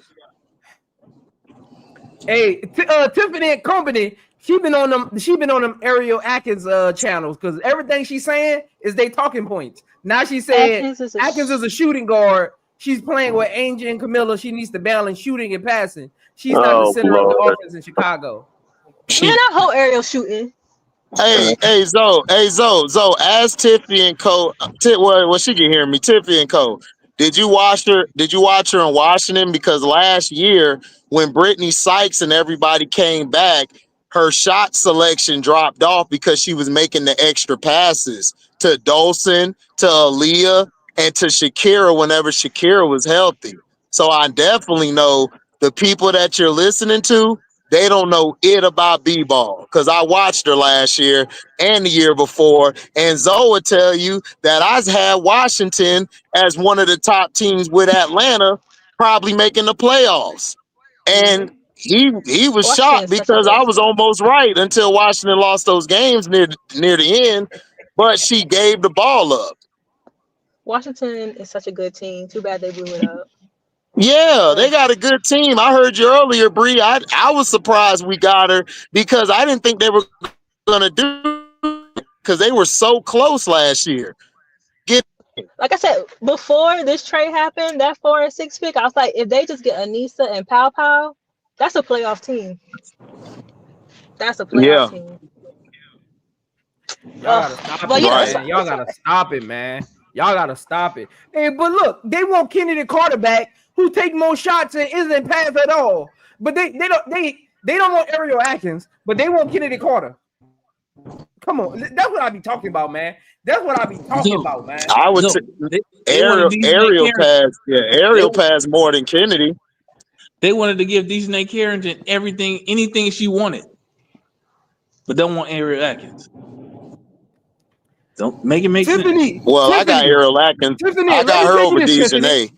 That's what I'm saying. She said, I like Atkins, don't get me wrong, but she's a streaky player. I've been watching Atkins since 2019. She does play both sides of the ball, but again, it's not just talent, it's fit. Tiffany, stay off them Tiffy. Stay off them channels, man. Come over here and get the real take. Because first of all, I'm all about fit. I talk about draft picks all the time. I don't care who. Why you think I didn't want Olivia Miles and wanted Citron? I'm one of the only. I don't care about no talent, because how do you fit on this team? Part of my spiel when I do breakdowns is I look at players and say, what do they do great and how would they fit with our core, not with other teams. So on this team, technically, Ariel Atkins is a better fit than Kennedy Carter. I agree. Ariel Atkins on this team, Ariel Atkins is a better fit than Olivia Miles. Yep. I don't know who y'all think Olivia Miles is. Like, y'all, hey, look, who got it? Watch Olivia Miles. You breaking up, HD. Breaking up, HD. Streaky player. Yeah, I mean, I can't tell. Yeah, random Razor. Even the people that wanted Citron, Atkins is a step above Citron by all stretches: shooting, facilitating, defense. She's a step above Citron across the board. But they look to each his own, man. To each his own, man. To each his. Again. If I tell you the price of loose leaf paper about to go up, go cut a tree. I'm telling you. Even if Ariel's not scoring, she's still playing defense. They don't understand that, Bree. They don't understand basketball. Let me tell you what they want to do. They want to look at a stat sheet and tell you who had a good game. They don't want to watch the game. My bad, y'all. My bad. And as much as I love Kennedy Carter, the thing about her is when we needed her the most, she called in sick. I don't see that with Ariel. I'm big on, and you know this, AD. You know what I'm big on. I'm big on intangibles. That's why I love Angel. That's why I love Angel so much, because never mind her brute strength and her physical gifts, Angel Reese is different because of her mentality, her intangibles. That's what puts her above 90% of the people on this planet that play this sport. Because of her mentality and her intangibles. I am big on intangibles. I don't like players with no intangibles. As much as I love Kennedy Carter as a player, she has zero intangibles. And you know how I feel about CeCe. When people talk about she's overrated because she doesn't have intangibles. Hence the fact that she ain't got no damn championships. She doesn't have any championships under her belt because she does not make the players around her better. As good as she was at Iowa, as good as she was, y'all think she was at Indiana with the Fever last year, she did not make her teammates better. When Angel gets on the court, she makes her, just ask them, they tell you, she makes them better. Ariel Atkins makes the people around her better. She was like that in Texas. She's like that in Washington. She has those intangibles, leadership qualities that make the players around her better. Hey, Thad Parker, you've been hating in the chat. I'm about to block you, but I wanted to put you up here first to let you know I'm blocking you. I don't like sneak dissing. So you ever since you came in the chat today, you've been. I don't know if you with the ops. I don't know who you with, but every time I say something, you gotta sneak this. Nobody on this panel other than me played college basketball, so your whole soliloquy don't make sense. I don't discredit nobody takes, but as an athlete, show me the locker room where we having a conversation and I say, well, that's just your opinion. We don't even talk like that. People on YouTube talk like that. We don't talk like that. That's why I said this yesterday. Y'all listen to me talk, and y'all trying to put me with the casual YouTube fans. My conversation is gonna sound different. My lingo is gonna sound different. Accept it or move on. Yeah, and plus we don't have. I don't get on YouTube calling nobody out by their name. Y'all probably ain't never even heard me curse before, so I don't even get where they hate me coming from on my take sometime or what I say or how I feel about things. I done been on plenty of YouTube channels where they won't even let certain people come up. I let everybody come up. And then plus, like all of that stuff about Kennedy, online, bro. That's just hearsay. We don't know, but like I said, we don't know what went on. Like, but all I know is from watching Ariel Atkins, she fits in better with the bigs and she passes the ball. She's not a shot chucker. When Yeah, she she's had to not. shoot the ball, she had to shoot the ball because her whole team was out. And all they had was Dolson and Allen. Shakira Austin was in and out the lineup. Edwards, she barely was getting playing time because she was a rookie. So I don't get where it is. She shoots the ball a lot. No, she really All doesn't. they had was Ariel, Angstler, and Dolson. And then Van Lowe Oh, as I well. forgot That's about it. Van Loo. Yeah, that was I it. love Van Loo. I can't believe they got rid of her. So that was it. All right. They That was completely it. dismantled that So team. so so what you want Ariel Atkins to do? You want her just to sit back? The coach told her, "Yo, we need you to take the shots this game," and that's what she did. She did what the team asked her to do. Playing And PG when then she's not even a PG. And then you talking about streaky, man. Kennedy was streaky last year because it was some games Kennedy just went cold and was missing shots. So, I mean, I don't know what y'all talking about, man. I know y'all love Kennedy, but I've been watching Kennedy since Texas A&M, man. I'll take Atkins over her. I'm sorry. Look, Again, AC, they want to HD. put that streaky tag on every Yeah, they all don't even be shooters. using it right. Honestly, They they don't don't even be use using it the right. term right. They Right, don't use the Shooters term have a right. slump in a bad right, day. You know what I'm saying? Like that's the nature of the game. It's nature of the right. game. With like shooters and maybe high volume, even low volume shooters, some nights just not your night. That's what all basketball players Exactly. know. Facts. Exactly. And but nobody sees that though. Everybody hear the streaky tag. They're like, oh, this person's streaky, or this person shoot for a game or two. They got to take the most shots. Oh, they're a chucker. It's like, come on, dog. Like, stop. Mitchell Like, Bandit. stop. I hear analysts all the time on these broadcasts of these games where certain players aren't available or certain players are hurt or out. And the first question the analyst asks is, where's the scoring going to come from? Exactly. So the scoring has to come from somewhere. And the best scorer available for the Mystics last year at that time was Ariel Atkins.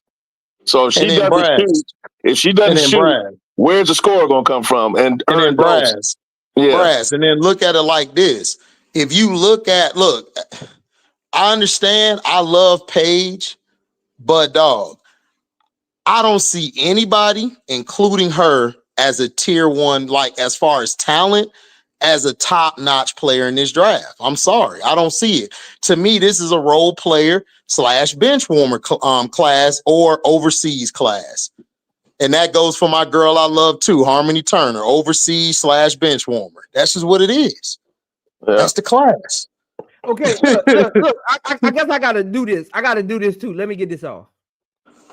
Let me walk y'all through those who in the chat listening, because this is a coping session. Honestly, I want to give y'all full context. The stat you see on the screen right here, that's Ariel Atkins' career. That wasn't her last year's stats. Ariel Atkins last year averaged 15 points a game, 3.4 rebounds, and 3.1 assists on 1.5 steals, taking 12 shots a game, shooting 43% from the field and 36% from the three-point line. Kennedy Carter only averaged 2 more points a game. Ariel Atkins averaged more rebounds. Ariel Atkins averaged more assists. Ariel Atkins averaged more steals. Kennedy Carter took 3 more shots a game than Ariel Atkins did last year and shot 29% from 3, while Ariel Atkins shot 36%. So you mean to tell me she took 3 more shots and only averaged 2 more points a game, shooting a worse percentage? Really, I don't know what y'all be. That's what I be talking about. Like, y'all got it. You know what y'all got it. I'm confused at who y'all think Ariel Atkins is. Y'all think Ariel Atkins is Brittany Sykes. That's what y'all think. Thank you. And when so they be talking about Ariel Atkins, they act like she's Sykes. I think they got me confused. And Zoe, let me ask you this. Who's played more games out of them two? Atkins Ariel and Atkins Kennedy. played 30 or 40 games last year. Ariel Atkins played every available game last year. Kennedy Carter played 33 or 40. And for their career, who's played the most games each season? Ariel Atkins. Ariel Atkins. So in 18, she played 29 games, 19, 33, 20, 22. That was the COVID season. 21, 30, 22, 36, 23, 27, and last year 40. Exactly. There you go. And she averaged 11.3 points, 10 points in her second year, 15 points in her third year, 16 points in her fourth year, 15 points in her fifth year, and 12 points in her sixth year. And last year she averaged 15. I mean, shoot, your case is rested. Shoot, I don't know what to say. What are we doing? What are we doing? I don't know. Because Kennedy Carter in her rookie season averaged 17. Her second year averaged 14. Her third year averaged 9 points, and then last year 17. Good point, Sinister Aristotle. Atkins is a Team USA player. Enough said. Exactly. Enough said. What we doing? Enough said. What we doing, man? What we doing? Kennedy ain't made no Olympic roster. What we doing? Look, this is what we doing. We throwing away a 5-time all defensive player.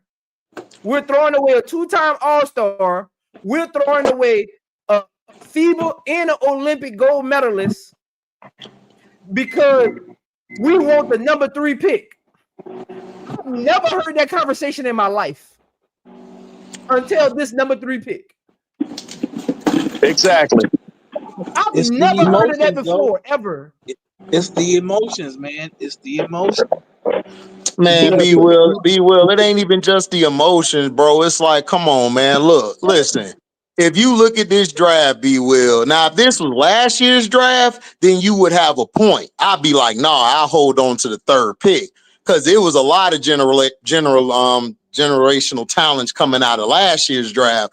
But this year's draft, man, give up all that joint, man. If we can get another all-star, give up them other picks. I told Zoe, I said, bro, I'm going all in, bro. I don't care. You got your 2 future already.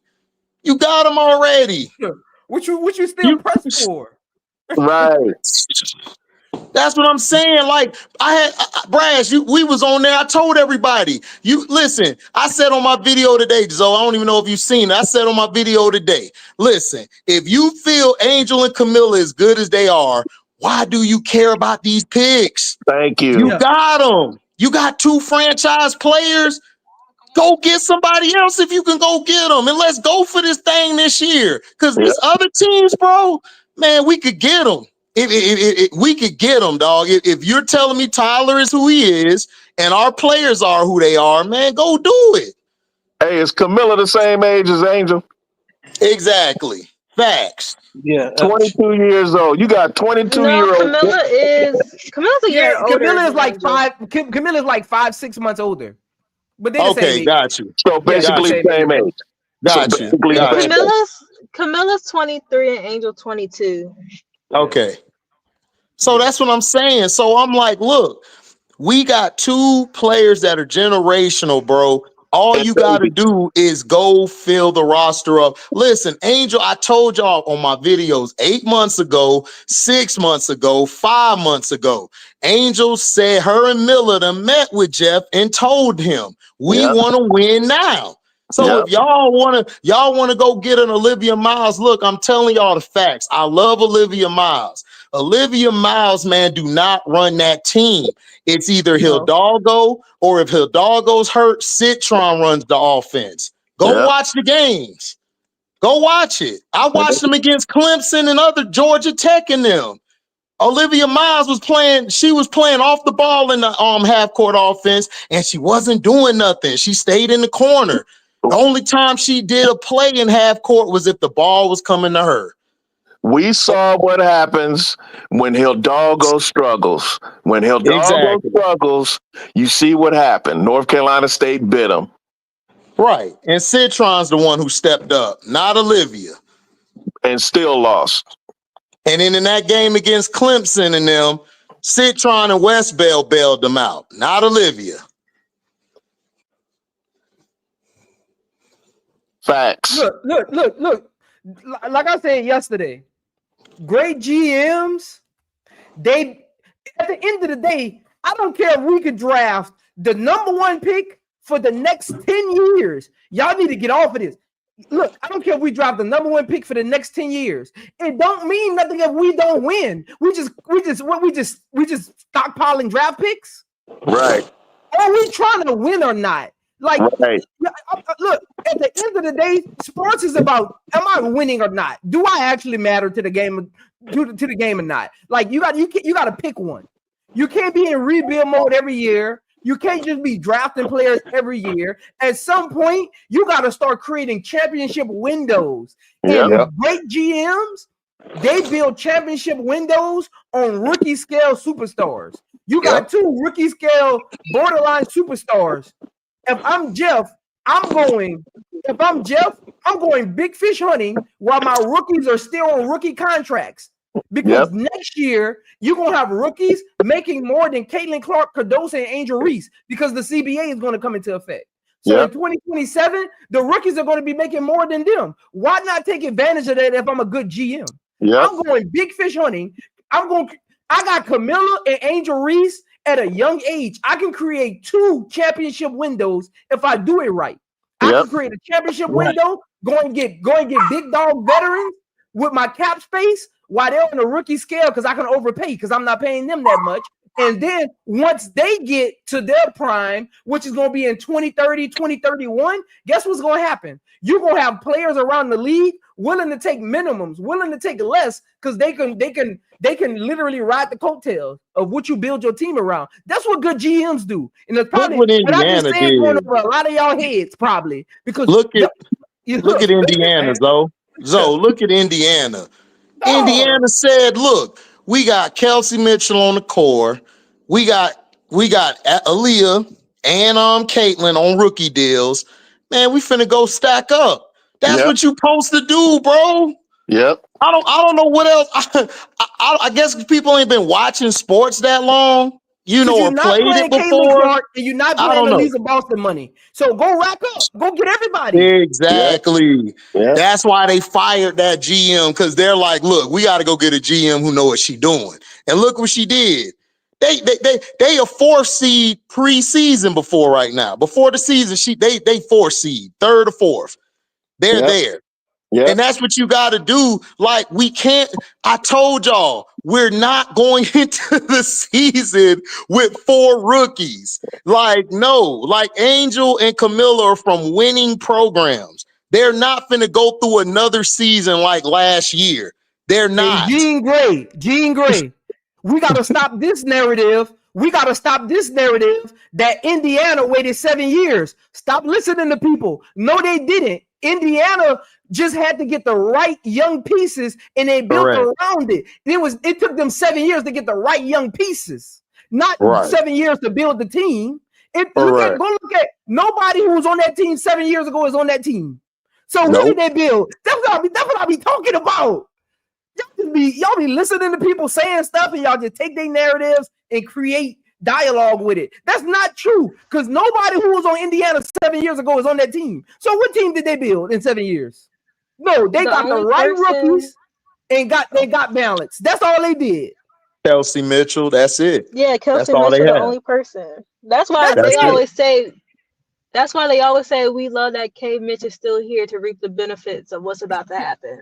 They just be talking, man. They did not take those 7 years to build that team. They had some bad draft picks.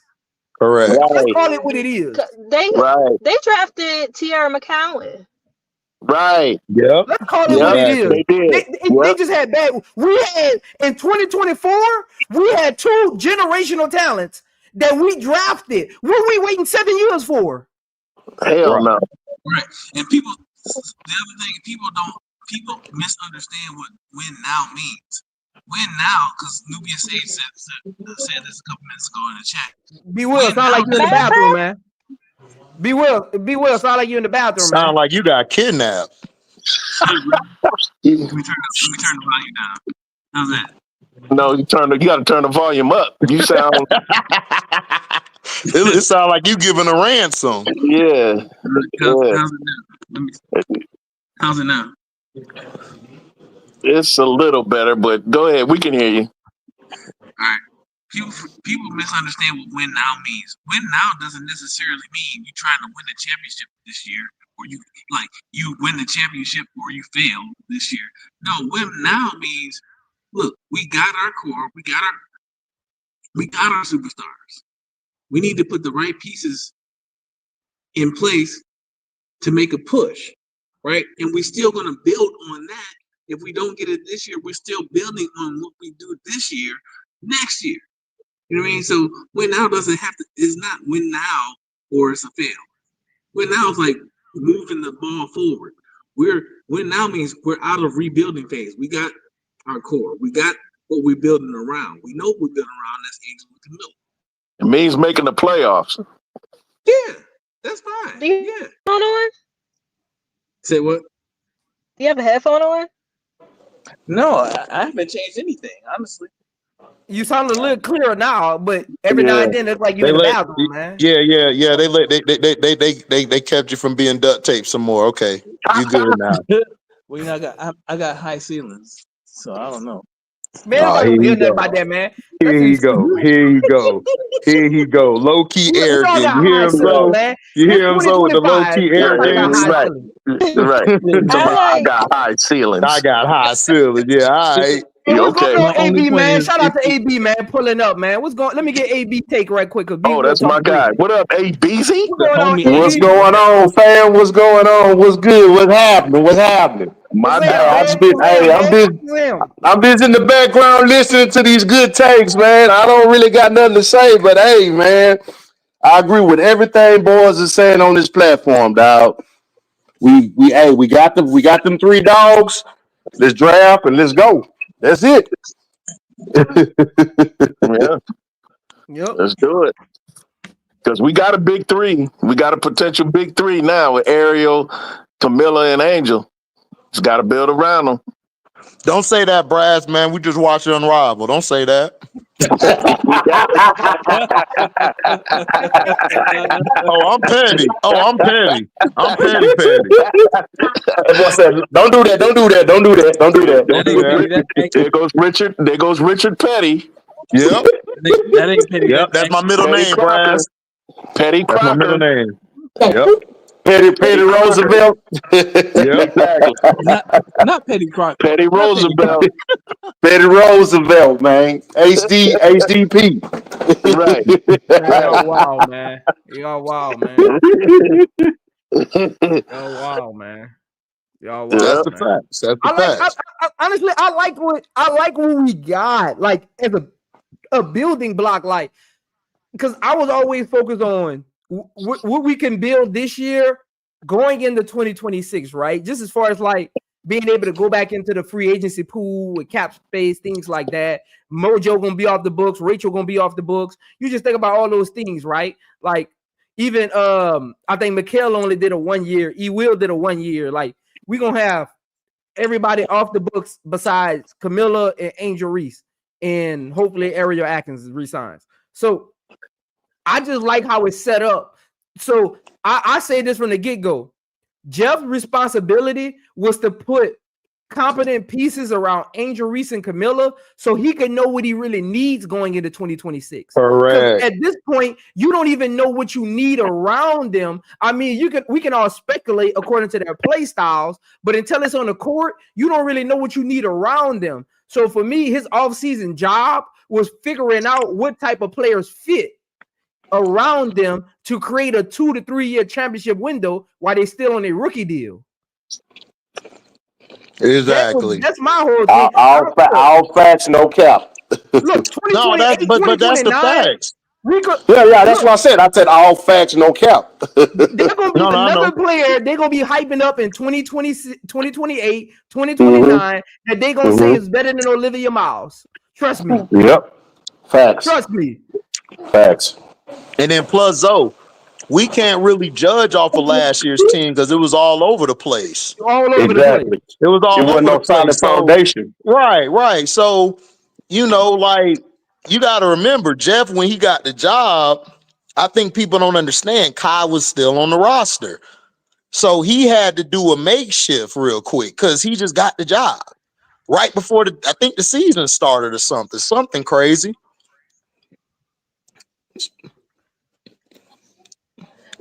Y'all might Like jump me for this.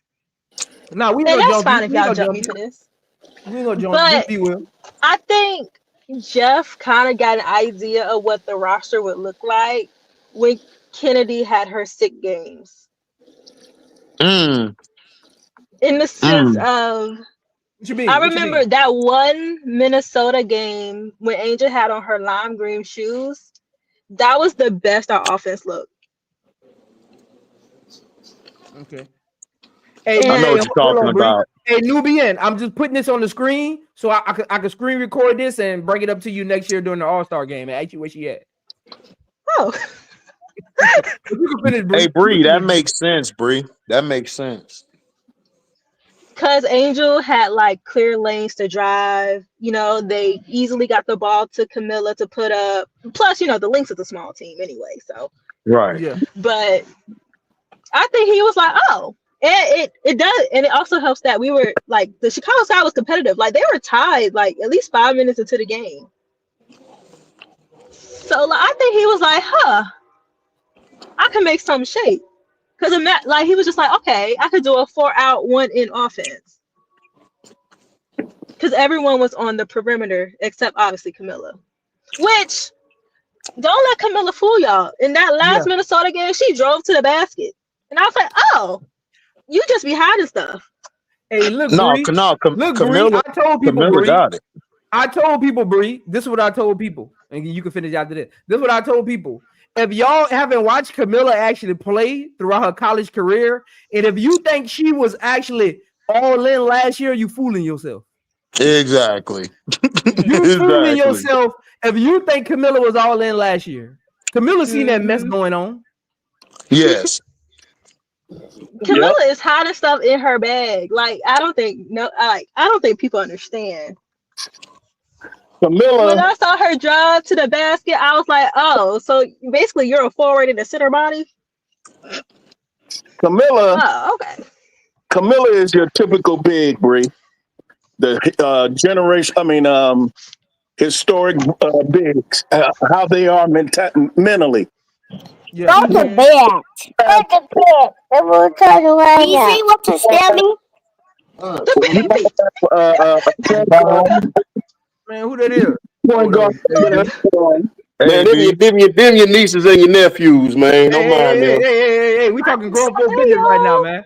Bedtime. Yeah, you gotta mute them. Yeah, that's what I'm doing. I'm muting it.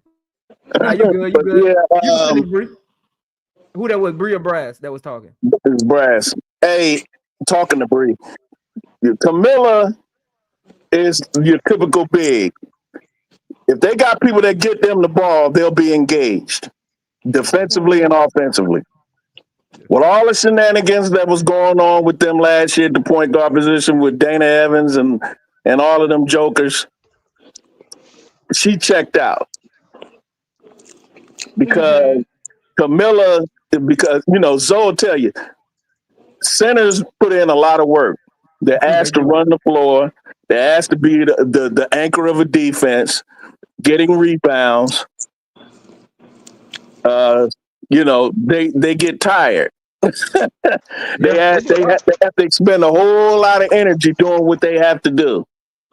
And if they don't get the ball, they're not going to set a screen for you. They're going to say, you're on your own. They ain't going to rebound. They ain't going to get back on defense. And that's the way Camilla is. Camilla is the type that if she's not involved, you're not giving her the ball. You know how the saying goes, Bree. You hear it all the time. I don't know how long you've been watching basketball, but as long as I've been watching basketball, HD and so you can back me up on this. What do coaches and analysts always say? Reward your bigs. Yep. Mm-hmm. Reward your bigs for doing what they do. You got to. And that's why I'm not sold on bets, because I know what Camilla could do. Exactly. Oh yeah, bets don't play no real competition. I gotta see her go against someone in the SEC. Yeah. You saw her go against somebody in the SEC, Sanaya Fagan. Sanaya Fagan significantly limited her production. So did that number 34 so did for Anissa. USC. Anissa, didn't she play LSU last year with Anissa and Angel? Oh, Angel gave a problem. She got mad. She was getting mad because she kept getting foul calls on her because she kept trying to push Angel, and Angel kept holding her position. Oh, actually, Bess did go against someone her size. They were like 6'8", 6'7", and I think both like. I can't remember.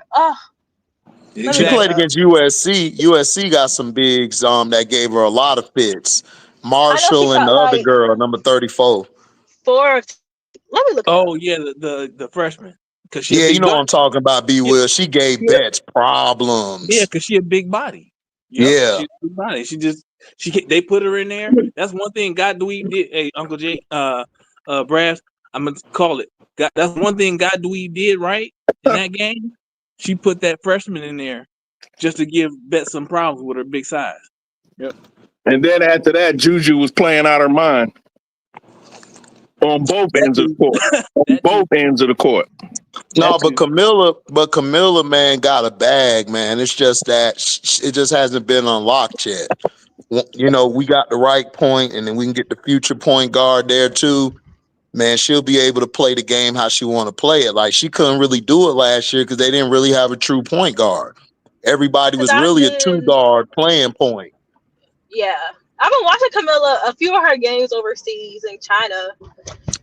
She been working on her footwork a little bit. I was like, okay, Camilla. She went against Liz Cambage. I was like, oh, okay. Liz kind of gave her the work, but I mean, Liz 6'9". No, Liz can play. Liz can play. Liz a big girl. Mm-hmm. I want to see Miller next year. She had to get her bag this year. Next year, I want to see Miller stick around and work on her individual game, because if she had some post moves, she would be unstoppable. If she has some moves, the one thing I will say about the WNBA, because I love bigs, I love the inside game, and one thing that lets me down, it's only a couple good face up. I mean, back to the basket bigs in the W. That actually got some moves, and one of them, the main one, is BG. So it's BG, Tina Charles, and believe it or not, Bree Jones. But the rest of them, if they just had the ability to give a little shake and the jump hook with either hand, unstoppable, because the game is below the rim. You can't block a hook shot. I like Jonquel Jones's post moves too. Yeah, I was going to ask about Jonquel. Yeah, Jonquel for sure. But yeah, a hook shot is unblockable in the women's game, because can't nobody. You got to have a vertical, because otherwise you foul them to block that shot. If they just had a little, it kills me. But I'm off my horse. I'm off topic. Go ahead, y'all. My bad. No, you straight. I mean, I'm just saying. I think Miller will be better this year, and I think, like I said, I like the direction we're going in. I feel better than I did before, because I was crashing out because I did not like this roster. I thought this roster was trash. That's why I gave Jeff an F from the beginning. Now I give him a C- because I like where he's going. The reason I don't give him a B is because I want to see what he does in the draft and what he does after that. And then I'll go higher if he does something that helps the team. Yeah, that's reasonable. Look, that's very open of you, brother. You a little bit better than Bro Claude. Who, me? Yeah. No, bro. Yeah. But he deserved an F at first, but he did what he was supposed to do. He got us somebody who's better than the top 5 picks in the draft. So now, I want to see what he do in the draft. I want to see if he do like I was saying. I'm with Zoe. I'm trading that 10 and 22 to go get that 7 pick from the Liberty. I think that Liberty wants to get off that 7 pick because remember. They wanted to get Natasha Cloud with that 7 pick, but Connecticut turned them down. So they were willing to get rid of the 7 pick. So if I'm Jeff, I'm like, yo, you know what can I do to get that or bring Washington back and get the 6 pick? I'm trying to do something to get Cheyenne Sellers, man. I'm sorry. Cheyenne Sellers has a lot of ceiling to me. Like she has a game that is like, man, it's incredible. And if you don't really know basketball, you're not really going to see the things she does. Like how she's carried that Maryland team, man, is crazy work. Just look how Maryland played when she was hurt. Yeah, man, they fell off. Folded like a box. Exactly. And then I think that other girl next to her who got hurt this year, McDaniel, whenever she come out, she's going to be pretty good. But like I said, Cheyenne is at 6'2", could run the wing, bring the ball up, and I think she'll work well with Angel. Her and Angel will be that'll be a great pickup for Angel, especially Miller too. So I would try to do that because look, I don't hate Michaela. Everybody think I hate Michaela. I just don't see it yet. I got a big question mark there. Like I gotta see. I don't trust our wing position. I still think our wing position is a big question mark. I don't trust it. I agree. Man, we all love Michaela, but it's a question mark. That's real talk. I don't. For me, I really don't love her.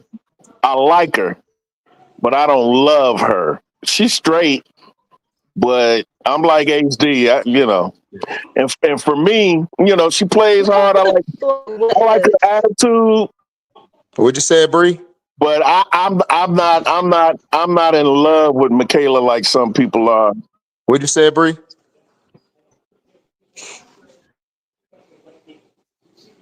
Like what if like New York kept her? What if Phoenix? You can hear me? Yeah, we can hear you. Go ahead. You can hear me? No, we can hear you. Yeah, Go ahead. It's like, what if? Oh, okay. It's like, what if New York kept Michaela? What if she's like just bounce around? Like, she never had a home.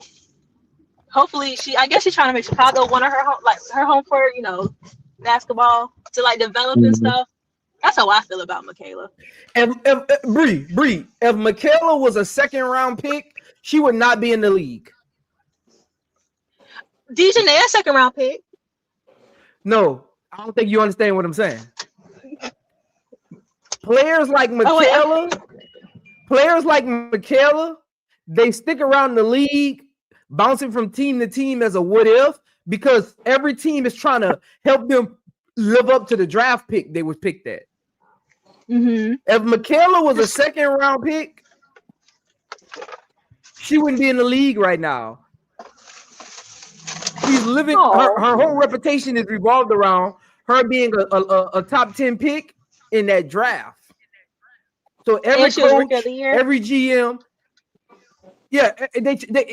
everybody is trying to help her. If you look at how the way people talk about her, it's a project. Even Tyler Morris, it's a project. Like you got to read between the lines when they say stuff about her. Every conversation about her is a project, and she's only a project because everybody is trying to prove that they can be the one to help her live up to the potential of where she was picked. Correct. If she was a 2nd round pick, Michaela would not be in the league, and that's why I say y'all putting y'all hopes on her being our 3 and think that's a championship team. Because Bree, I'm gonna say this real quick, is that draft was probably one of the weakest drafts in history because when they did the redrafting of it, Dejanay went like number 1 or 2 in it, right? Out of everybody. So But I understand. Oh, go ahead. My bad. wouldn't y'all consider like Dejanay as like a project from Connecticut? That's why she was a second round pick. She went to Baylor. Yes, but then she found her calling card though. Oh, she was drafted by Connecticut. Okay, my bad. But she ended up finding her calling card though, and she had to find it, or she was gonna be out the league. Yeah, and plus, not only that, like when she was brought off the bench, and her defense and motor was so incredible. Like that's how she was able to stick around, and then she worked on her offense, and she finally got the chance to start this past season. And now she's looked at as probably one of the highly touted free agents after this year coming up. So it's a difference. Yeah. She stuck to what she knew. Like if Michaela was a great defender or a great offensive player, then yeah, you know, I would be like, cool, like she's fine. But she doesn't, she's not consistent offensively and she's not consistent defensively. So she doesn't have anything that sticks where you're like, all right, bet. Michaela, yeah, you know, like Angel last year, yeah, she didn't have the offensive bag like a Rakia had, but she had dog and she had motor, she had energy, and then her defense and rebounding was out of this world. Like you can't teach what she does. Like that's generational. So that's why she stuck and was almost rookie of the year. I still think she should have been rookie of the year, but she got hurt. But that's what I'm saying. Michaela she was scoring. She had some games for New York, but most of the time she was inconsistent. So I don't know why everybody like really, really loves her. She's cool, but if I could find somebody better, like for example, how many teams could Michaela start for right now outside of Chicago? Who could she start for right now? Out of all the teams. Say that one more time. I just came out the store. Oh, no, my bad. I was saying, how many teams do you think Michaela could start for right now besides Chicago? Like, what other teams could she start right now today? The Mystics in Connecticut. Exactly. So, exactly. That's my point. Exactly. That's my point. She can only start for two teams who are trying to get the #1 pick next year or in 2027. She only can start on lottery teams, but they want us to believe that Michaela is the key. I mean, every team got their designated three right now. I mean, who's the three for Lynx? Bridget Carlton. You know, Aces got Jackie Young. Not the McBuckets is the three. Bridget Carlton plays the two. Right. Michaela can start as a three in the LA Sparks. No, not over Rakia. Not over Rakia. Not over Rakia or Burrell. I forgot about Rakia. My bad. She's not starting over my baby neither. No, she ain't starting over Bay. She ain't starting over Bay now. Rakia. Nah. The reason why, because I wasn't thinking about De'Erica Hamby. That's why I don't know why. De'Erica Hey Bree, she wouldn't even start for the Mystics. She wouldn't even start for the Mystics if the Mystics hadn't just given up Ariel Atkins. You know what I'm saying? So that's just. But Ariel was running she was running the wing last year because Brittany Sykes came back and Van Slow or whoever the other person was moved to the 2. Van Loo, they moved to the 2 and Brittany was running the offense. That's why they started winning because Brittany could pass the ball. But her problem is she can't shoot worth a damn consistently. One track mind. She was running the offense. She remind me of Elfrid Payton. I don't even know who that is. Exactly. One track mind. So we got a three that's still trying to figure it out. That's living off of what it was picked in the draft. That can't start on no competent team, but y'all want us to believe she's the key. See, that's why I let you say it, though, because when you say it, it's a stamp on it. When I say it, man, it get thrown away. I don't know what I'm talking about. You know, that's why I come to you, my brother. That's why I come to you, my brother. She could be like, look, I don't even got faith in her. She gotta prove she could be it. like the Sky Sydney Colson, just a vibe in the locker room. Oh hell no! Bree, let me ask you this, Bree. Let me ask you this, Bree. Bree, let me ask you this. How many players are able to come off of their rookie deal? She's not even on a rookie deal anymore. How many players are able to come off a rookie deal, still trying to figure it out and get an extension? That never happens. Go find the player. They have to go overseas. They have to go overseas or sit out a year, go get a training camp invite. No player has ever been on a rookie deal trying to figure it out and get an extension. You're right. You called it, Brian. I think I just like Michaela. I just like she a cute face. Oh God, here we go. Here we go, Brian. Look, Sinister. Hey, B Will not gonna like that. What I miss? What I miss? Nothing. No. Hey, look, Sinister. Don't do that, though. Don't do that. You should have seen him up here earlier, HD. You should have seen him up here tweaking out. You should have seen him. I don't even know what you're talking about. I'm glad I missed it. I'm about to say this though. Sinister Aristotle is channeling his inner Faz because he's trying to say the same thing that Faz was saying, is that Michaela is going to become Jackie Young. I think he's going to be Jackie Young. Man, they gotta start putting some respect on Jackie Young's name, man. I'm getting sick of this. Jackie Young. I know you said that's her best hope. That's the best case scenario. I know you said that. So let me. I'm not talking about you, B. Will, but I'm talking about people with this narrative, man. Y'all gotta put some respect on Jackie's name now. Jackie was a lottery pick. Jackie was a dog. Is a dog, man. Hey, Jackie earned that number one pick. Most draft throughout that season. I remember that season. Most draft boards had Jackie going 6 and 7 that season. I remember that season. Jackie was not in the top 3. Jackie Young worked herself into that number one pick. Jackie was not even in the top 3 that whole season. Yeah. But my thing is this, though. Why is everybody... See, this is my thing. You guys don't understand. Jackie Young could shoot. She just wasn't consistently shooting like that. Tyler just enhanced her shooting motion and helped her get confidence. She already had it. Michaela didn't have it coming out like that. And at UCLA, she was cool, but she wasn't really talked about like that. And plus, that was a weak draft. Can I ask a question? You got it. What position did Michaela play at UCLA? Did she play the 3 or 4? Because she's a 4. Well, she played a 4 overseas in China. She's a tweener. Like, she can play the 4, but she's too small in the W. But in college, she played the 4.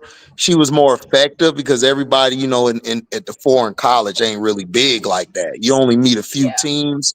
But she's really a 4, but because of her size, she had to play the 3, but she's not quick enough to play the 3, and she's not that prolific of a scorer. So she was getting put at the 4 in some instances when T Spoon was putting her there, and she was doing good, but on defense, she was getting cooked because she's too small. Mm-hmm. And then at the 3, she was getting burnt. And she was getting burnt at the 3. Because she's not quick enough. That's when Teaspoon would have Michaela at the 4 and Izzy at the 5. Yeah, she had Izzy at the 5 because remember, E. Will got hurt because it was supposed to be E. Will, then Camilla was going to be the 5, Izzy was going to be the backup 4. She wouldn't have had to play the 5.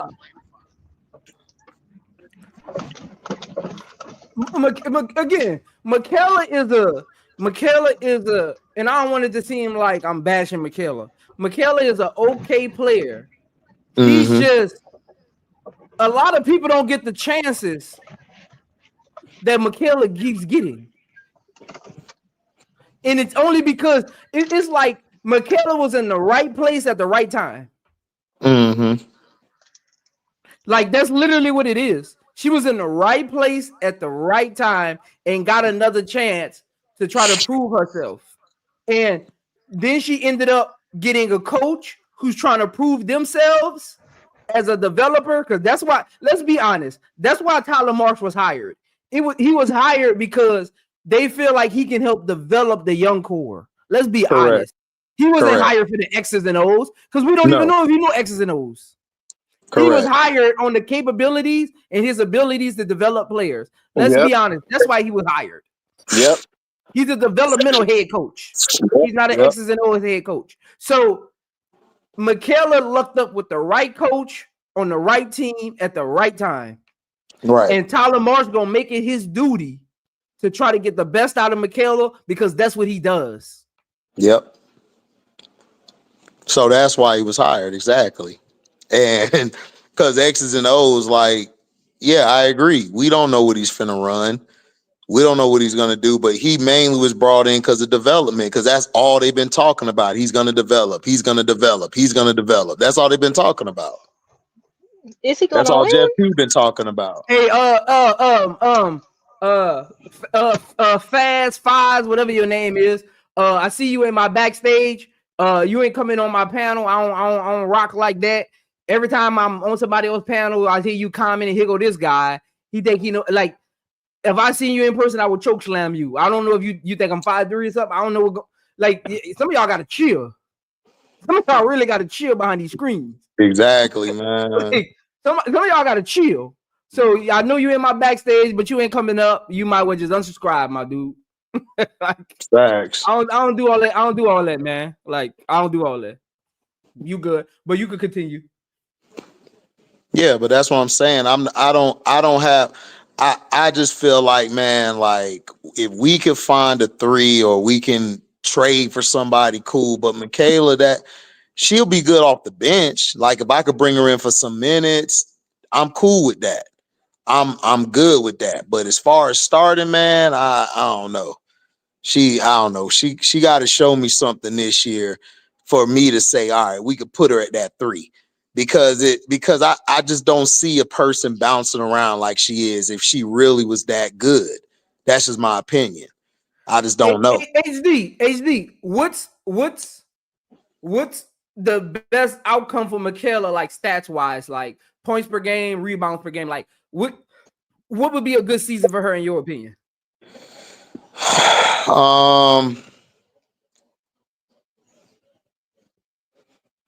I would say about like either 9 or 10 a game, about 4 to 5 rebounds, 1 to 2 assists.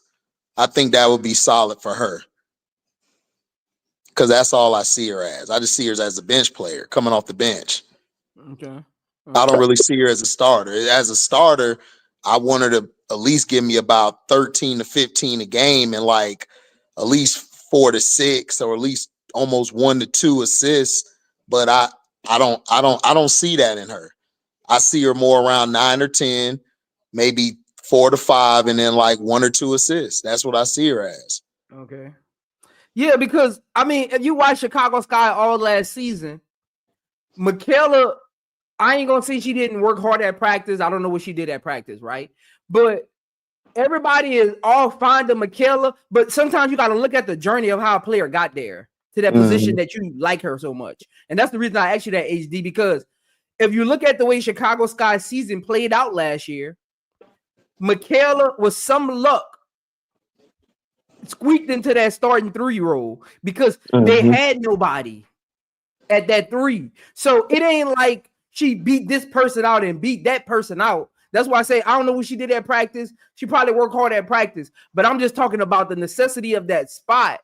It was more by default than her actual talent at the 3 spot. Right. And I think a lot of people are stuck on her just being at the 3 spot and not realizing how she got to the 3 spot.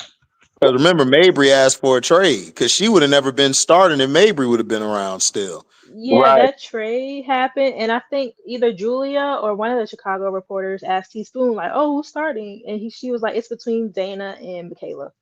Right. Because let's be honest though, if Diamond DeShields wasn't a shell of herself, Michaela wouldn't even get no playing time at all. Right. Facts. Facts. She wouldn't even seen the floor if Diamond was the old Diamond. Let's be honest here. She probably wouldn't even be on the roster. I agree. No. Because people forget. She couldn't get no minutes before Mabry and Diamond DeShields crapped out and Mabry got traded. She wasn't getting no minutes. No, she wasn't. Teaspoon wasn't even looking at her. No. That's what I'm saying. Like, we gotta be honest with ourselves, man. But you know what? Shout out to Michaela, because if she wasn't on Phoenix, we wouldn't have got that number 3 pick last season. Yeah, shout out to Michaela. Oh yeah. Facts. No, listen, I like Michaela. I just don't see her as what everybody sees her as. I just don't see it. Because if Diamond, like we said, if Diamond could have shown at least like 20 to 30% of herself, almost 40, if we could have got that, man, she wasn't seeing no floor. Because I think people forget how raw Diamond was. Diamond was a beast before that thing happened. Right. Yep. Right. So even Rachel Teaspoon was trying to See, y'all gotta pay attention, man. Teaspoon was really trying to give that 3 spot to Rachel, but Rachel couldn't play defense. No, at all. Really pay attention to what was going on last year. Teaspoon really wanted Rachel to have that 3, but she couldn't play defense. Man, look, I'm just gonna be real, man. Rachel Yeah, but I'm gonna be real, man. Listen, I'm gonna be real. I don't want Zoe to say this because one day Zoe gonna be on the big screen. He gonna invite me up there because he can make it through that door. So my thing is, look, I'm gonna be real with you. If Rachel Bannum could play defense and would have been the 2-way we needed last year, Michaela wouldn't have seen the floor, bro. I'm just gonna be honest with you. She wouldn't have seen the floor. She'd have been over there hyping up the team. That's all. If Marina would have said, "I'm staying," she wasn't finna play like that. Because she wasn't playing like that from the beginning. And her defense, if she was really as good as she was, Teaspoon would have had her out there from the beginning. So I don't know. I don't see it. Yeah, I mean, and that's what I mean when I say people love her. I like her. She all right, but I mean, she all right, Brad. I just don't want to build my See, and this is why I keep having a conversation in this. I don't like Michaela. I'm bashing. I don't like when people start their conversation with Michaela is part of the core, the championship window roster building team. No. That's why I be throwing off at. If you want to say Michaela is a good piece, come off the bench, impact, sit back down. But if you talk about helping carry your team, nah, you if Michaela is anywhere near your core, you're not winning.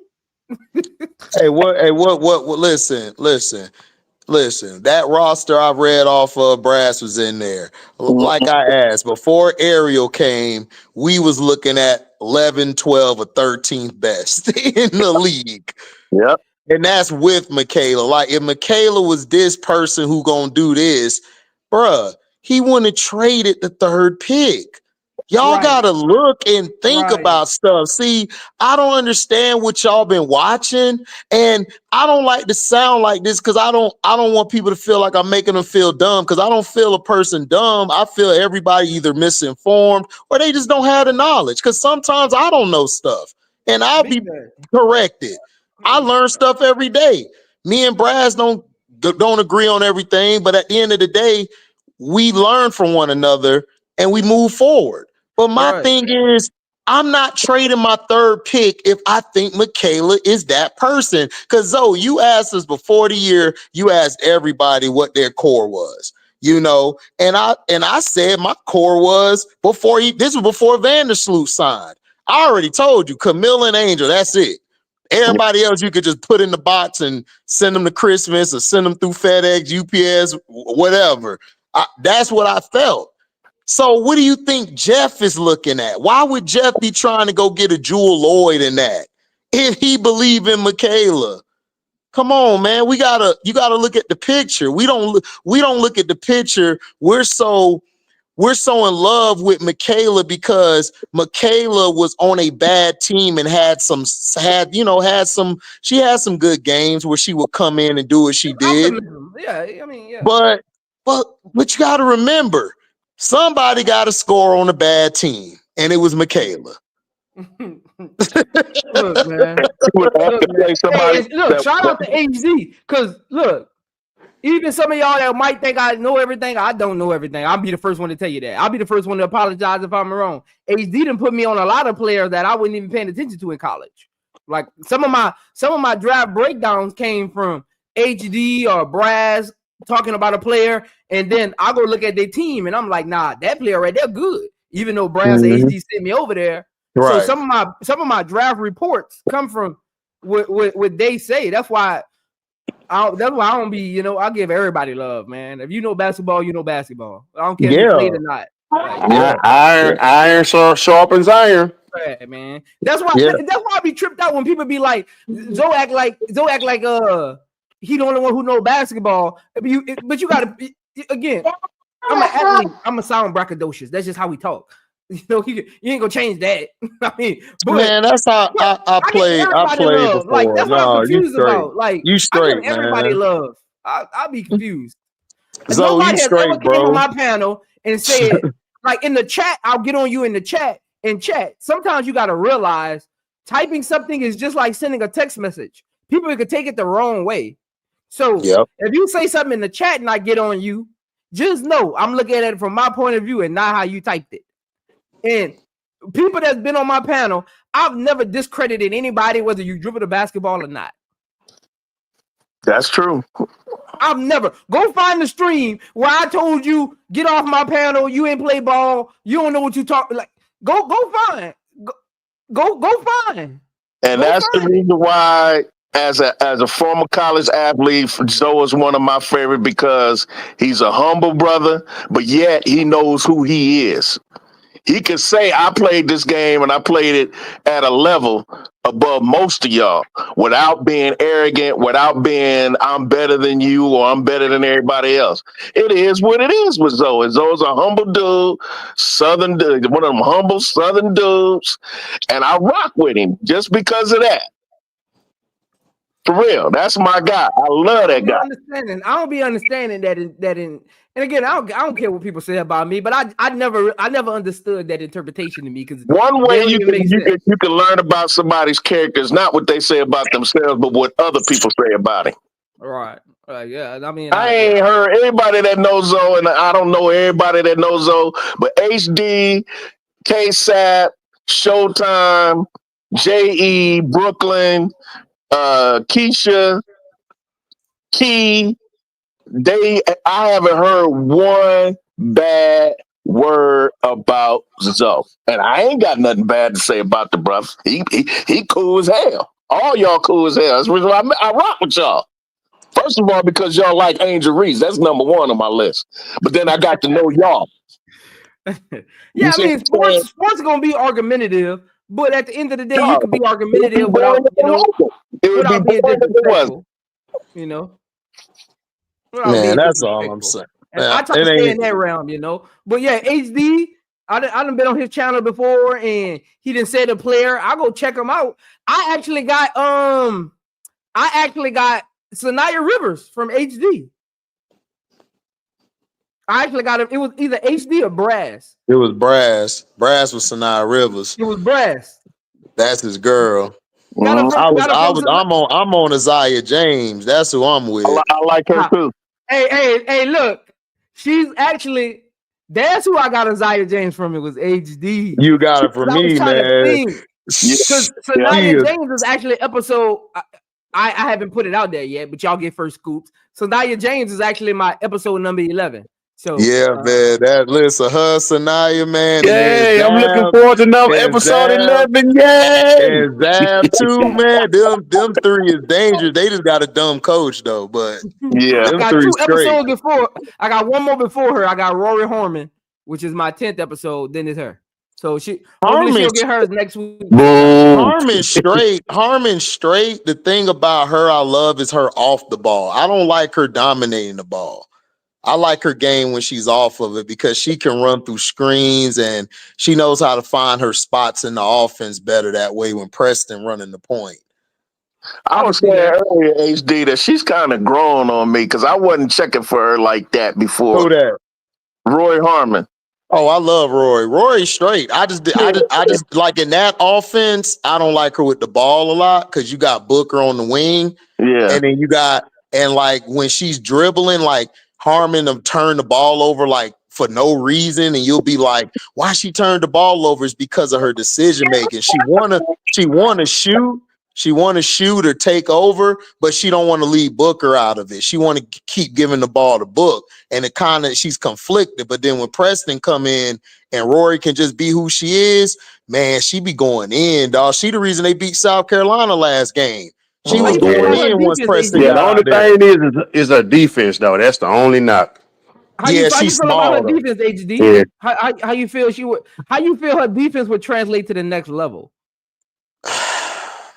She would have to be on a team with a solid wing and a foe behind her. Yeah, she gotta have that. A lot of weak side help. Because like you know who she'll be good on show. I mean not show. I mean Zoe. My bad. I talked to show the other day, but Zoe, like I think she'll look good with the Storm because they are big. Everybody's big, and she could defend if she got some help. If she got somebody behind her, I think she'll be okay. But her defense, I would give it like a C- or a C. I don't think it's that great, but it's not bad like atrocious like Marina Mabry defense. But I think it'll be okay. But it's not like how I don't want to. I think she'll be good on a team surrounded by length. If she got a bunch of length around her, I think she'll be fine. But if it's just her out there on the island, I think she'll get cooked. Hey, look. Me and you totally disagree. I totally disagree with you. Okay. I think Rory is one of the best defensive guards in this draft behind Raven. Yeah, I like her defense because she's strong. Because she may be short, but she's built strong. She remind, if you know Marvel Comics, y'all know what I'm talking about. She remind me of Puck. If y'all don't know who Puck is. Oh, yeah. I know you're talking about. Yeah. I know you're talking about. What is it about her defense, though? What is it? Because my breakdown on her is tomorrow, and I pretty much got all those slides done. I got like 2 more I got to work on. But her defense is one of her calling cards on my breakdown. So with her defense, for you personally, like when you watch film, what you don't like that you see? Is it the way she guards quick players? Like, is it her height? Like, what is it that you don't like about her? She's good. She's good at like when she guards players like her height or just a little bit taller. But when she gets caught up with the bigger guards, like off ball, they kind of get back door on her a lot, or it's easy for them to jump off of her, get a catch and shoot. So her defense is straight, but I don't really see it as lockdown. But I'll see your video and I might change my mind. But I think she struggles against the bigger guards. Because look, when I was watching film on her like defense, that was what I like to do is when I watch film, I like to go into it with bullet points to know what I'm actually looking at instead of just watching it. So I want to look for key things, and that wasn't one of my bullet points of how she guards against bigger guards or quicker guards. So I'm actually go back and look at some of her big games against like big guards or quicker guards and see how she actually defends them. Because that was actually on my bulletins when I was looking at her defense. That's why I asked that. Yeah, I agree with HD. I think it's the switches because her being like what 5'5", 5'6". Yeah, she about 5'6", 5'7". Yeah, she's around there. Yeah, I mean she's good. Look, Rory is good to me. Like I like her off the ball a lot, but like if she's in a system where Booker's not on the floor, then she's better to me with the ball in her hand because she doesn't have to. I don't have to look to Booker. I can do what I got to do. I can either go for the score or I can pass it off. You know, if I get in trouble, that's the thing I love about her.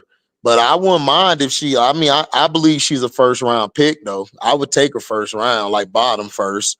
Hey, So Zoe, her and Georgia Moore is the same height though.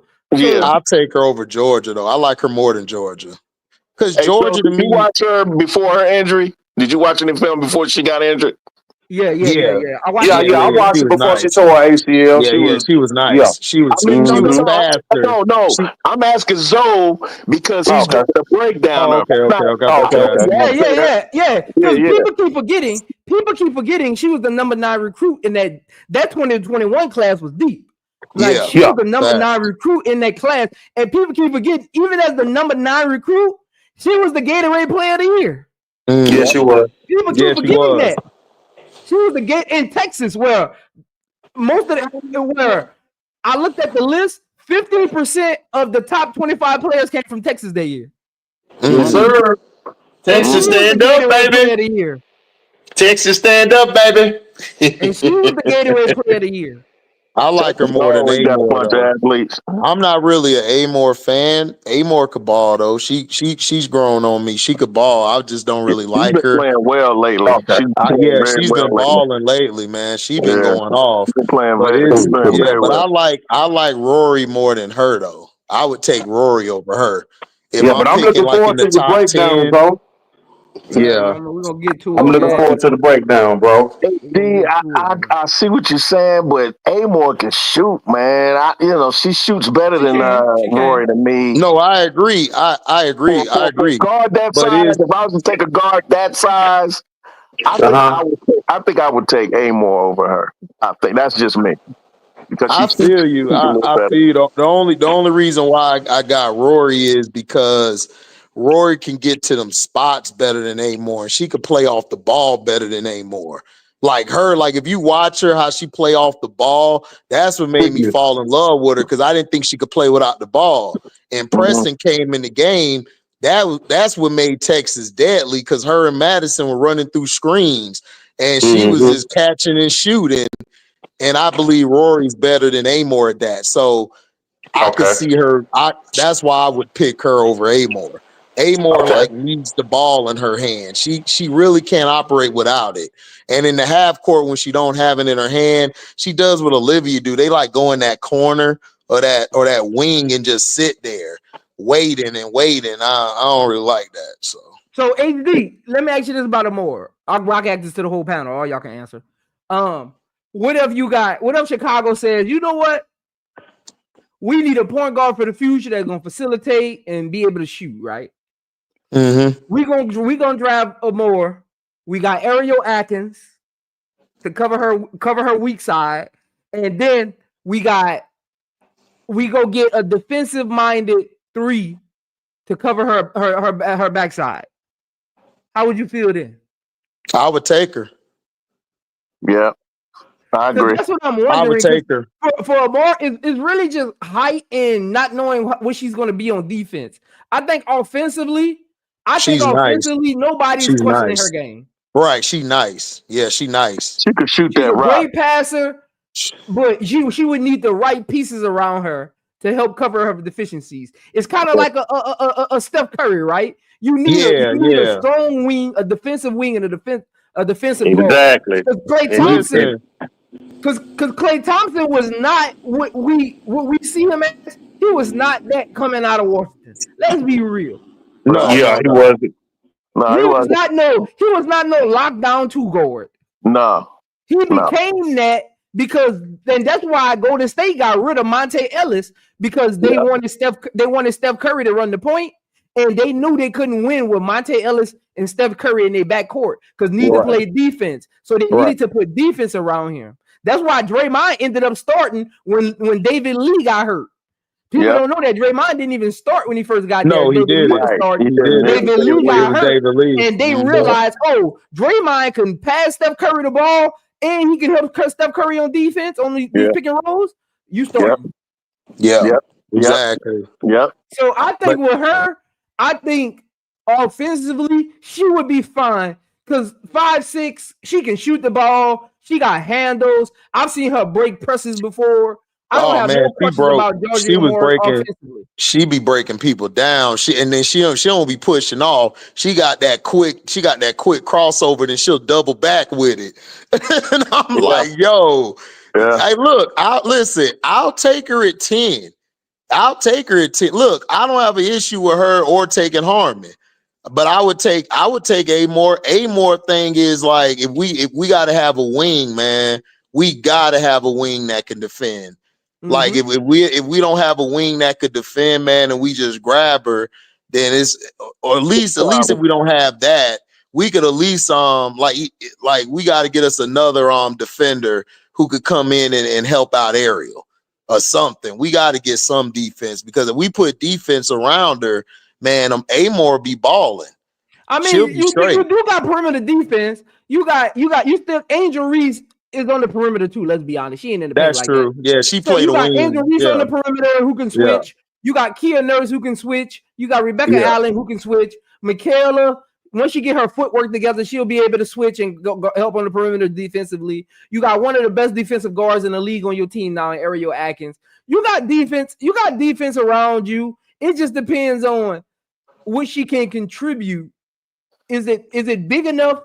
Her offensive contribution, is it big enough to take a chance on her defense? That's the question Jeff gonna have to ask himself. I mean, look, listen, if Jeff says, you know what, I'm gonna grab her, then he gotta go get length to cover her up. You got to, and I think we'll be fine. Like I think we'll scare a lot of teams next year because I could see her coming in for Sloot. And that'll be dangerous with that second unit. And then she could potentially be a starter because, I mean, she's played in the SEC. She's actually been doing well. We need Deladon, man. That's why I said that's why I said that's what I want, Zoe. That's why I'm praying like she said. I heard somebody say Deladon comfortable coming off the bench. Who's she coming off the bench for, Michaela? Oh gosh, he ain't coming off no bench. Oh no, Deladon to be starting. I heard somebody say that one day when you said that, HD. They was like, she gonna be comfortable coming off. I was on your channel one day. I wasn't on the panel, but I was driving and listening to it. And somebody was saying that. Man, Deladon is playing the 3. The moment Deladon plays the 3. Yeah, she'll be at the 3. She playing the 3 the moment she gets there. Right. What you mean come off the bench? Come off the bench. Yeah, whatever. I wish I might. She's starting at the 3. If we get Deladon, she's at the 3. Like that ain't no question. She's starting. Yep. I'll move Ariel Atkins to the point guard position before I let Deladon come off the bench. You ain't lying. I would. Shoot, man. Listen. I'm just saying, but look, if you had a chance, Isaiah James or Amore. Woo! James. I'm just saying because look, Isaiah James, man, is a monster. She can stretch the floor and she can score each 3. Yeah, and then she got height too. All three levels she can score. Y'all got to back up Pow Pow. Man, stop with the Pow Pow. Pow Pow, stop. But Pow. Isaiah James is 10,000 times better than Pow. Sorry. Pow is right now, she's disappointing me.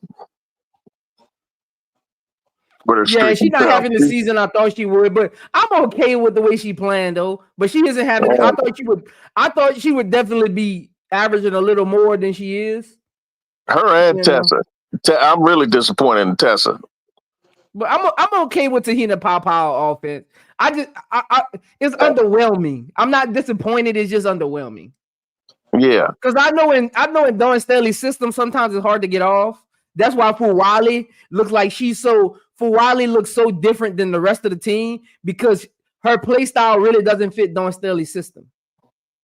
That's why she always looked like the odd person out all the time, even when she on the court. She always looked like somebody else. She looked like she on the other team all the time. I'd be like, she look like she on the other team. Right. Stop it, dog. Leave Lele alone, man. No. I'm a fan of her. But I know what you're saying, though. Yeah, they be too hard on her. I'd be like, Dawn Staley's system not gonna let her get off like that.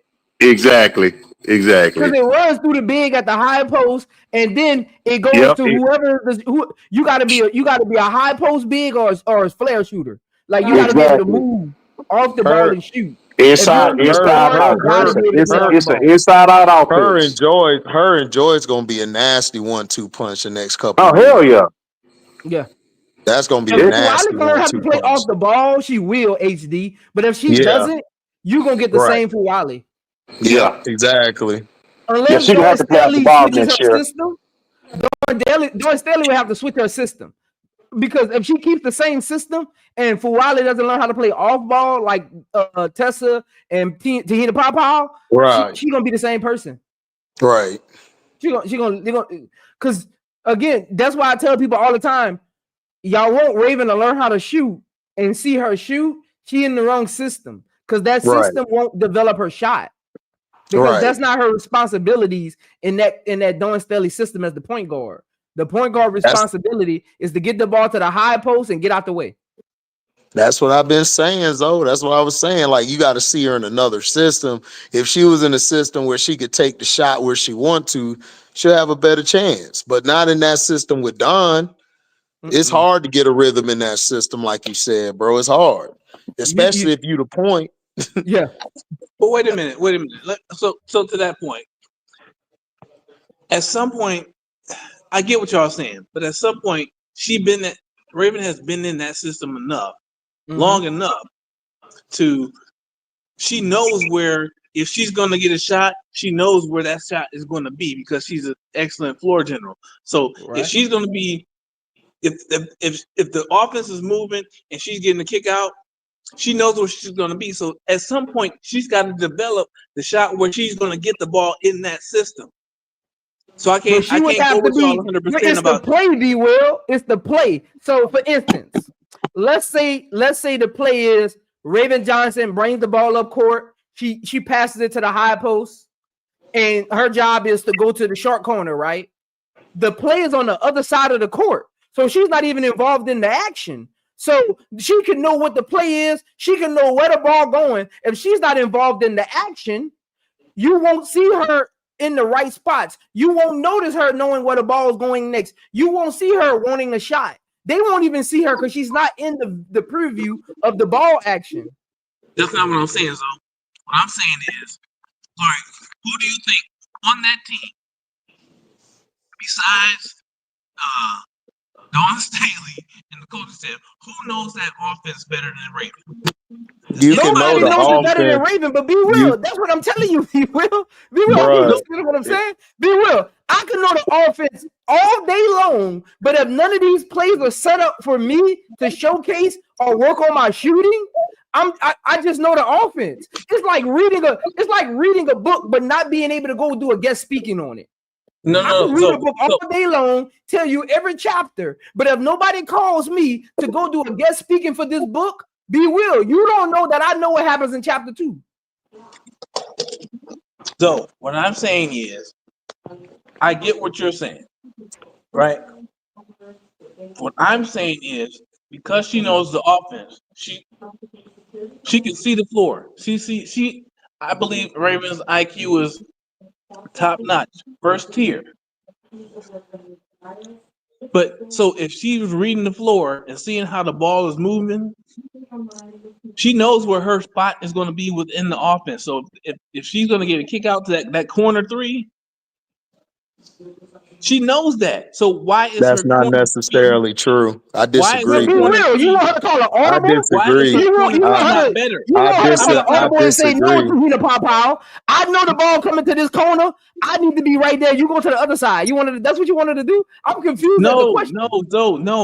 I'm saying, why is she not, when she catches that corner three? If we just limit it to the corner three, when she catches that corner three and takes that shot, why is her corner three not more consistent?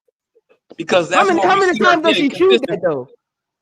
all the Exactly. time. That's what I'm saying. She gets that at No, least she How two, don't. three many times a game. shot No, she attempts don't. does She she don't get shoot a all game? the No, time. she don't. How many She shot gets that at attempts Also, does least she two, get three a times a game? game. How many shot attempts she gets a game? Raven shot just ugly.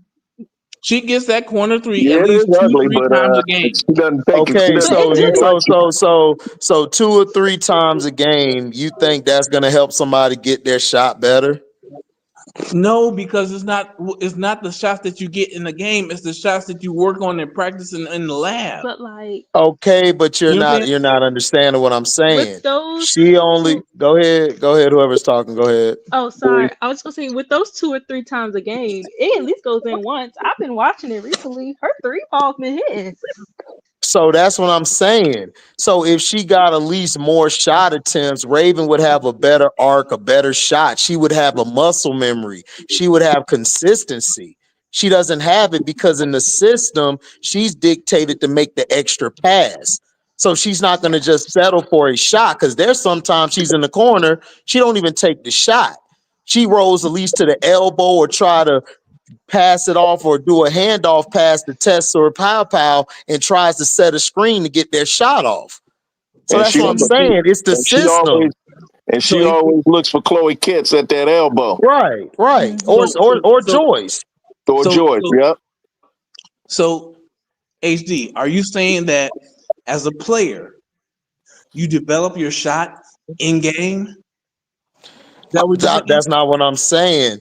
You develop your shot out the game, but you have to have a rhythm. You have to be in a system that helps you get your shot off. If she was in a system like Amore or even the girl that I think is overrated at Florida State and Laston, she would be shooting the 3 more prolific because that system would dictate it and she could choose when she wants to shoot or not.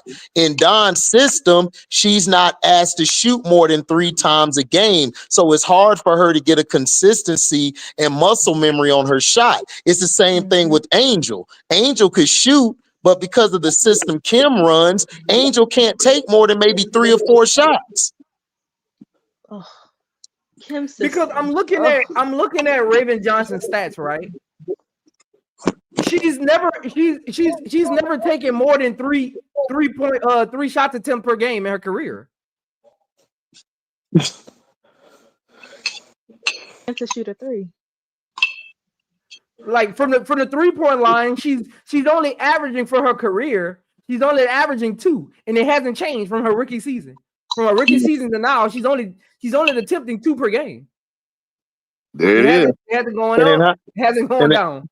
And then how many shots was Angel, Zoe? You remember when she played at LSU? How many shots was she attempting? I think it was 3 or 4. Exactly. So that's what I'm saying. Now she's getting more muscle memory in her shot because she's allowed to take more shots and she's able to get it in the spot she wants to get it in now. But in the system with Kim Mulkey or Don, bro, if you don't have an already like shot coming in, then you're not going to get that many shot attempts. Pow and Tessa are your best shooters on the team. So they're going to get the most shots. Raven Johnson breakdown, HD. If you're not already a shooter, when you get to Dawn Staley, you're not going to become a shooter. You're not going to become a shooter. And that's no fault of Dawn Staley. She runs a championship offense. She doesn't run a developmental offense. That's why when I did the Raven Johnson breakdown, I told people who got kids out there, understand your player, understand your kid, your child, and know what system they're going to and what part of their games they need to develop. Like, really do your homework. Don't just go running the blue chips because they got a lot of players on South Carolina right now. There were blue chips. There were top 10 recruits that won't see the light of day. Because so let me ask you this: where did Dejanay come from? Kim Mulkey. Hold on. Say that again, Brass. Kim Mulkey. Exactly. Her shot was broke too because she only attempted what? She only attempted what? 3 shots a game. Right. Yep. So go ahead. My bad, Bree. Go ahead. Who was her coach at Stanford for those 4 years? Who? Dejanay. She won at Stanford 4 years. She was only, I think, a year or 2, and she went for a year. Then she went to Baylor. Yeah, she went. Yeah, she was there for a year. She got her master's from Baylor. Huh? I thought she only went to Stanford for 1 year. It was more like it was at least 2. It was about Yeah, about 2 2. years. Yeah. Yeah. Yeah. Okay. And then she went to Kim Mulkey. Yeah.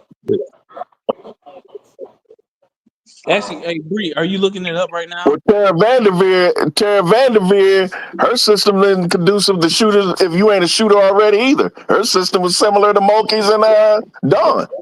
No, Yeah. but all I'm saying is, Tara all I'm saying Vanderveer, is, name a sharpshooter that came from Tara Vanderveer's system in Stanford.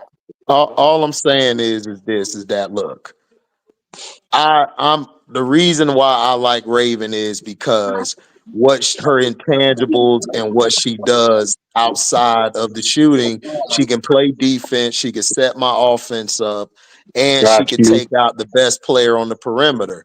And her shot, I don't feel is broken. I believe her shot will be fine on the next level when she plays with the right person, the right coach. And I think that she'll be a steal in the draft if somebody gets her early second round. So all I'm saying is I would grab her. Dejanay was at Stanford for 4 years and Baylor for 1. So she had the red shirt year. Okay. So because she was in college during the COVID. So That's right. Yeah, so she had the COVID year where she went to Baylor. So that's what happened. She did her 4 years at Stanford, and they gave her that extra year, so she just went to Baylor chasing the championship. Okay. Right. Okay. Exactly. Cool. But I will say this though. Her rookie year at Stanford, she only took she didn't really take no threes at all. Her second year, she took 3. Her third year, she took 3. Her fourth year, she only took 1. But at Baylor, she took 5 a game. Okay. So it went up at Baylor. All right.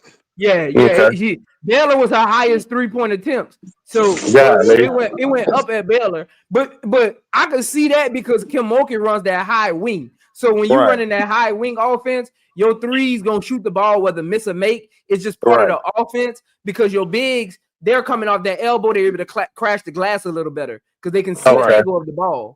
That's why Kim Mulkey will always have great rebounders, even people you think can't rebound. That's why in her system they'll always be good rebounders because when you come in from that elbow, you're able to see the trajectory of the ball, especially if you're the one handing it off. So you're able to crash the glass a little better. Angel and Anissa.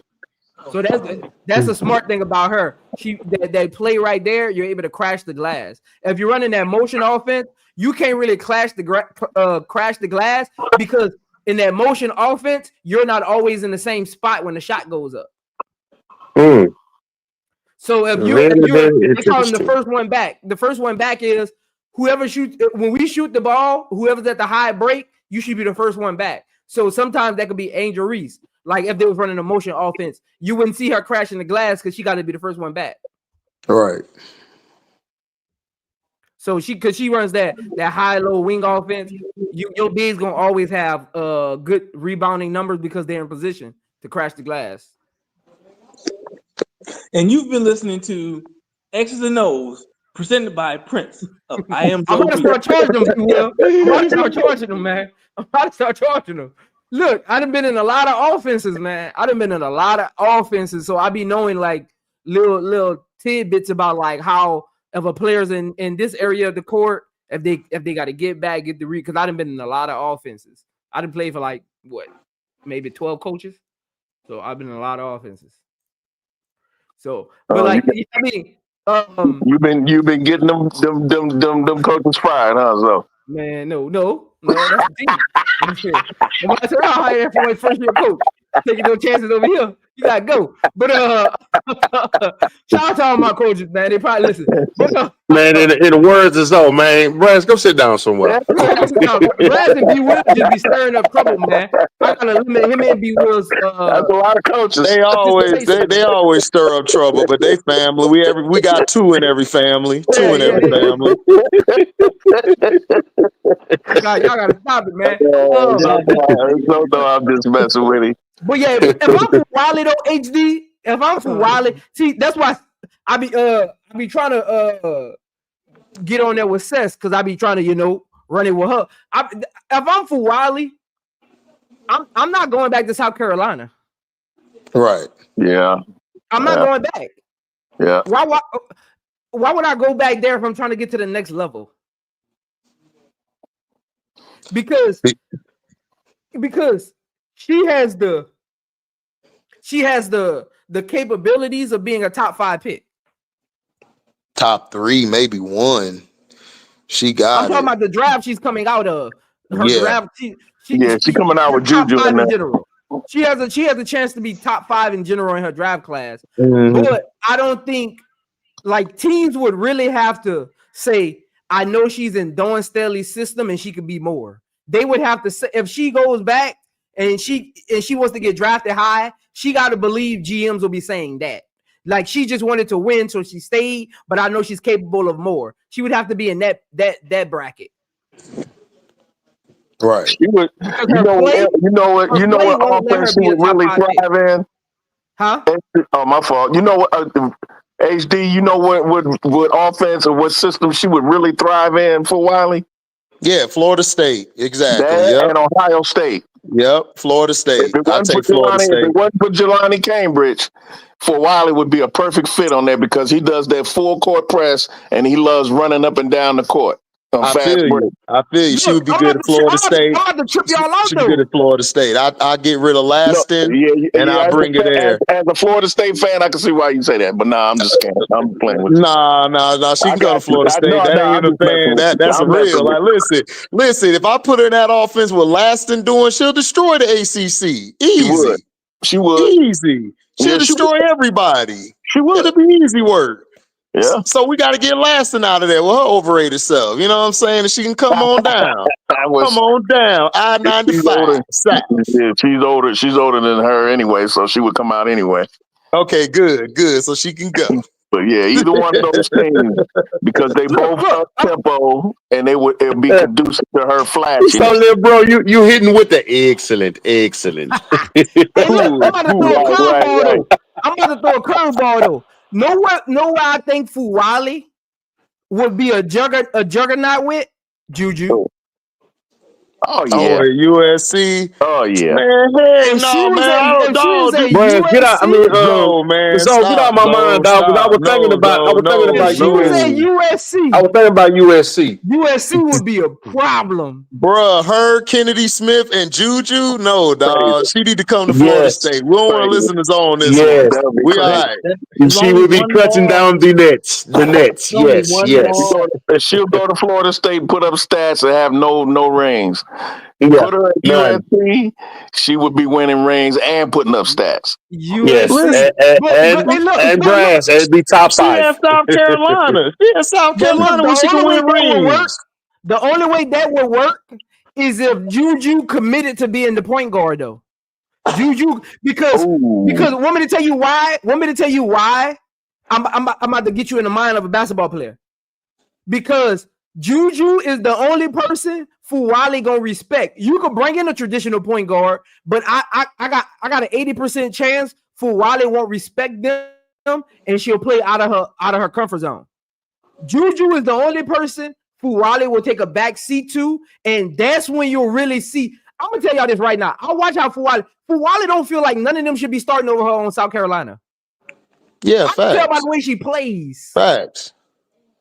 She don't even look at them when she got the ball. She looks them off. It's like disrespectful when she got the ball and they call it for it. That's what her facial expression be telling me. Like, you don't see me with this ball about to go to work. Juju is the only person she would take a backseat to and stay within the flow of the offense. Because that's what I wanted. That's what I wanted Don to do, is put her in at the 2 and move Pow or keep Bree there at the wing and let Fuwali do her thing and move Joyce to the 4 and bring Chloe off the bench. And I would switch my offense around her and Joyce, man. Dog, they're dangerous when they both play on the court together. Like when Joyce plays off of Fuwali, it's crazy. Tessa and Tahina, they're in her way. That's what I'm saying. Like, that's why I said if it was me, I would move Tahina or Bree or whoever at the 3 and let her run the 2 and then put Joyce at the 4 and put the offense around them 2 and let everybody revolve around them. That's 6 players though. Tessa doesn't No, I'm even start. saying I will put Raven Who at you the got coming one. off the bench? Fuwale. Man, I'm putting either Bree or Pow Pow off the bench with What you put Tessa Pow coming Pow off on the the bench. I would bring Tessa off the bench. I would keep either Pow Pow at the 3 or I would have Bree at the 3. And I would let Fuwale run the 2. And I would put HD, you trying to Joyce get at your the house? 4. HD, you trying to get your house egg, man? Well, listen. My house to get egg, but guess what? We'll be winning, and Fuwale gonna be balling. Everybody gonna be good, and we'll be tough to beat. Hey, look, Because I just don't see Chloe. HD, that athletic director gonna come to me like, we gotta talk. Hey, and guess what? When we winning, hey, he gonna be like, yo, man, let me take you out to eat, man. I got now, you that's this facts time. right there. In the beginning, you gonna get a lot of pushback. Oh, I know. Listen, I know. Listen. I'm not with the norm. I do. Like I said, I get pushback, but we'll win. Watch what I tell you, because I see it. The problem is that Fuwale in that system, man, it constrains her. And I don't think she should be coming off the bench. I think she should be at the 2, and I will move one of them. I will move either Pow Pow or keep Bree at the 3. And then I'll put Joyce at that 4. Because they are deadly when they come in. Who's South Their Carolina starting 5 is Raven, Pow Pow, Bree, Fagan, and Chloe. That's their starting 5 right now. I would move Fagan to the 5. Yeah. Fagan played the 5 already. So what Chloe playing? The 4? Chloe played the 4. That's why I said I would put Joyce at the 4. Yeah, they got Chloe at the 4, Fagan at the 5. And I would let Chloe come off the bench. 5. This will be my starting 5. Fagan, Bree, Tahita, Fuwale, and Raven Johnson. Because you still got Chloe Pitts on the bench, and you still got Tessa coming off your bench. Who's your 4? Bree? Bree is my 4. Shit, I would do that. Then. I would have a 4. I would have a 1-5 and then 4 all around, and keep one down in the post. I'll go with that too. Because how tall is Bree Hall? How tall is Bree? 6 feet. 6'1". 6 feet, 6'1". 6 feet to 6'1". Oh yeah, she playing the 4. Yeah, you can put at the 4. Yeah, she playing the 4 because Anissa is only. How tall is Anissa Morrow? 6'1" to 6'1", and she at the 5. Yeah, no, she doesn't play 5. She does play the 5. No, she does play the 5 because Samaya played the 4. Samaya plays the 4, and Nisa played the 5. Anissa is the 5 on that team. Yeah, Anissa's the 5. Anissa under the basket posted up, sadly. Yeah, sadly, but that she got to play the 5 because everybody else soft. Yeah. Anissa, we gotta stop looking at teams and saying, "Oh, the center played the first 2 minutes, so they the center." No, Anissa is. That's like the Lakers when AD. AD is the center. The Lakers could have brought a center in there. AD the center, because at the end of the game, AD gonna be at the 5. Anissa Morrow is their center. Yeah, she the 5. So if she can play the 5 for long stretches, why Bree Hall can't play the 4? Everybody's shooting anyway. Now that gives you the ability to just switch on the perimeter. Yeah, because now Fuwale can penetrate and do what she does.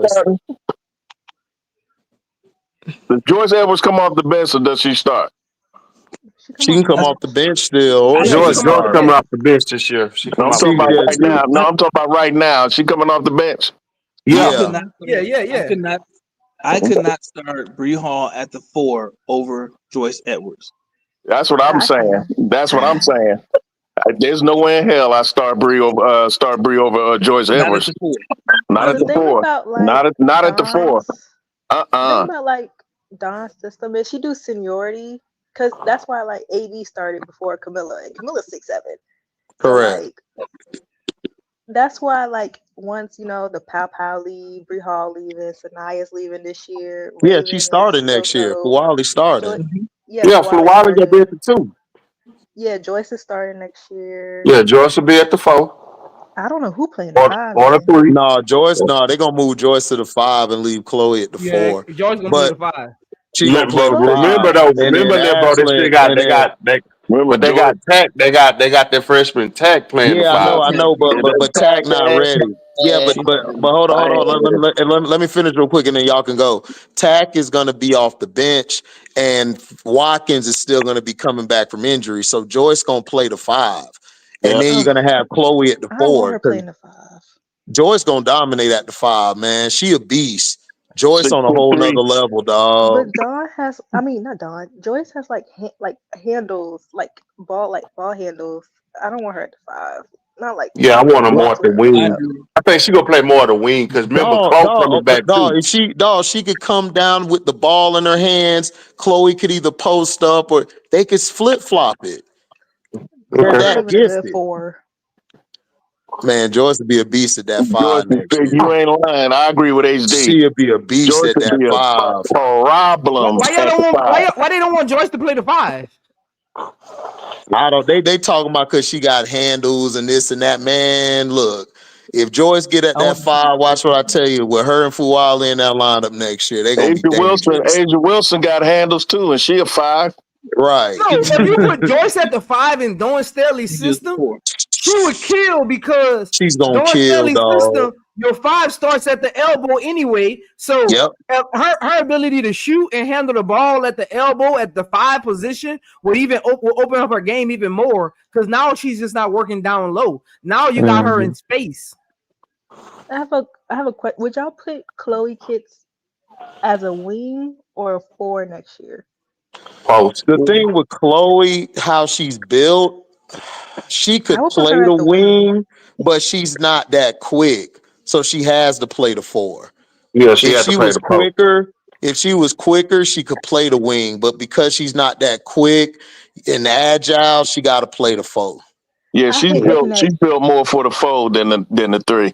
But I I see hate what you're looking at saying, Bree. Chloe. Yeah. I She hate could looking play at the Chloe 3. when she posts up. She looks so tiny.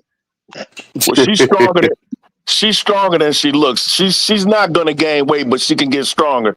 She's Yeah. stronger than what she looked. And Chloe actually, And has a Chloe bad lifts weights before the game. Chloe actually When has I a see bad her feet, post so up, she can I'd be play like, the oh wing. Lord. She can play So the she's wing. strong. Hey, You be Bree, like, I'm oh telling you, Lord, po child. Bree, you be like, po child. Bree. I'm telling you, don't underestimate that girl. Bree I'm is telling you. funny, dog. So Bree said, po child. Oh Lord. Man, Brad, ain't nobody worried about ain't nobody checking for Chloe. Well, that's you. You put It says you. Chloe. It You says put Chloe on you. that They perimeter better. and just let her shoot a 3. They Just let better her shoot a check 3. for her. She gonna eat. I gotta stop this, man. Whatever.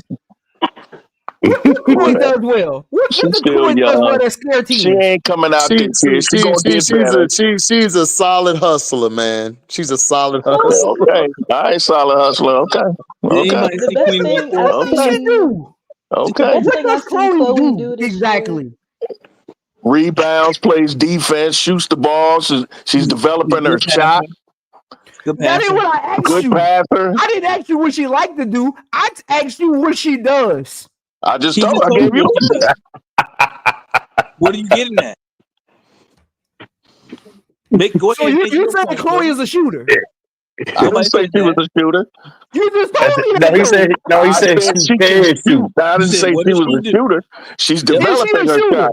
She's Can getting shoot better. means she's a She's shooter. getting better as her shot is getting Okay. better. I didn't say she was. There's a difference between being able to being a shooter and being able to shoot. From my perspective, Hey, Blast, because you can it's okay. because Normally you listening to this cooking, you just getting it right now, so it just sounds whatever. weird. I don't care what they do. Well, Hey, good. Brad. I hope I Hey, Brad. taste good. I Hey, hope I Brad. taste good. But right Hey, now, Brad. Hey, but right Brad. now, I'm telling you, Chloe's gonna be a problem before it's all said and done. Mark my words. Hey, Not Yeah, Brad. unless she they got one run more them year out. too. And she Just- got another year. They act Yeah. like this is the best she gonna get. She's gonna That is get the better, best she though. gonna get. This is the Hey, best Brad. she gonna Hey, get.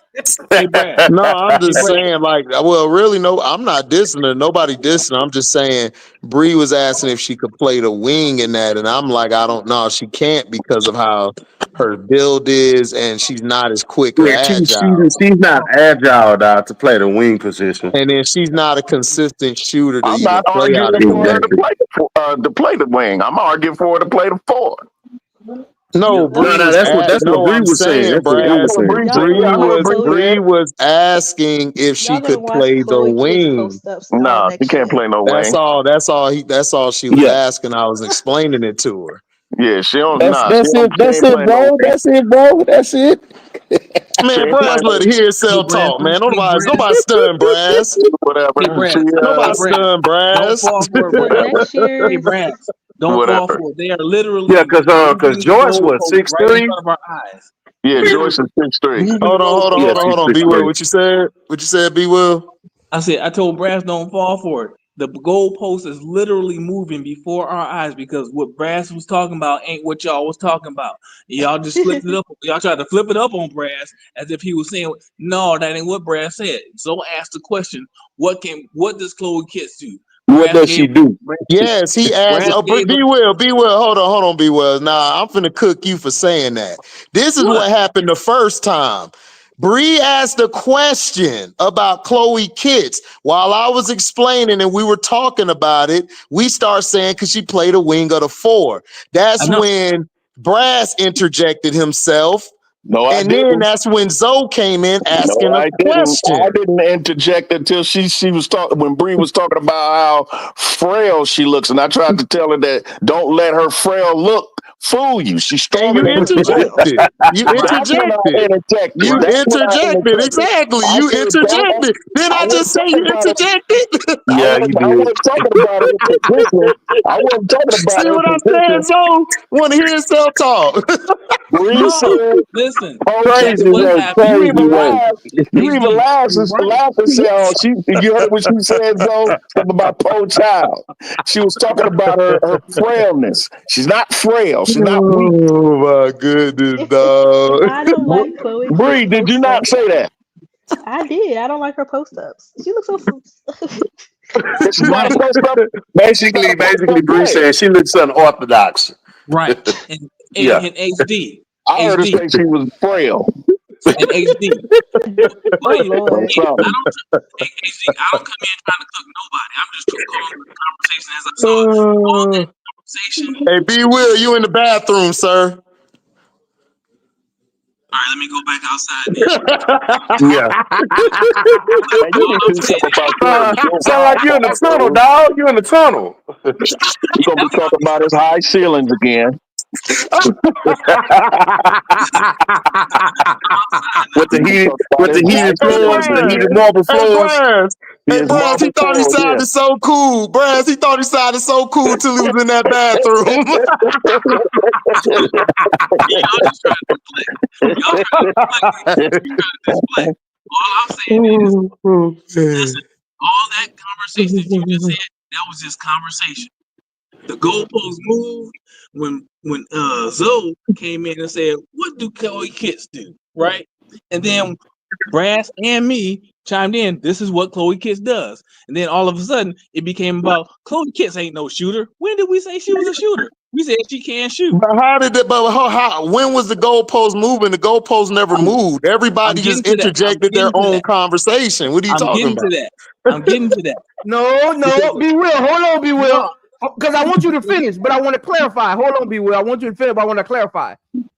If you walk up to somebody and describe a player and says they can rebound, they can shoot, they can dribble, what you gonna take away from that? hey Zoe, this is where the goalpost moved. Oh God! Hey Zoe, is Raven Johnson a shooter? No, Didn't you say earlier tonight that Raven Johnson can shoot? I never said that. When did I say that? Oh my God! Oh my God, Brass! Have we not heard Zoe say Raven can shoot? She's just in the I system never said that doesn't that. help develop her I shot. said I heard no. you I say said No, that. that was Zoe didn't HD. say That was that. HD. Will. That I was said HD. that. Zoe didn't say that. I Yeah, that was said that. HD. What I Right. said specifically was y'all want Raven to work on her offensive game. She's in the wrong system. That's all I said. Yeah. Right. I'm the Zoe. one who All said she right. can't shoot. I just said the system she in doesn't help her shoot because All she's right. not It made restricts to her. shoot. All right, Right. HD.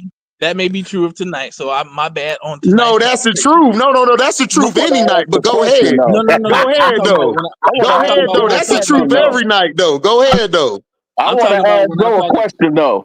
When you say somebody can shoot, meaning that they are either a major threat or even somewhat a threat from certain spots on the floor, that makes them a shooter?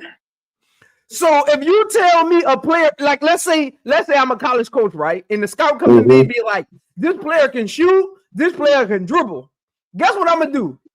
I'm gonna recruit them and put them as one of my ball handlers or one of my shooters. So that means my scouting department wasted a spot because you're telling me they're just able to shoot if they're open, not that they can shoot. That's two different things. Right.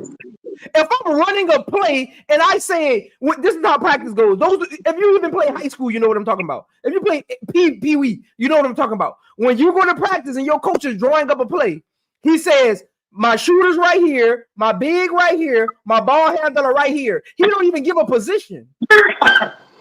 He tells you your skill sets, and that's how plays are ran. So if B will come to me with a player as a coach and say, hey, coach, this player can dribble and shoot, I'm gonna recruit them off of what you said they can do, and my play gonna revolve around what you said they can do. That's what I'm saying. You're not saying she's able to shoot up open. You say she can shoot. Okay, we're playing semantics now. Good. I'm glad you're doing that. We're playing semantics now. Now we're playing semantics. That's not what I meant, Zoe. I don't mean that I'm not saying she's Steph Curry. I'm not saying she's Ray Allen. I'm not saying none of that. Okay, those to me are shooters. Brass, let me ask you a question, Brass. If you're drawing up a play and you need a shooter, it's not going to be Chloe Kitts. No, it's not going to be Chloe Kitts. No. But she's a threat from the elbow. She's a threat from the elbow, and she can shoot the occasional. Have you been watching her lately? Oh man, crazy. Have you been watching her lately? Hey, Brass. Have you been watching her lately? Brass. It just sounds weird because you're usually listening. Now you getting that stir fry. I'm just saying we're playing semantics. I'm telling you, Chloe is a threat. Put it that way. Because especially lately, when people have been leaving her open. Brad still hasn't told me, and we've been on this topic for 20 minutes. Brad still hasn't told me what Chloe does well. He still hasn't told me that. Rebound. He plays decent defense. That well. She's a threat from the elbow and the three, as she has shown lately. So she can shoot. She can shoot again. Man, get out of here. You making it sound like I'm trying to. You making it sound like I'm trying to tell you that you trying to make it seem like I'm trying to. Yeah, you just said that she. Y'all just trying to make it seem like I'm saying she's pow. No, man, I'm just saying though, bro. It's the word choice, man. It's the word choice. Let's stop. You just said she a threat, like she Klay Thompson. You just said she a threat. I didn't say she was Klay Thompson. Man, get out of here. I'm not saying the girl's a sharpshooter. Back to shooting. The only question I have is, have y'all been watching her? You ask your question, B. Will. Let me say this. Hey, Brass. B. Will. Hold on, Brass. Hold on, Brass. Let me, because I want to hear what B. Will had to say. Brass, let me tell you this. I got $1,000 on the line right now. Ain't no college team practice board got Chloe shooting on it. Ain't nobody worrying about Chloe shooting no ball. Next. They not worried about her post-ups either. None of that. Go ahead, B. Will. On that note, I like Chloe though. Don't I like Chloe though. Bree, you mean Bree? You think it's smart to leave her open? Yes. Who? Chloe Kitts? Hell yeah, I'll leave her open. She's not a threat to me. Actually, no, I wouldn't leave her open in Just be honest. Come on. around like that free throw line. Cause she can shoot that. I won't lie. So Bree, I don't know what hold they've on, been We're Bree. watching, Bree. talking. No, hold on. Are we talking I don't about know the what they've three been B watching, Bree. will, or are we No, talking about the mid range? Like which area are? Because I just want to get. I don't want to mess your words up. I don't need you to say goalpost moving. What area are we saying leaving kits open from? Is it the mid range or the three? Which one? it's the mid range, it's the elbow, it's the short corner. You know what I mean? Like that's what I'm not talking about the 3 points. I don't expect Me neither. Chloe I didn't say nothing about the 3 point. I just said she can shoot. Yeah, I don't. There you go again. Whether it's from the saying, 3 or whether it's from the elbow. That's what I said. Yeah, nobody's expecting Chloe Kitts to spread the floor like that. No, that's not what we're saying. But you don't want to leave her open at the elbow or in the mid range because she can knock that down. So let me ask you this, B. Will. If Tahina Pawpaw is coming off a flare screen and she decides to step in, you double teaming her or you staying on Chloe? I'm double teaming Tahina. So what are we talking about? Because Tahina might drop the 3 on me. You just told me we got to be mindful of her mid-range shot, yet you going to leave off of her and go double team somebody. So you gave me 2 options. Yeah, I made it simple. You gave me, if I can stay home, if I'm staying home wasn't the option. Yes, it was. I said if Tahina Pawpaw is coming off of a flare screen and she decides to penetrate, you helping or you staying on Chloe? Oh, you said penetrate. I thought you step in. She comes off the flare and she steps in. That's what step in means. I'm sorry. I was thinking of Tahina coming off and going toward the 3-point line. Thank you, Brennan. Whatever you want her to do.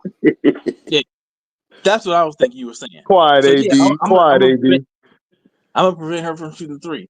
But if I got the option to stay home on Chloe Kitts, and Tahina Pawpaw might be driving, she could drive into hell.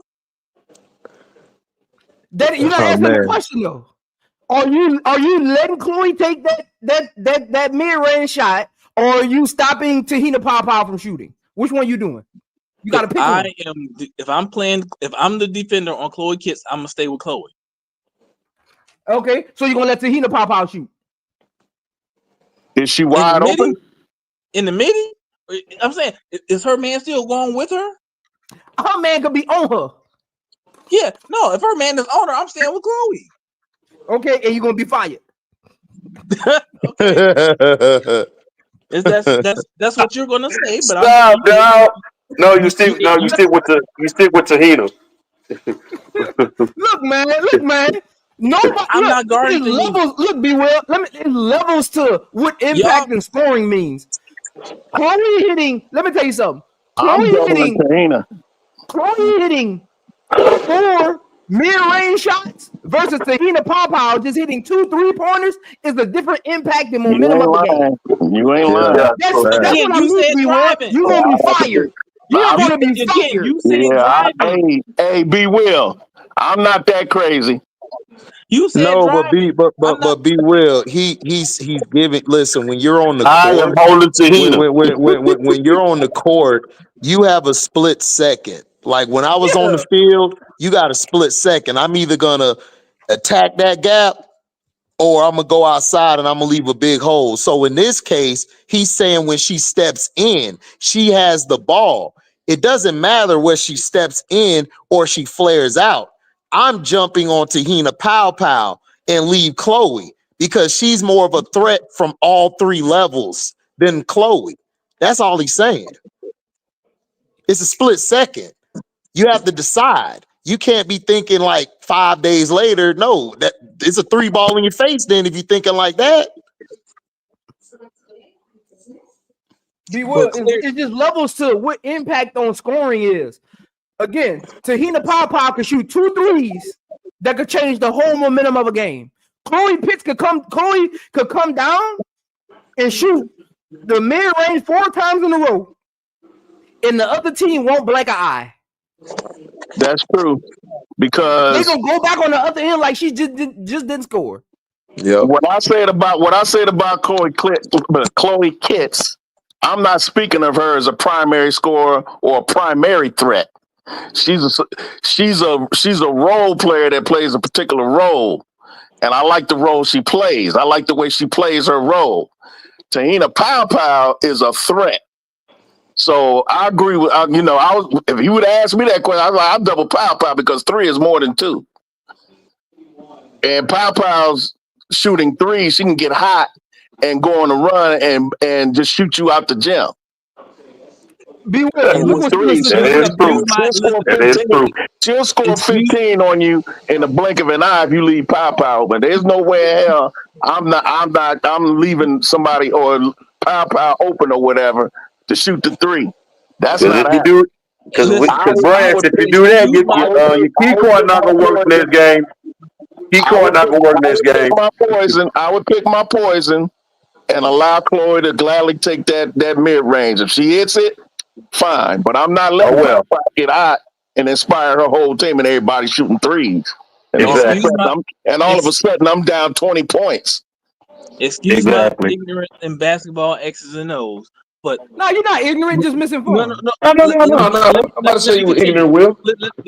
Listen. Let me continue. I know y'all not saying I'm ignorant. I'm saying I lack the knowledge that some of y'all have. That's all I'm saying. You don't lack no knowledge, though. Names or nothing like that. What I'm saying, you don't lack knowledge, though. It's just like on the court. It's just levels to just understanding the game. That don't mean you don't know basketball. It's just levels to it. That's what I'm saying. That's exactly what I'm saying. Y'all gotta let me finish. Let me land my plane because it's gonna be real quick. All right, land that 365. When you first said that, though, when you first posed the question, what did I say?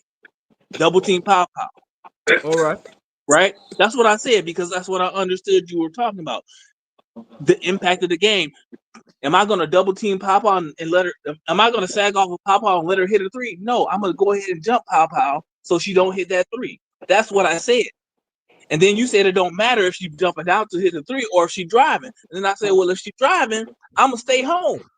You know what I'm saying? So if I'm not getting the nuances of exactly what you mean when you say it exactly, okay. But what y'all are saying is exactly what I said. No, what you just said though, the impact of scoring and Tahina, the difference between Tahina Pow's 2 3s and Chloe's 4 mid ranges. I agree with that. That's why I said what I said the first time. Hey, B. Will, let me ask you this question. B. Will, let me ask you this quick question. Go ahead. With the Pow at the elbow and Chloe's in the mid range as well, are you going to stick with Chloe or are you going to go help on Pow? If I'm in the mid range, that's a big old if. You very rarely touch the mid range. If Chloe is my man, I'm gonna stick with Chloe. You'll stick with Chloe in the mid range with Pow there too. Yeah, and y'all, I think y'all agree with me because I just heard people talking about what Pow ain't doing. You know what I'm saying? You just heard that now from Brass. Don't do that. Don't do that. What is on something that don't exist? Don't do that. Don't do that. That's a trick bag, be well. Be careful. The trick bag. We were just talking earlier. Pow does not take no mid range. She be if she gonna shoot, she coming from the 3. She ain't coming from no mid. Pow has shot the mid range, but go ahead, be real. 95% of the time. 95% of the time. No, you're wrong, Brass. You're wrong. But go ahead, be well. Go ahead, be well. I'm wrong. This is a trick bag. Watch out, be well. The reason why Pow stayed at South Carolina was to become a 3-level scorer. This is Pow this year. Pow is shooting a 3. She driving to the lane, and she gonna either take it to the rack or she's gonna try to get a floater. She's not shooting the mid range very often. That's what I'm saying. Pow has shot the mid range. Don't make me go pull up. Don't make me go pull up the tape and it shows her shooting more than 3 mid range shots now. Because I done watched it before. Now, if you want me to do it, I'm gonna show it later on the video. About 10 the whole year. Oh, okay. If you want to stick by that? I'm just asking. You want to stick by that, B. Will? She driving to the basket. Hold on, bro. Brass saying don't let Brass speak for you and you failed his test. I'm just asking you gonna stick to what Brass saying? Because if I pull up this film later, hold up. If I pull up this film later and she's shooting more than 3 mid-ranges, I want you to come back and apologize. You gonna do that? More than 3 mid-ranges in the season or in the game? There you go, moving it. There you go. What I said. HD. Yeah. You didn't ask me if you pull up 3. No, because I know what B Will doing. Go ahead. HD. Ask him for your apology because I'm about to tell you. I got the shot chart up. I already know. But see, hold on. So I already know. Within 10 to 15 feet, I'm gonna go through each year between 10 to 15 feet for each of these years, and I'm gonna do the 3-pointers. Between 10 to 15 feet, her freshman year, she had 4.5 attempts from within that 10 to 15, and she only took 3-point attempts. Her sophomore year, she had 6.7 attempts from 10 to 15 feet, and she took 5 3-pointers a game.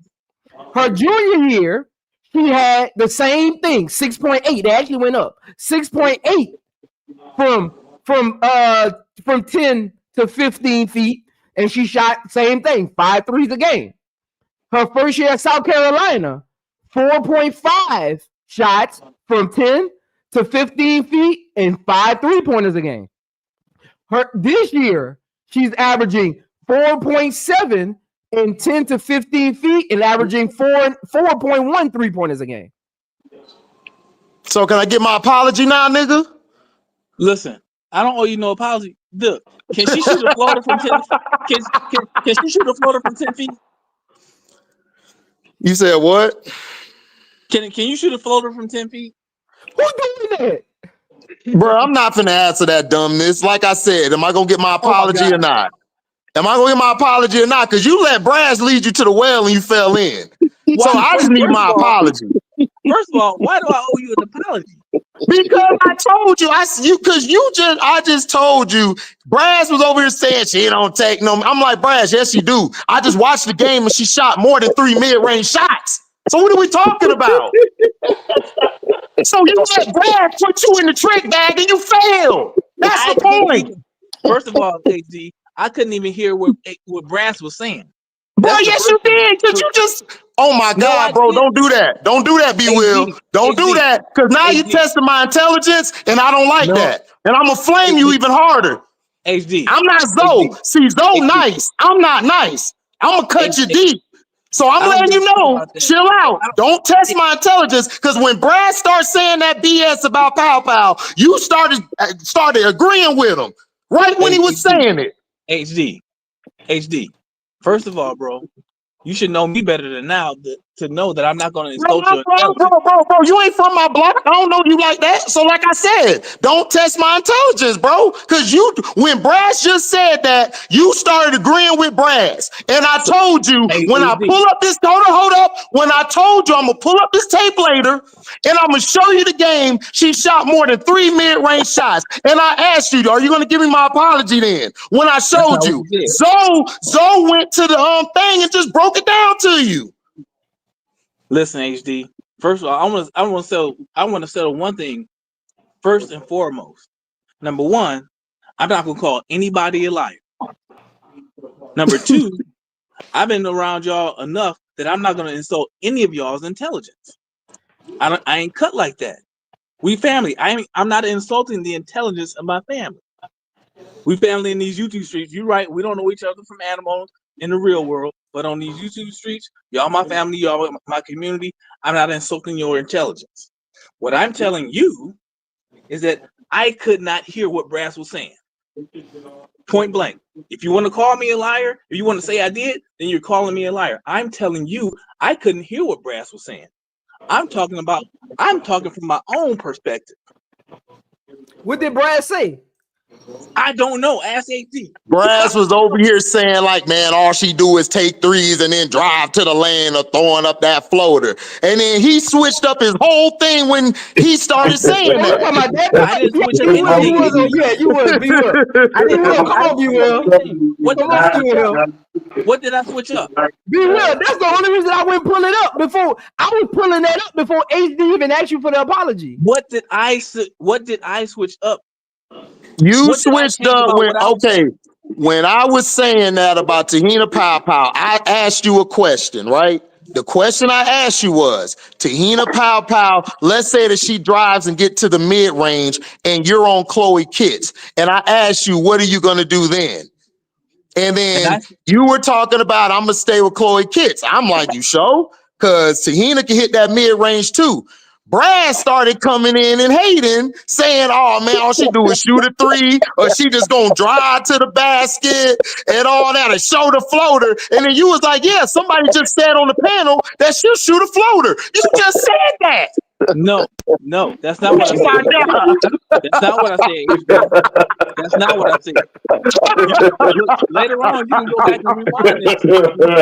Oh man, golly, Shout out to Zoe, man, in this live, man. Shout out. That's not what I didn't switch up anything. I had my thoughts. What I said was earlier on tonight, not just 2 minutes ago.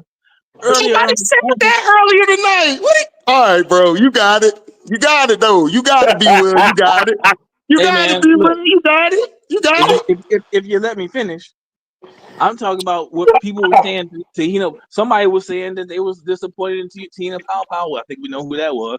But my perspective is that my perspective on Tahina Pow is I'm seeing what Tahina Pow is doing this year differently than what she's done in the past. And one of the things that she's been working on is that driving to the basket and that float game.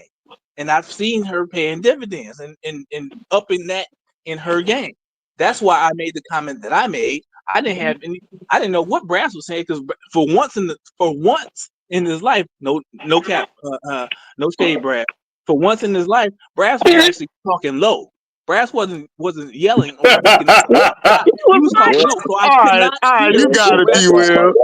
He probably didn't hear me, HD, but I you certainly did. couldn't hear what Brass was saying over you. So, because me and you were talking. So, like, that's all I'm saying, bro. That's all I'm saying, man. I'm not don't call me a liar. I won't call you a liar. Don't think I'm insulting your intelligence, because I would never do that to y'all. B. Will, you got it. You got it, B. Will. You got it, bro. Hold on. You got it. B. Will. If you want to play me to the left like that, that's on you, man. But I'm not doing that to you. That's all I'm saying. If you want to do that, you do that. That's not me. All I said was you got it. That's all I said. Exactly. And we all know. So you a mind reader now? Okay, I got you. You a mind reader. Conversation tonight. What you mean when you say you got it? So don't play me to the left. Now you insulted my house. How I'm playing you though? All I said was you got it. All I said was you got it. Hey Zoe, what does you got it mean? What does you got it mean? As previously established. So if you want to play me to the left, go ahead and do that, man. That's not what I'm doing. It's not playing you to the left, bro. The thing I'm saying is this: you taking stuff to heart. I don't take stuff to heart. But let me tell you this. All I'm saying is this: Tahina Pow before this season was shooting the mid-range and the three. That's what she does. What she wanted to work on this year was her ball handling, driving to the hoop, and shooting a floater. That's why I told you, or said right then and there, that if Pow goes to the mid-range, even if Chloe Kitts is there, I'm jumping off of Chloe Kitts and I'm gonna help with Pow because she's a bigger threat for all three levels. That's all I was trying to say. I get that. The way it will work is this is what happened, B. Will. So we just different.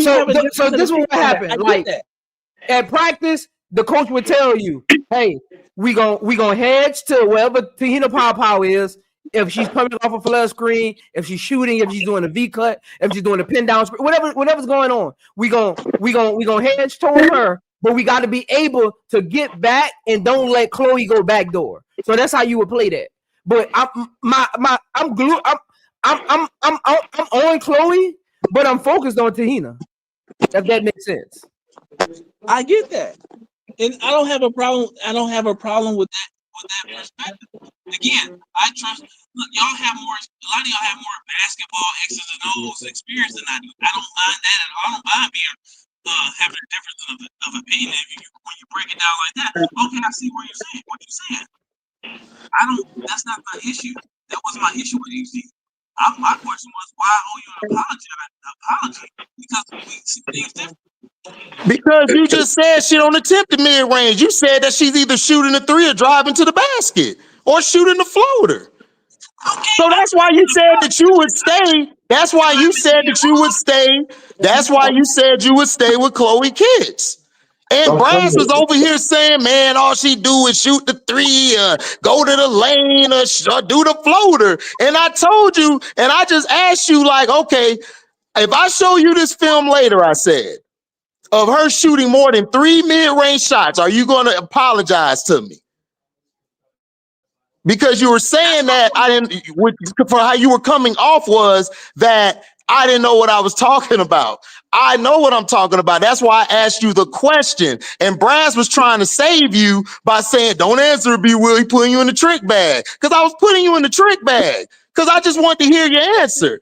But then you took it to your heart, and then you weren't answering the question. So I just said you got it. I wasn't saying you got it like I don't respect you or it go left. I don't think your knowledge is dumb at all. You took it that way because you're sensitive about it. I'm not. Listen, that's what's so funny about this. Who's that laughing? That's why I'm in with the apology. Yo, like, wow, man. Yo, wow, man. I'm like, stop, Zo. With some stats. Okay, I'm fine with you proving me wrong. I said this is number down. You prove me wrong, that makes me right because I'm gonna fall in line with the right. What's right? Why it ain't that serious, B. Will. It ain't that serious, bro. It ain't that serious, bro. Exactly. We just talking, dog. Dude, me and Branston came to the fist fights over Phil Jackson overrated self. So, bro, like it's nothing personal, dog. Be well. You shouldn't have even took it that way. Hey, Be well. You said I was talking low, right? And I'm usually big myself, right? Which is fine. I don't mind being part of that. I am loud. I can be very loud. Yeah, you can. When I talk low like that, you can't take me serious because I'm trying to poke the bear. See, Brass was helping you out. Brass was trying to give you the pass. Brass was trying to help you. He was trying to help you. No, I wasn't trying to help him. I was trying to instigate. But anyway, because I know how Tahina Pow plays. And I already said what I would do if I was guarding Tahina Pow. I'd let Chloe take that shot. But what I'm telling Zoe is, Zoe said nobody's checking for Chloe. And I'm saying don't underestimate Chloe because I've seen her break open games with a couple shots. Where the game was like 5 points, 6 points. They leave Chloe open. She'll hit a mid-range here. She'll hit the occasional three. All of a sudden you down 15, and then the rest of her teammates will catch on to the wave and to the energy and put them up 20. And I've seen it happen with my own two because I'm a South Carolina fan. I watch all their games. Chloe Kitts, Lights out. Chloe Kitts is a threat. Now, did I say was she the threat? No, the threat is Pow. Tessa, when she comes off the bench, Joyce Edwards is the prop. Those are the threats. I said Chloe Kitts is a threat if you allow her to get into a rhythm from that mid-range and you forget about her. Next thing you know, you go from being down 5 to being 20.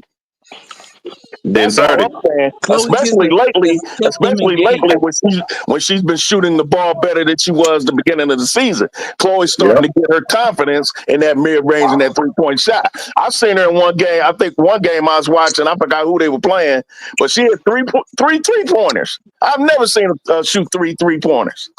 Plus, she's not coming out this year to go to the WNBA. She's going to come back next year. I'm going to trust that she's going to get better. I think that might have been Kentucky. She's gonna get better. That's all. That's my point. Who's gonna get better? I don't agree with Zoe. I think that Chloe has the potential to play in the WNBA. In my opinion, that's just my opinion. Eventually. You gotta stop it, man. You gotta stop it, man. That's my opinion. I ain't stopping nothing. I ain't stopping nothing. I ain't stopping nothing. Hey, Zo, that boy say that boy say you can't stop the rain, man. Hey, when it starts to fall. Just like HD just said, he thinks Phil Jackson is overrated. I don't know what he means. Vastly overrated. Get it right. Get it right. Vastly overrated. That's not the argument that you gave me the other day, but I'll give you that. I never said he was the greatest coach of all time. I never said he was the greatest coach of all time. Man, you've been around me too long, Brad. So I'm gonna stop with you, man. I can't. You act like I said Phil Jackson was the greatest coach of all time. I don't believe that. I think Red Auerbach is. But anyway, I ain't lying. Going back to my point. He disagrees with me with Phil Jackson. You disagree with me with Chloe Kitts. I can accept that. I can accept that. Hey, bro, this is all love, man. Bro, man, y'all got me crying over here, dog. Man, like I said, man, go sit down somewhere. No love. AB, you shut up.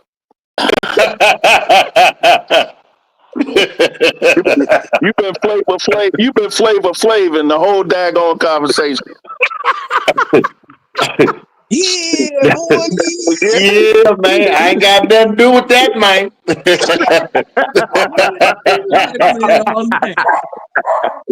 You've been Flavor Flav in the whole. Stop it. Can't trust it, man. You know what? I'm sick of you, AB. Hey, yo, man, AB, man, they don't know about us, bro. They don't know about us, cuz.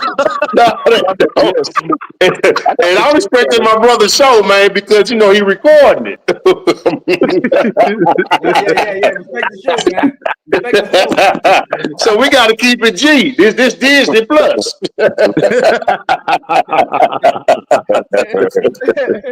Now, look, AB, I can get a little turn of TV now. Don't get it confused. Okay. Get a little turn of TV going now. Get it confused. That boy Prince, I can get it to TNT, man. Now, hold on. Yeah, don't let Zoe fool y'all, bro. Don't let no, Zoe, man, Zoe the real one, man. Don't keep it real. Look, that's why I be telling them, look, on this computer screen, they be talking spicy, but in person, they'll walk by me with their head down. I look totally different when you're really next to me. I look totally different. If you talking spicy in the YouTube streets, they better come out. Man, that's the. I look totally different in person. You'll walk by me with your head down. Man, be like, man, hey, Zo, what you drinking on? They be like, hey, Zo, what you drinking on, man? Whatever he want, it's on my tab. Some more juice, sparkle water. Right. Right. Hey, look, all I'm gonna say is my arm's long, so good luck.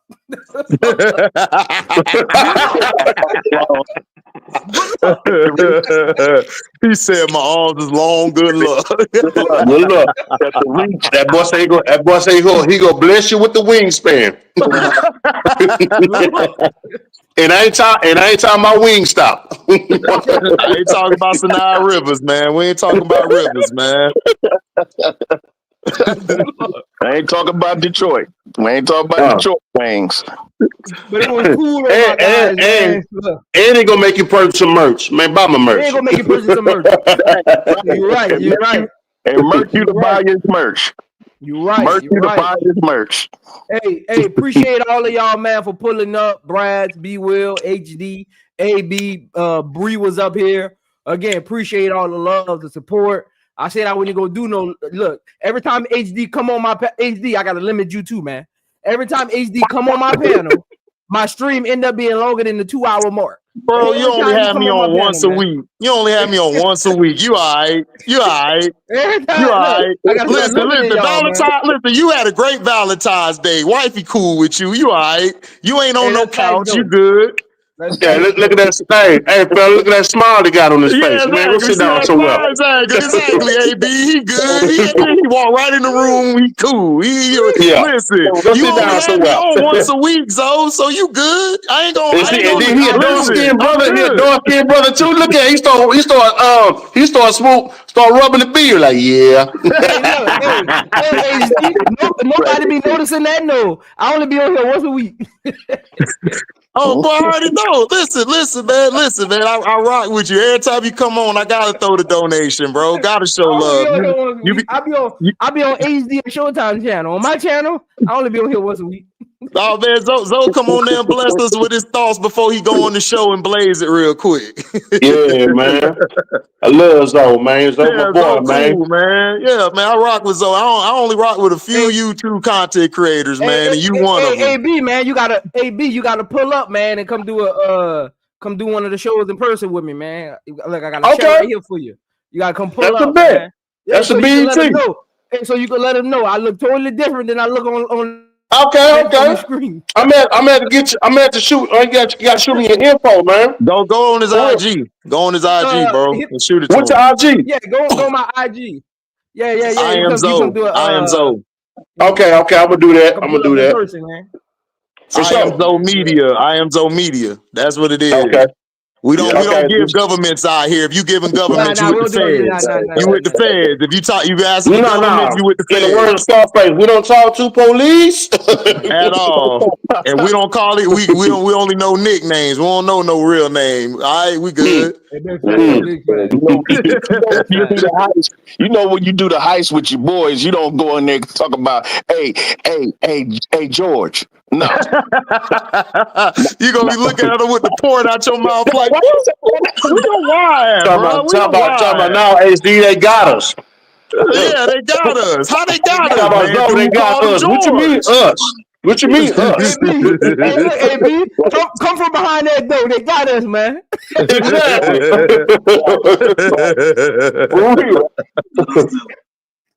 Right. Come from behind that tree and that camouflage. They got us, man. Exactly, man. They got us, man. You got your Jabron jeans on, huh? Look, come on back from Puerto Rico. They got us, man. Yeah, man. Come on, they got us, man. Do hide in Puerto Rico. That boy the snitch for a Papa Do's dinner.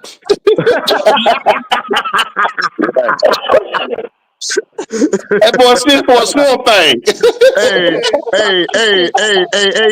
AB. Sometimes they do it for Papacitos, nigga. Not the Papacitos. Plate, no. Hey, that Papa Do's they get free chips and dip. Yeah, free chips and dip. Hey, long as it ain't Jimmy Chan, we all right, man. Oh man. That boy that snitched off from a Jimmy Chan wing dinner, man. Come on, man. Wing stop. Oh man, that wing now. With the nasty fries? Oh no, man. Yeah, with the nasty fries, bro. They've been staying up there all day, 2 days now. Yo, wow, man. Yo, wow. I blame Brass for this, man, but we all cool, man. We all cool. Brass did start this, though. Brass started this. He did. He did it. He started this. Something. So be will. If you leave off the stream mad at somebody, be mad at Brass. Brass started this. Want to be starting something? Got to be starting something. Brass be starting something. Brass got to be starting something. Hey man, but appreciate y'all, man. I'm about to go ahead and call it a night. Yeah. Again, another live stream. I was talking to somebody the other day. I'm about to start clipping some of this. I'm about to start making some short videos. B will get cooked on Tahina Pow shooting. I'm gonna do one on Brass got cooked on Chloe You know, got a couple in there, man. Got a couple in Just there, man. don't have a thumbnail. Just don't have a thumbnail of my profile pic with some chicken around it. Don't do that. I will. I'm gonna have a crawfish with a chef hat on. You know. Not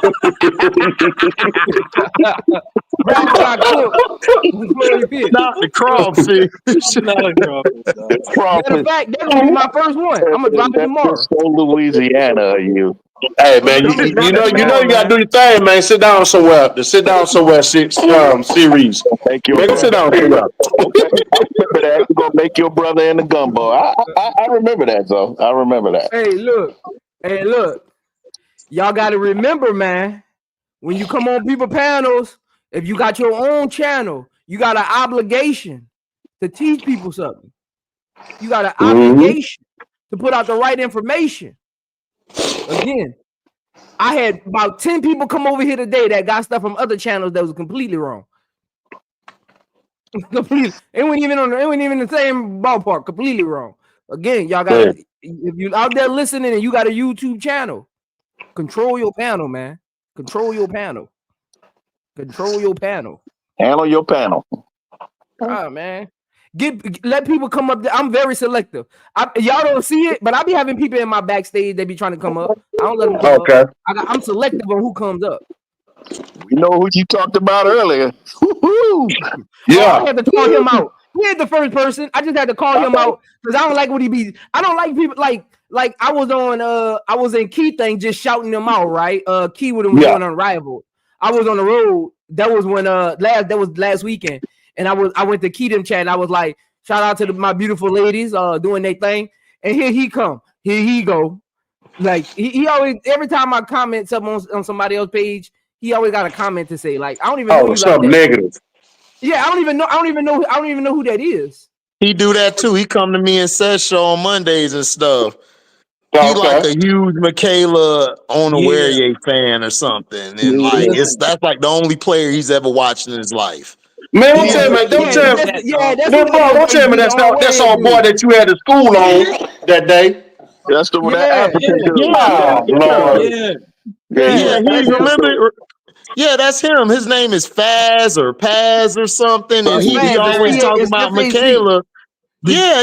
And I told him on the other channel, like, bro, ain't nobody hate Michaela, but dude, she's not a starter. Like, if she was so raw, why was she on the bench? And then why was she still on the bench in the second half of the season? She went back to Diamond and Shield starting over her. If she was so raw, like, what are you talking about? I don't know why he was mad at me, HD. It was you and him having the conversation. I wasn't even part of it. Hey, Zo, this is what happened. Nah, because Lil Bro cooked him, and he was mad about that. Look, I was there. Lil Bro cooked him. No, let me ask you, Zo. Let me ask you this, Zo. If somebody like he was saying that, okay, she got hurt in New York. This is why she wasn't playing afterwards. I'm like, dude, Stewie done got hurt before. And she came right back to what? Starting. And dominating. So what are we talking about? Because if you gotta go into every season fighting for a starting spot, you're not a starter. Starters don't fight for spots; they retain them. Yes. Look, listen, Zo. Everything you said about they got that pencil in. When you walk in the chalkboard and you walk in your coach's office, if it ain't no marker, dog, you not playing, dog. You a question mark. That's the facts. They got Vandersloot in a marker. They got Atkins marker, question mark. And then they got this and that. And behind the question mark, you got second string, third string. And it's the two players fighting for that number one. And if they're able to pick up somebody, they going right to that third spot. So they figure out bro, I'm gonna add insult to injury, man. They have a TC behind it. What's TC on? Training camp. That's what I'm saying. Like, dude, I played. I know what they do. I played with coaches from the NFL in college. In college, look, HD, in college, when the incoming freshmen come in, they go through orientation. They come to our union where the athletes are. Like, you have football players in there, soccer players in there, baseball, basketball. We got our own like union away from like the regular college students. And they'll come in there and they'll come ask us, y'all think I'm gonna start this year? I always tell them, your name on the coach's board. They be like, I see his, but I didn't see mine. He gonna be in uniform. you gonna be in street clothes. Right. Damn. Exactly. You on the team, but you ain't on the team. Right. Correct. Exactly. And that's Michaela Onyenwere, dog. AB said, damn. Hey, That's Michaela Onyenwere. Listen, I'm trying to be nice because I feel as though athletes and people watch our shows. I'm trying to be nice, but I gotta tell you the truth. Like, bro, if she was all that, she would have been starting, bro. Like she would have started. She would have got playing time even during the season when Marina was there. That's all I'm saying. She would still be in New York. Exactly. So basically what y'all saying is she went from Nikes to heels. Until now. Nikes to heels. Hey, look, AB, it's levels to this, man. Look, like I used to tell him in high school, man. I play basketball. You on the team. I play. You on the team, man. Go get the balls, man. Go get the water bottles. And go get the extra jerseys, man. Right. Oh, damn. Right. Nah, man, he a Jersey man. The bus about to leave, man. The bus about to leave. Go get the balls and the jerseys, man. Right. Damn. We can go. Pack them so we can go, dude. Look, Michaela come in every season fighting for a starting spot, and y'all want me to believe she a starter. No. Be like, man, why my keyboard not working? He's just an African dude riding for his African sister, and he's that's what it is. And he's African okay, wrong. but Brad, I'm riding for Harmony Turner, but I'm not finna come in here and say, "Oh man, we need to get Harmony Turner at 10 right now, bro." Like, no. We don't. Like, come on. You know why, HD? That dude.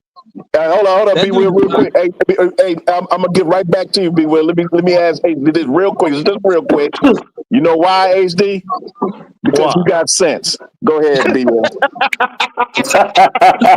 Go ahead, B Will. Right. I didn't say he had sense. I just said he was riding for his African sister.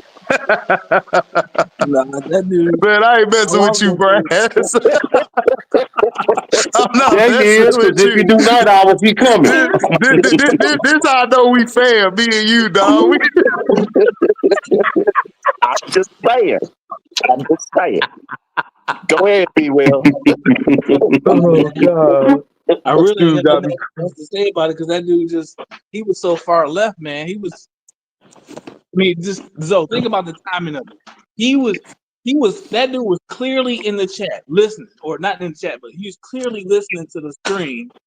He wasn't in the chat because a lot of times he is in chat. He wasn't in the chat. He didn't even come backstage when you said he was backstage, though. He came backstage directly after I comment on something when I made the comment that somebody has put in the chat about Michaela potentially being Jackie Young. Because he was on that the whole time. Wasn't he, HD? Yeah, Dang. that's what he said on me and Auntie Seth show. All he was saying Jackie Young, and me and Auntie Seth looked at each other like, no, like Hell, it's an emphatic heck no. He must have been upset at my crash out when I told him to put respect on Jackie Young's name and stop comparing her to Michaela Onyenwere. Bro, but see, but this is what I'm saying, Brad. It's like people gotta go back and watch the full tapes of Jackie Young was special on that Notre Dame team. Her and Very Aretha. special. That's why they won the chip. She earned That's why they won the chip. She earned that because they pick. had her at 6. Loaded. Her, Enrique, man.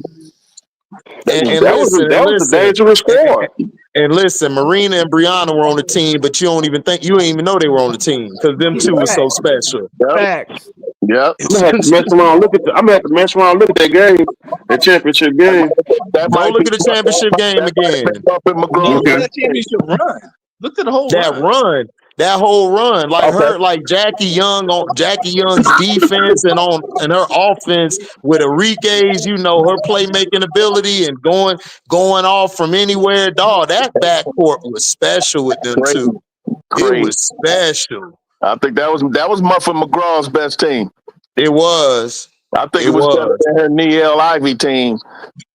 I think it was. Yeah, I would take them two over Miles and Hidalgo right now. oh, Easy. yeah. Easy. They haven't done it yet. As much as we love Olivia Miles, Hidalgo, and they haven't done it yet. Yeah. They haven't done it. Yeah. Because Well, look here, they were fellas.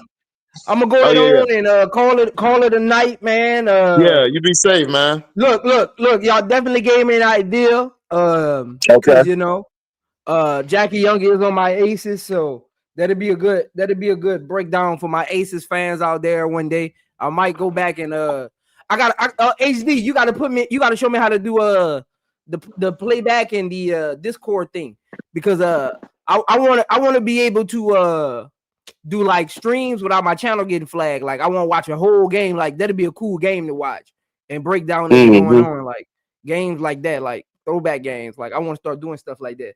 But I gotta okay. I'll shoot you my number on IG and we could talk about it. Yeah, because I gotta what's the other one you got? Patreon. I got a Patreon. I got the account Patreon. Too. I just never set it up. I got a Patreon. I can have way more subscribers if I actually cared about social media. Oh yeah, listen, I understand. Listen, I would if I didn't work so much, man. Trust me, I'd be having about 20 videos out. So I want to do like full games, you know, like members only or something like that. So send me your number online and so I could do that, because I want to do that you know, for next year, like for the Sky and the Aces games. Like no doubt. Yeah, that'd be cool, bro. That'd be cool, so I like that. Instead of doing the live stream, do like a members only, where only my members can actually see the stream, because you can. That's what Seth do in the Discord. Yeah, she doing it in the I'm Discord. trying to do stuff like that. Yeah. Yeah, like she has the Discord and she'll have a game plan in the Discord and everything for everybody to watch. Yeah, I want to do stuff like that. So yeah, shoot me your number on Insta, and I'm gonna get with you. I'm gonna hit you on the Insta too, bro. Yeah, hit me on that AB. So I get AB in the studio, man. So I get AB in the studio. Hey, we gonna man. I got the head. I be like, I'll be joking. I'll be like, hey man, this ain't what you want, man. Oh man. Yeah, boy. I'm about to get my dog in the studio, man. Yeah, man. You know, but Brad, you forgot I'm from Houston, man. You know what I'm talking about. You know, I gotta talk in my SUC voice, man. You know what I'm saying? Here you go. See why you gotta cut up when we in front of guests, bro. There you go. Hey, dog. You know me, little bro. You know me. There you go. There you go. You gotta save some of that for night hours. Hey, okay, I'm gonna say okay. AB and HD, hit me up on Insta, send me y'all digits, man. But appreciate Braz, B Will, HD, AB, Bree, man. Appreciate all y'all for pulling up. 6.5 hours, longer than I expected. But this is my real this some of my real crew. We missing Showtime and a couple others, but this is my real crew right here, man. That's why I was like, I'm gonna thug it out, because all of them on one panel together, they don't really get to do this a lot. So I was like, that's why I was just letting y'all rock out and I'll pop in. I wasn't even in the office a couple times. I knew y'all was gonna rock out. But like, let's face it, the people love us. The people love us. Oh yeah, man, Brad just want to hear himself talk. Look, Brad, listen. Brad want to hear himself talk. Man, listen, Brad.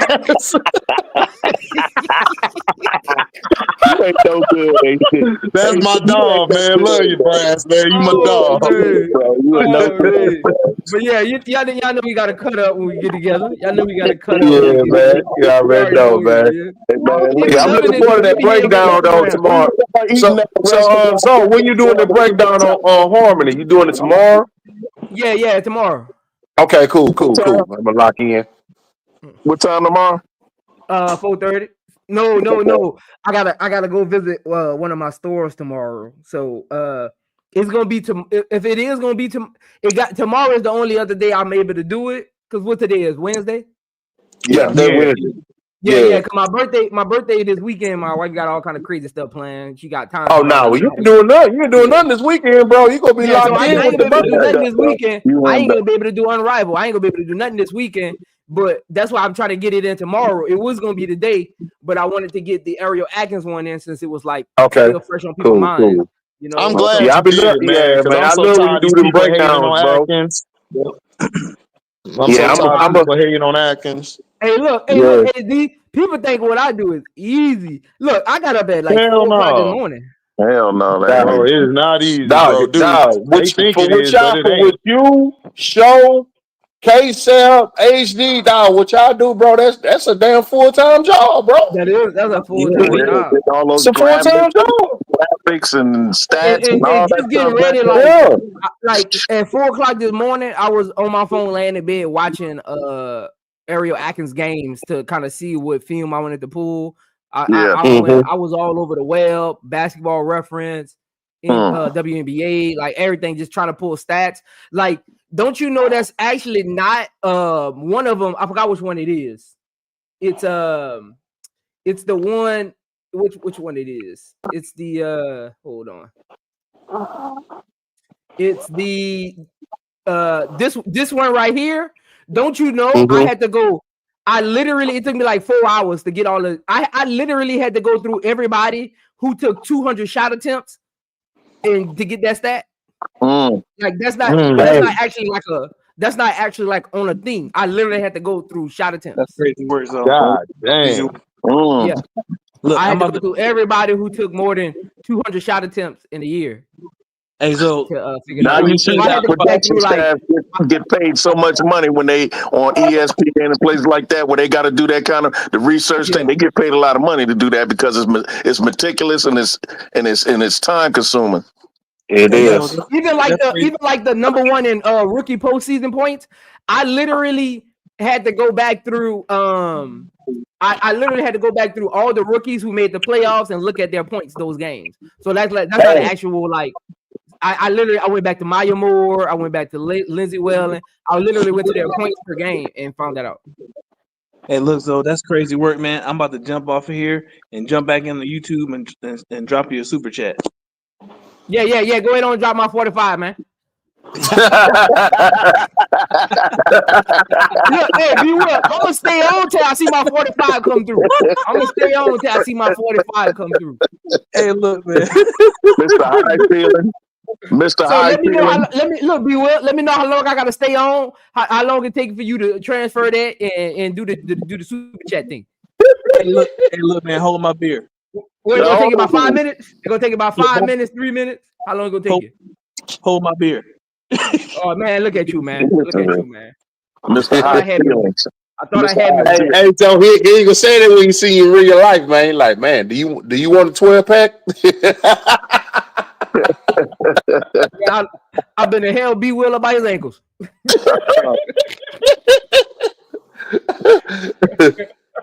Boy, man, for coming through, showing the more love, man. Appreciate y'all as always. Y'all already know. Y'all, I'm a phone call away. I'm a Instagram DM away from whatever y'all got going on in y'all lives. I'm a support it, man. Cool. Look. HD will tell you. HD had to tell me one time, man, I got merch. I said done. Like I'm supporting my people, man. I'm supporting my people, man. That's what I do, man. One time. Facts, man. Look, man, listen. He came on my show and blessed us with some stuff before he even went to go put it out himself, bro. That's love right there, bro. Yeah, that's love. Yep. I respect that. Yeah. Man, but y'all be cool, man. Y'all have a good night. I'm gonna try to get on here tomorrow. If not, y'all won't see me till Monday for hold on. Okay. Is when you lay your head on that pill at night. You know I gave you everything I had. Oh. Shout out B Will. Shout out B Will. Chat. B Will. Shout out B Will. B Weezy, baby. Shout out B Will for the city. B Weezy, man. City. That's real, boy. And then it's his birthday weekend too. Oh my goodness. We ain't gonna see Zoe to Tuesday. Hey, y'all, yeah, look, hey, I'm gonna call Key. See, Key, I was gonna do the show Monday, but it get on and you know. Hey man, it's your birthday weekend, man. Shoot, man. Had some extra bread come through. You know, gotta go do something real brief. Yeah, man. You know what I'm saying? He finna get the beard lined up and everything, man. Oh man, hey yo, Key, I'll be his replacement for Monday. My dog got some things to do. I'm gonna be first around this day, man. I'm gonna be first around this day, but keeping it real though, Zoe. I love that show with you and Key, man. That's what's up. Oh man, I'll be looking forward to that, dog. Y'all one of the best. Y'all one of the most interesting podcasts out here. Yeah, honest with you, I love listening to that. That's hold on, Branch, man. You ain't gonna be. Hold on, can't forget about Auntie and my little bro, man. Oh man, you straight, bro. Man, I don't do all that, bro. You good, Brass, man. You know I gotta mess with Brass. Worried about all that, man. You know, y'all don't be worried about all that. You good? Look, man, if they show better than mine, I don't care. I love they show. They show go hard. I don't care about all that. Yeah, hey, I'll tell you, I'll be pulling up over there. I'll be pulling up. I'll be in the chat. And HD, y'all see me. I'll be up there hollering at y'all, man. Nah. I be good with Brad be pulling up though. Brad be pulling up. I don't mind that, John. I ain't never been the type of person like that. I ain't never been like that.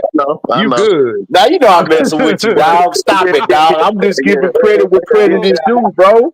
Y'all got the hottest shows on YouTube right now. AB, let me tell you this though, AB, let me tell you this. I don't care about all that. You feel me? As long, I know you don't. You know what I'm saying? If somebody show or they bet or they got more than me, I've never cared about that. As long as we all fan, bro. Oh it's yeah, all exactly. love. That's how I've been. Yeah. I don't care about all that shit. I don't care about that. Look, I'm gonna be honest. I'm gonna be honest. Like HD, whoever, Brass, and even B Will, Alicia, you'll never really hear me say hit the like button unless they put it in the chat. I just repeat it. I be forgetting because I just love talking basketball. I be forgetting to tell them hit the sub button. I only say it when somebody put it in the chat. Like the whole time y'all been up here, y'all never heard me say hit the like button or subscribe. I be forgetting. I just love getting on here talking basketball and running it with y'all fellas, man. That's just how I be, man. Yeah, I just be happy. So that's your passion, bro. Because you good at it, bro. Yeah. Look, I feel like everybody got things they like to watch on YouTube. So the people who like to watch film breakdowns or hear athlete talk, they'll eventually get here. You know what I'm saying? So I try to stick to my content. Don't try to. That's why you'll never really see me do breaking news content. None of that, like, because that ain't my wheelhouse. You know what I'm saying? That ain't your lane. Yeah. And see, the thing is, it was you know, I know you didn't mean anything by it. I know you were just joking, AB, but his show and Key's show is new. I've been watching Session HD and KSAT and Bro Claude. I've been watching them. This show is brand new, and I love it. That's the reason why. Oh yeah, I love it too, man. It's new content, bro, because I like to interact with each other. Yeah. And Brad Zoe had to come on down like, look, Key, I don't need you crashing out. Right. Because she'll crash. Oh no, AB do that and everything for me, you know, because he know I don't be caring about that, Brash, you know, but he be trying to putting me out there and stuff like all the, because he remember me when I was on my boy Cino's stuff, and then when I started from 1 subscriber, like AB always been there, you feel me? He always do that just to, you know what I'm saying, because he, you know, but me, I just never cared. I just be like, I love to do it, so I just love to talk. Either people come or they don't. You gonna have me go for an hour real quick or two, and I'm out. You'd be surprised how many people. Man, I just give boys their flowers, dog. You know what I'm saying? Like I appreciate what Showtime do, Cino, Sap, Zoe, you know what I'm saying? I appreciate y'all, Keish, man. I be appreciating it, man. I don't even watch ESPN. First thing I be like, look when I look at basketball, like, okay, let me see who on the YouTube streets. Shout out to Uncle J.E. Barbershop I Talk don't too. even look at Stephen A. I'm like, nope, not looking at him. Yeah, shout out J.E. If J.E. out there, Uncle J.E. his show, Barbershop Talk. Make sure y'all tune into that. My man Okay, I'm Brooklyn, gonna have to subscribe to that. baby, Brooklyn 80s baby. I check for all of that, man. Oh yeah, man, that's my dog, man. Shout Old out to the Brooklyn, fellas, man. Again, getting on these YouTube channels that ain't easy, man. You gotta It's take not, time bro. out of your daily days. You know what I'm saying? That's why I meet, because my wife watches my channel, so I be posting on my community post to let her know, you know, I know you know, let me share, you know, my time with the world, because trust me, there's times where she like, there's time, like it's 11 o'clock here right now in Houston. Like, trust me, when I go into bed, It's time, baby. She gonna be like, took you long enough. So, you know, that's why I like to give her love on my post. Because look, if she wouldn't give me the freedom to do this, y'all probably see me once a month. Right. You know what I'm saying? Right. So she does. Shout out to wifey, man. Hey, man, shout out to sis, man. Shout out to wifey, man. Tell her we appreciate. Hey, tell her we appreciate her sharing you with us, and that all love. And if you know, one day AB will send her a bunch of roses, but you know, out of his pocket, he'll do that for it. Hey man, you know, my wife a baker, man. So if y'all like cheesecake, you know, I can hook y'all up, man. That's one of my faves, AB. Yeah, you gotta bring that. I got you, bro. You gotta bring that with you, man. For sure, for sure. You gotta bring that with you, man, when you come over here, man. Yes, sir, man. Got to introduce you to the wifey, man, the cheesecake queen, man. Look, bring the wifey too, man. You know, bring the wifey too, man. Hey, we got bro. We got a wine seller. I don't know if she drank, but my wife drank wine all the damn time. Oh, okay. Well, you know, we don't. Well, you know, we don't. You know what I'm saying? Drink the wine, but we go fellowship. We gonna break bread. Oh yeah, you already know what it is. You already know what it is. You gonna bring that. You already know what it is. We gonna cut up, man. We gonna cut it up, man. AB gonna bring the Henny. We don't drink wine, bro. We drink it. I don't drink it all, bro. Tell you the truth, Brad. I don't drink it all, bro. I don't drink either. Braz, I'm Braz. I'm the drinking brother. He don't drink. I drink for him. Man, this dude drinking. Yeah, if you got some strawberry lemonade, then I'm gonna tear that up. Project lemonade or hood lemonade. Which one you want? Man, you know you gotta have the hood lemonade with the sugar, man. But I gotta kind of cut the sugar down, man. You know what I'm saying? The Kool-Aid, man. In it. But yeah, we gonna let you go, Zo. We cut. Yeah, man. We'll be out here all night messing with HD and Brad, man. Hey man, I ain't do listen. I ain't do nothing. Listen, Braz wanted to hear himself talk, and I just interjected. Because when I be seeing my sidebar for a minute, when I be seeing my little bro with the night hours, I'm like, oh hell no, I gotta get ready to go to work. I already know. I catch the recap. Yeah, I catch the recap, and I hit him up on the phone, man. Like, man, y'all be cracking me up, dog. Man, that's LB, but I'm out, man. You be safe, Prince. Yes, sir. I'm gonna hit you up, though, Prince. Be cool. Yes, sir. What happened? All right, yeah, y'all be cool, man. Appreciate all of y'all for coming up. B Will, Brass, HD, my brother AB. Y'all gonna see him in the house soon. Shout out to all of them, man. Shout out to Miss Bree. Bree, if you still listening or you listen to this on playback tomorrow, look, you welcome up on this panel anytime. I want to make you an honorary member. I love your basketball talk.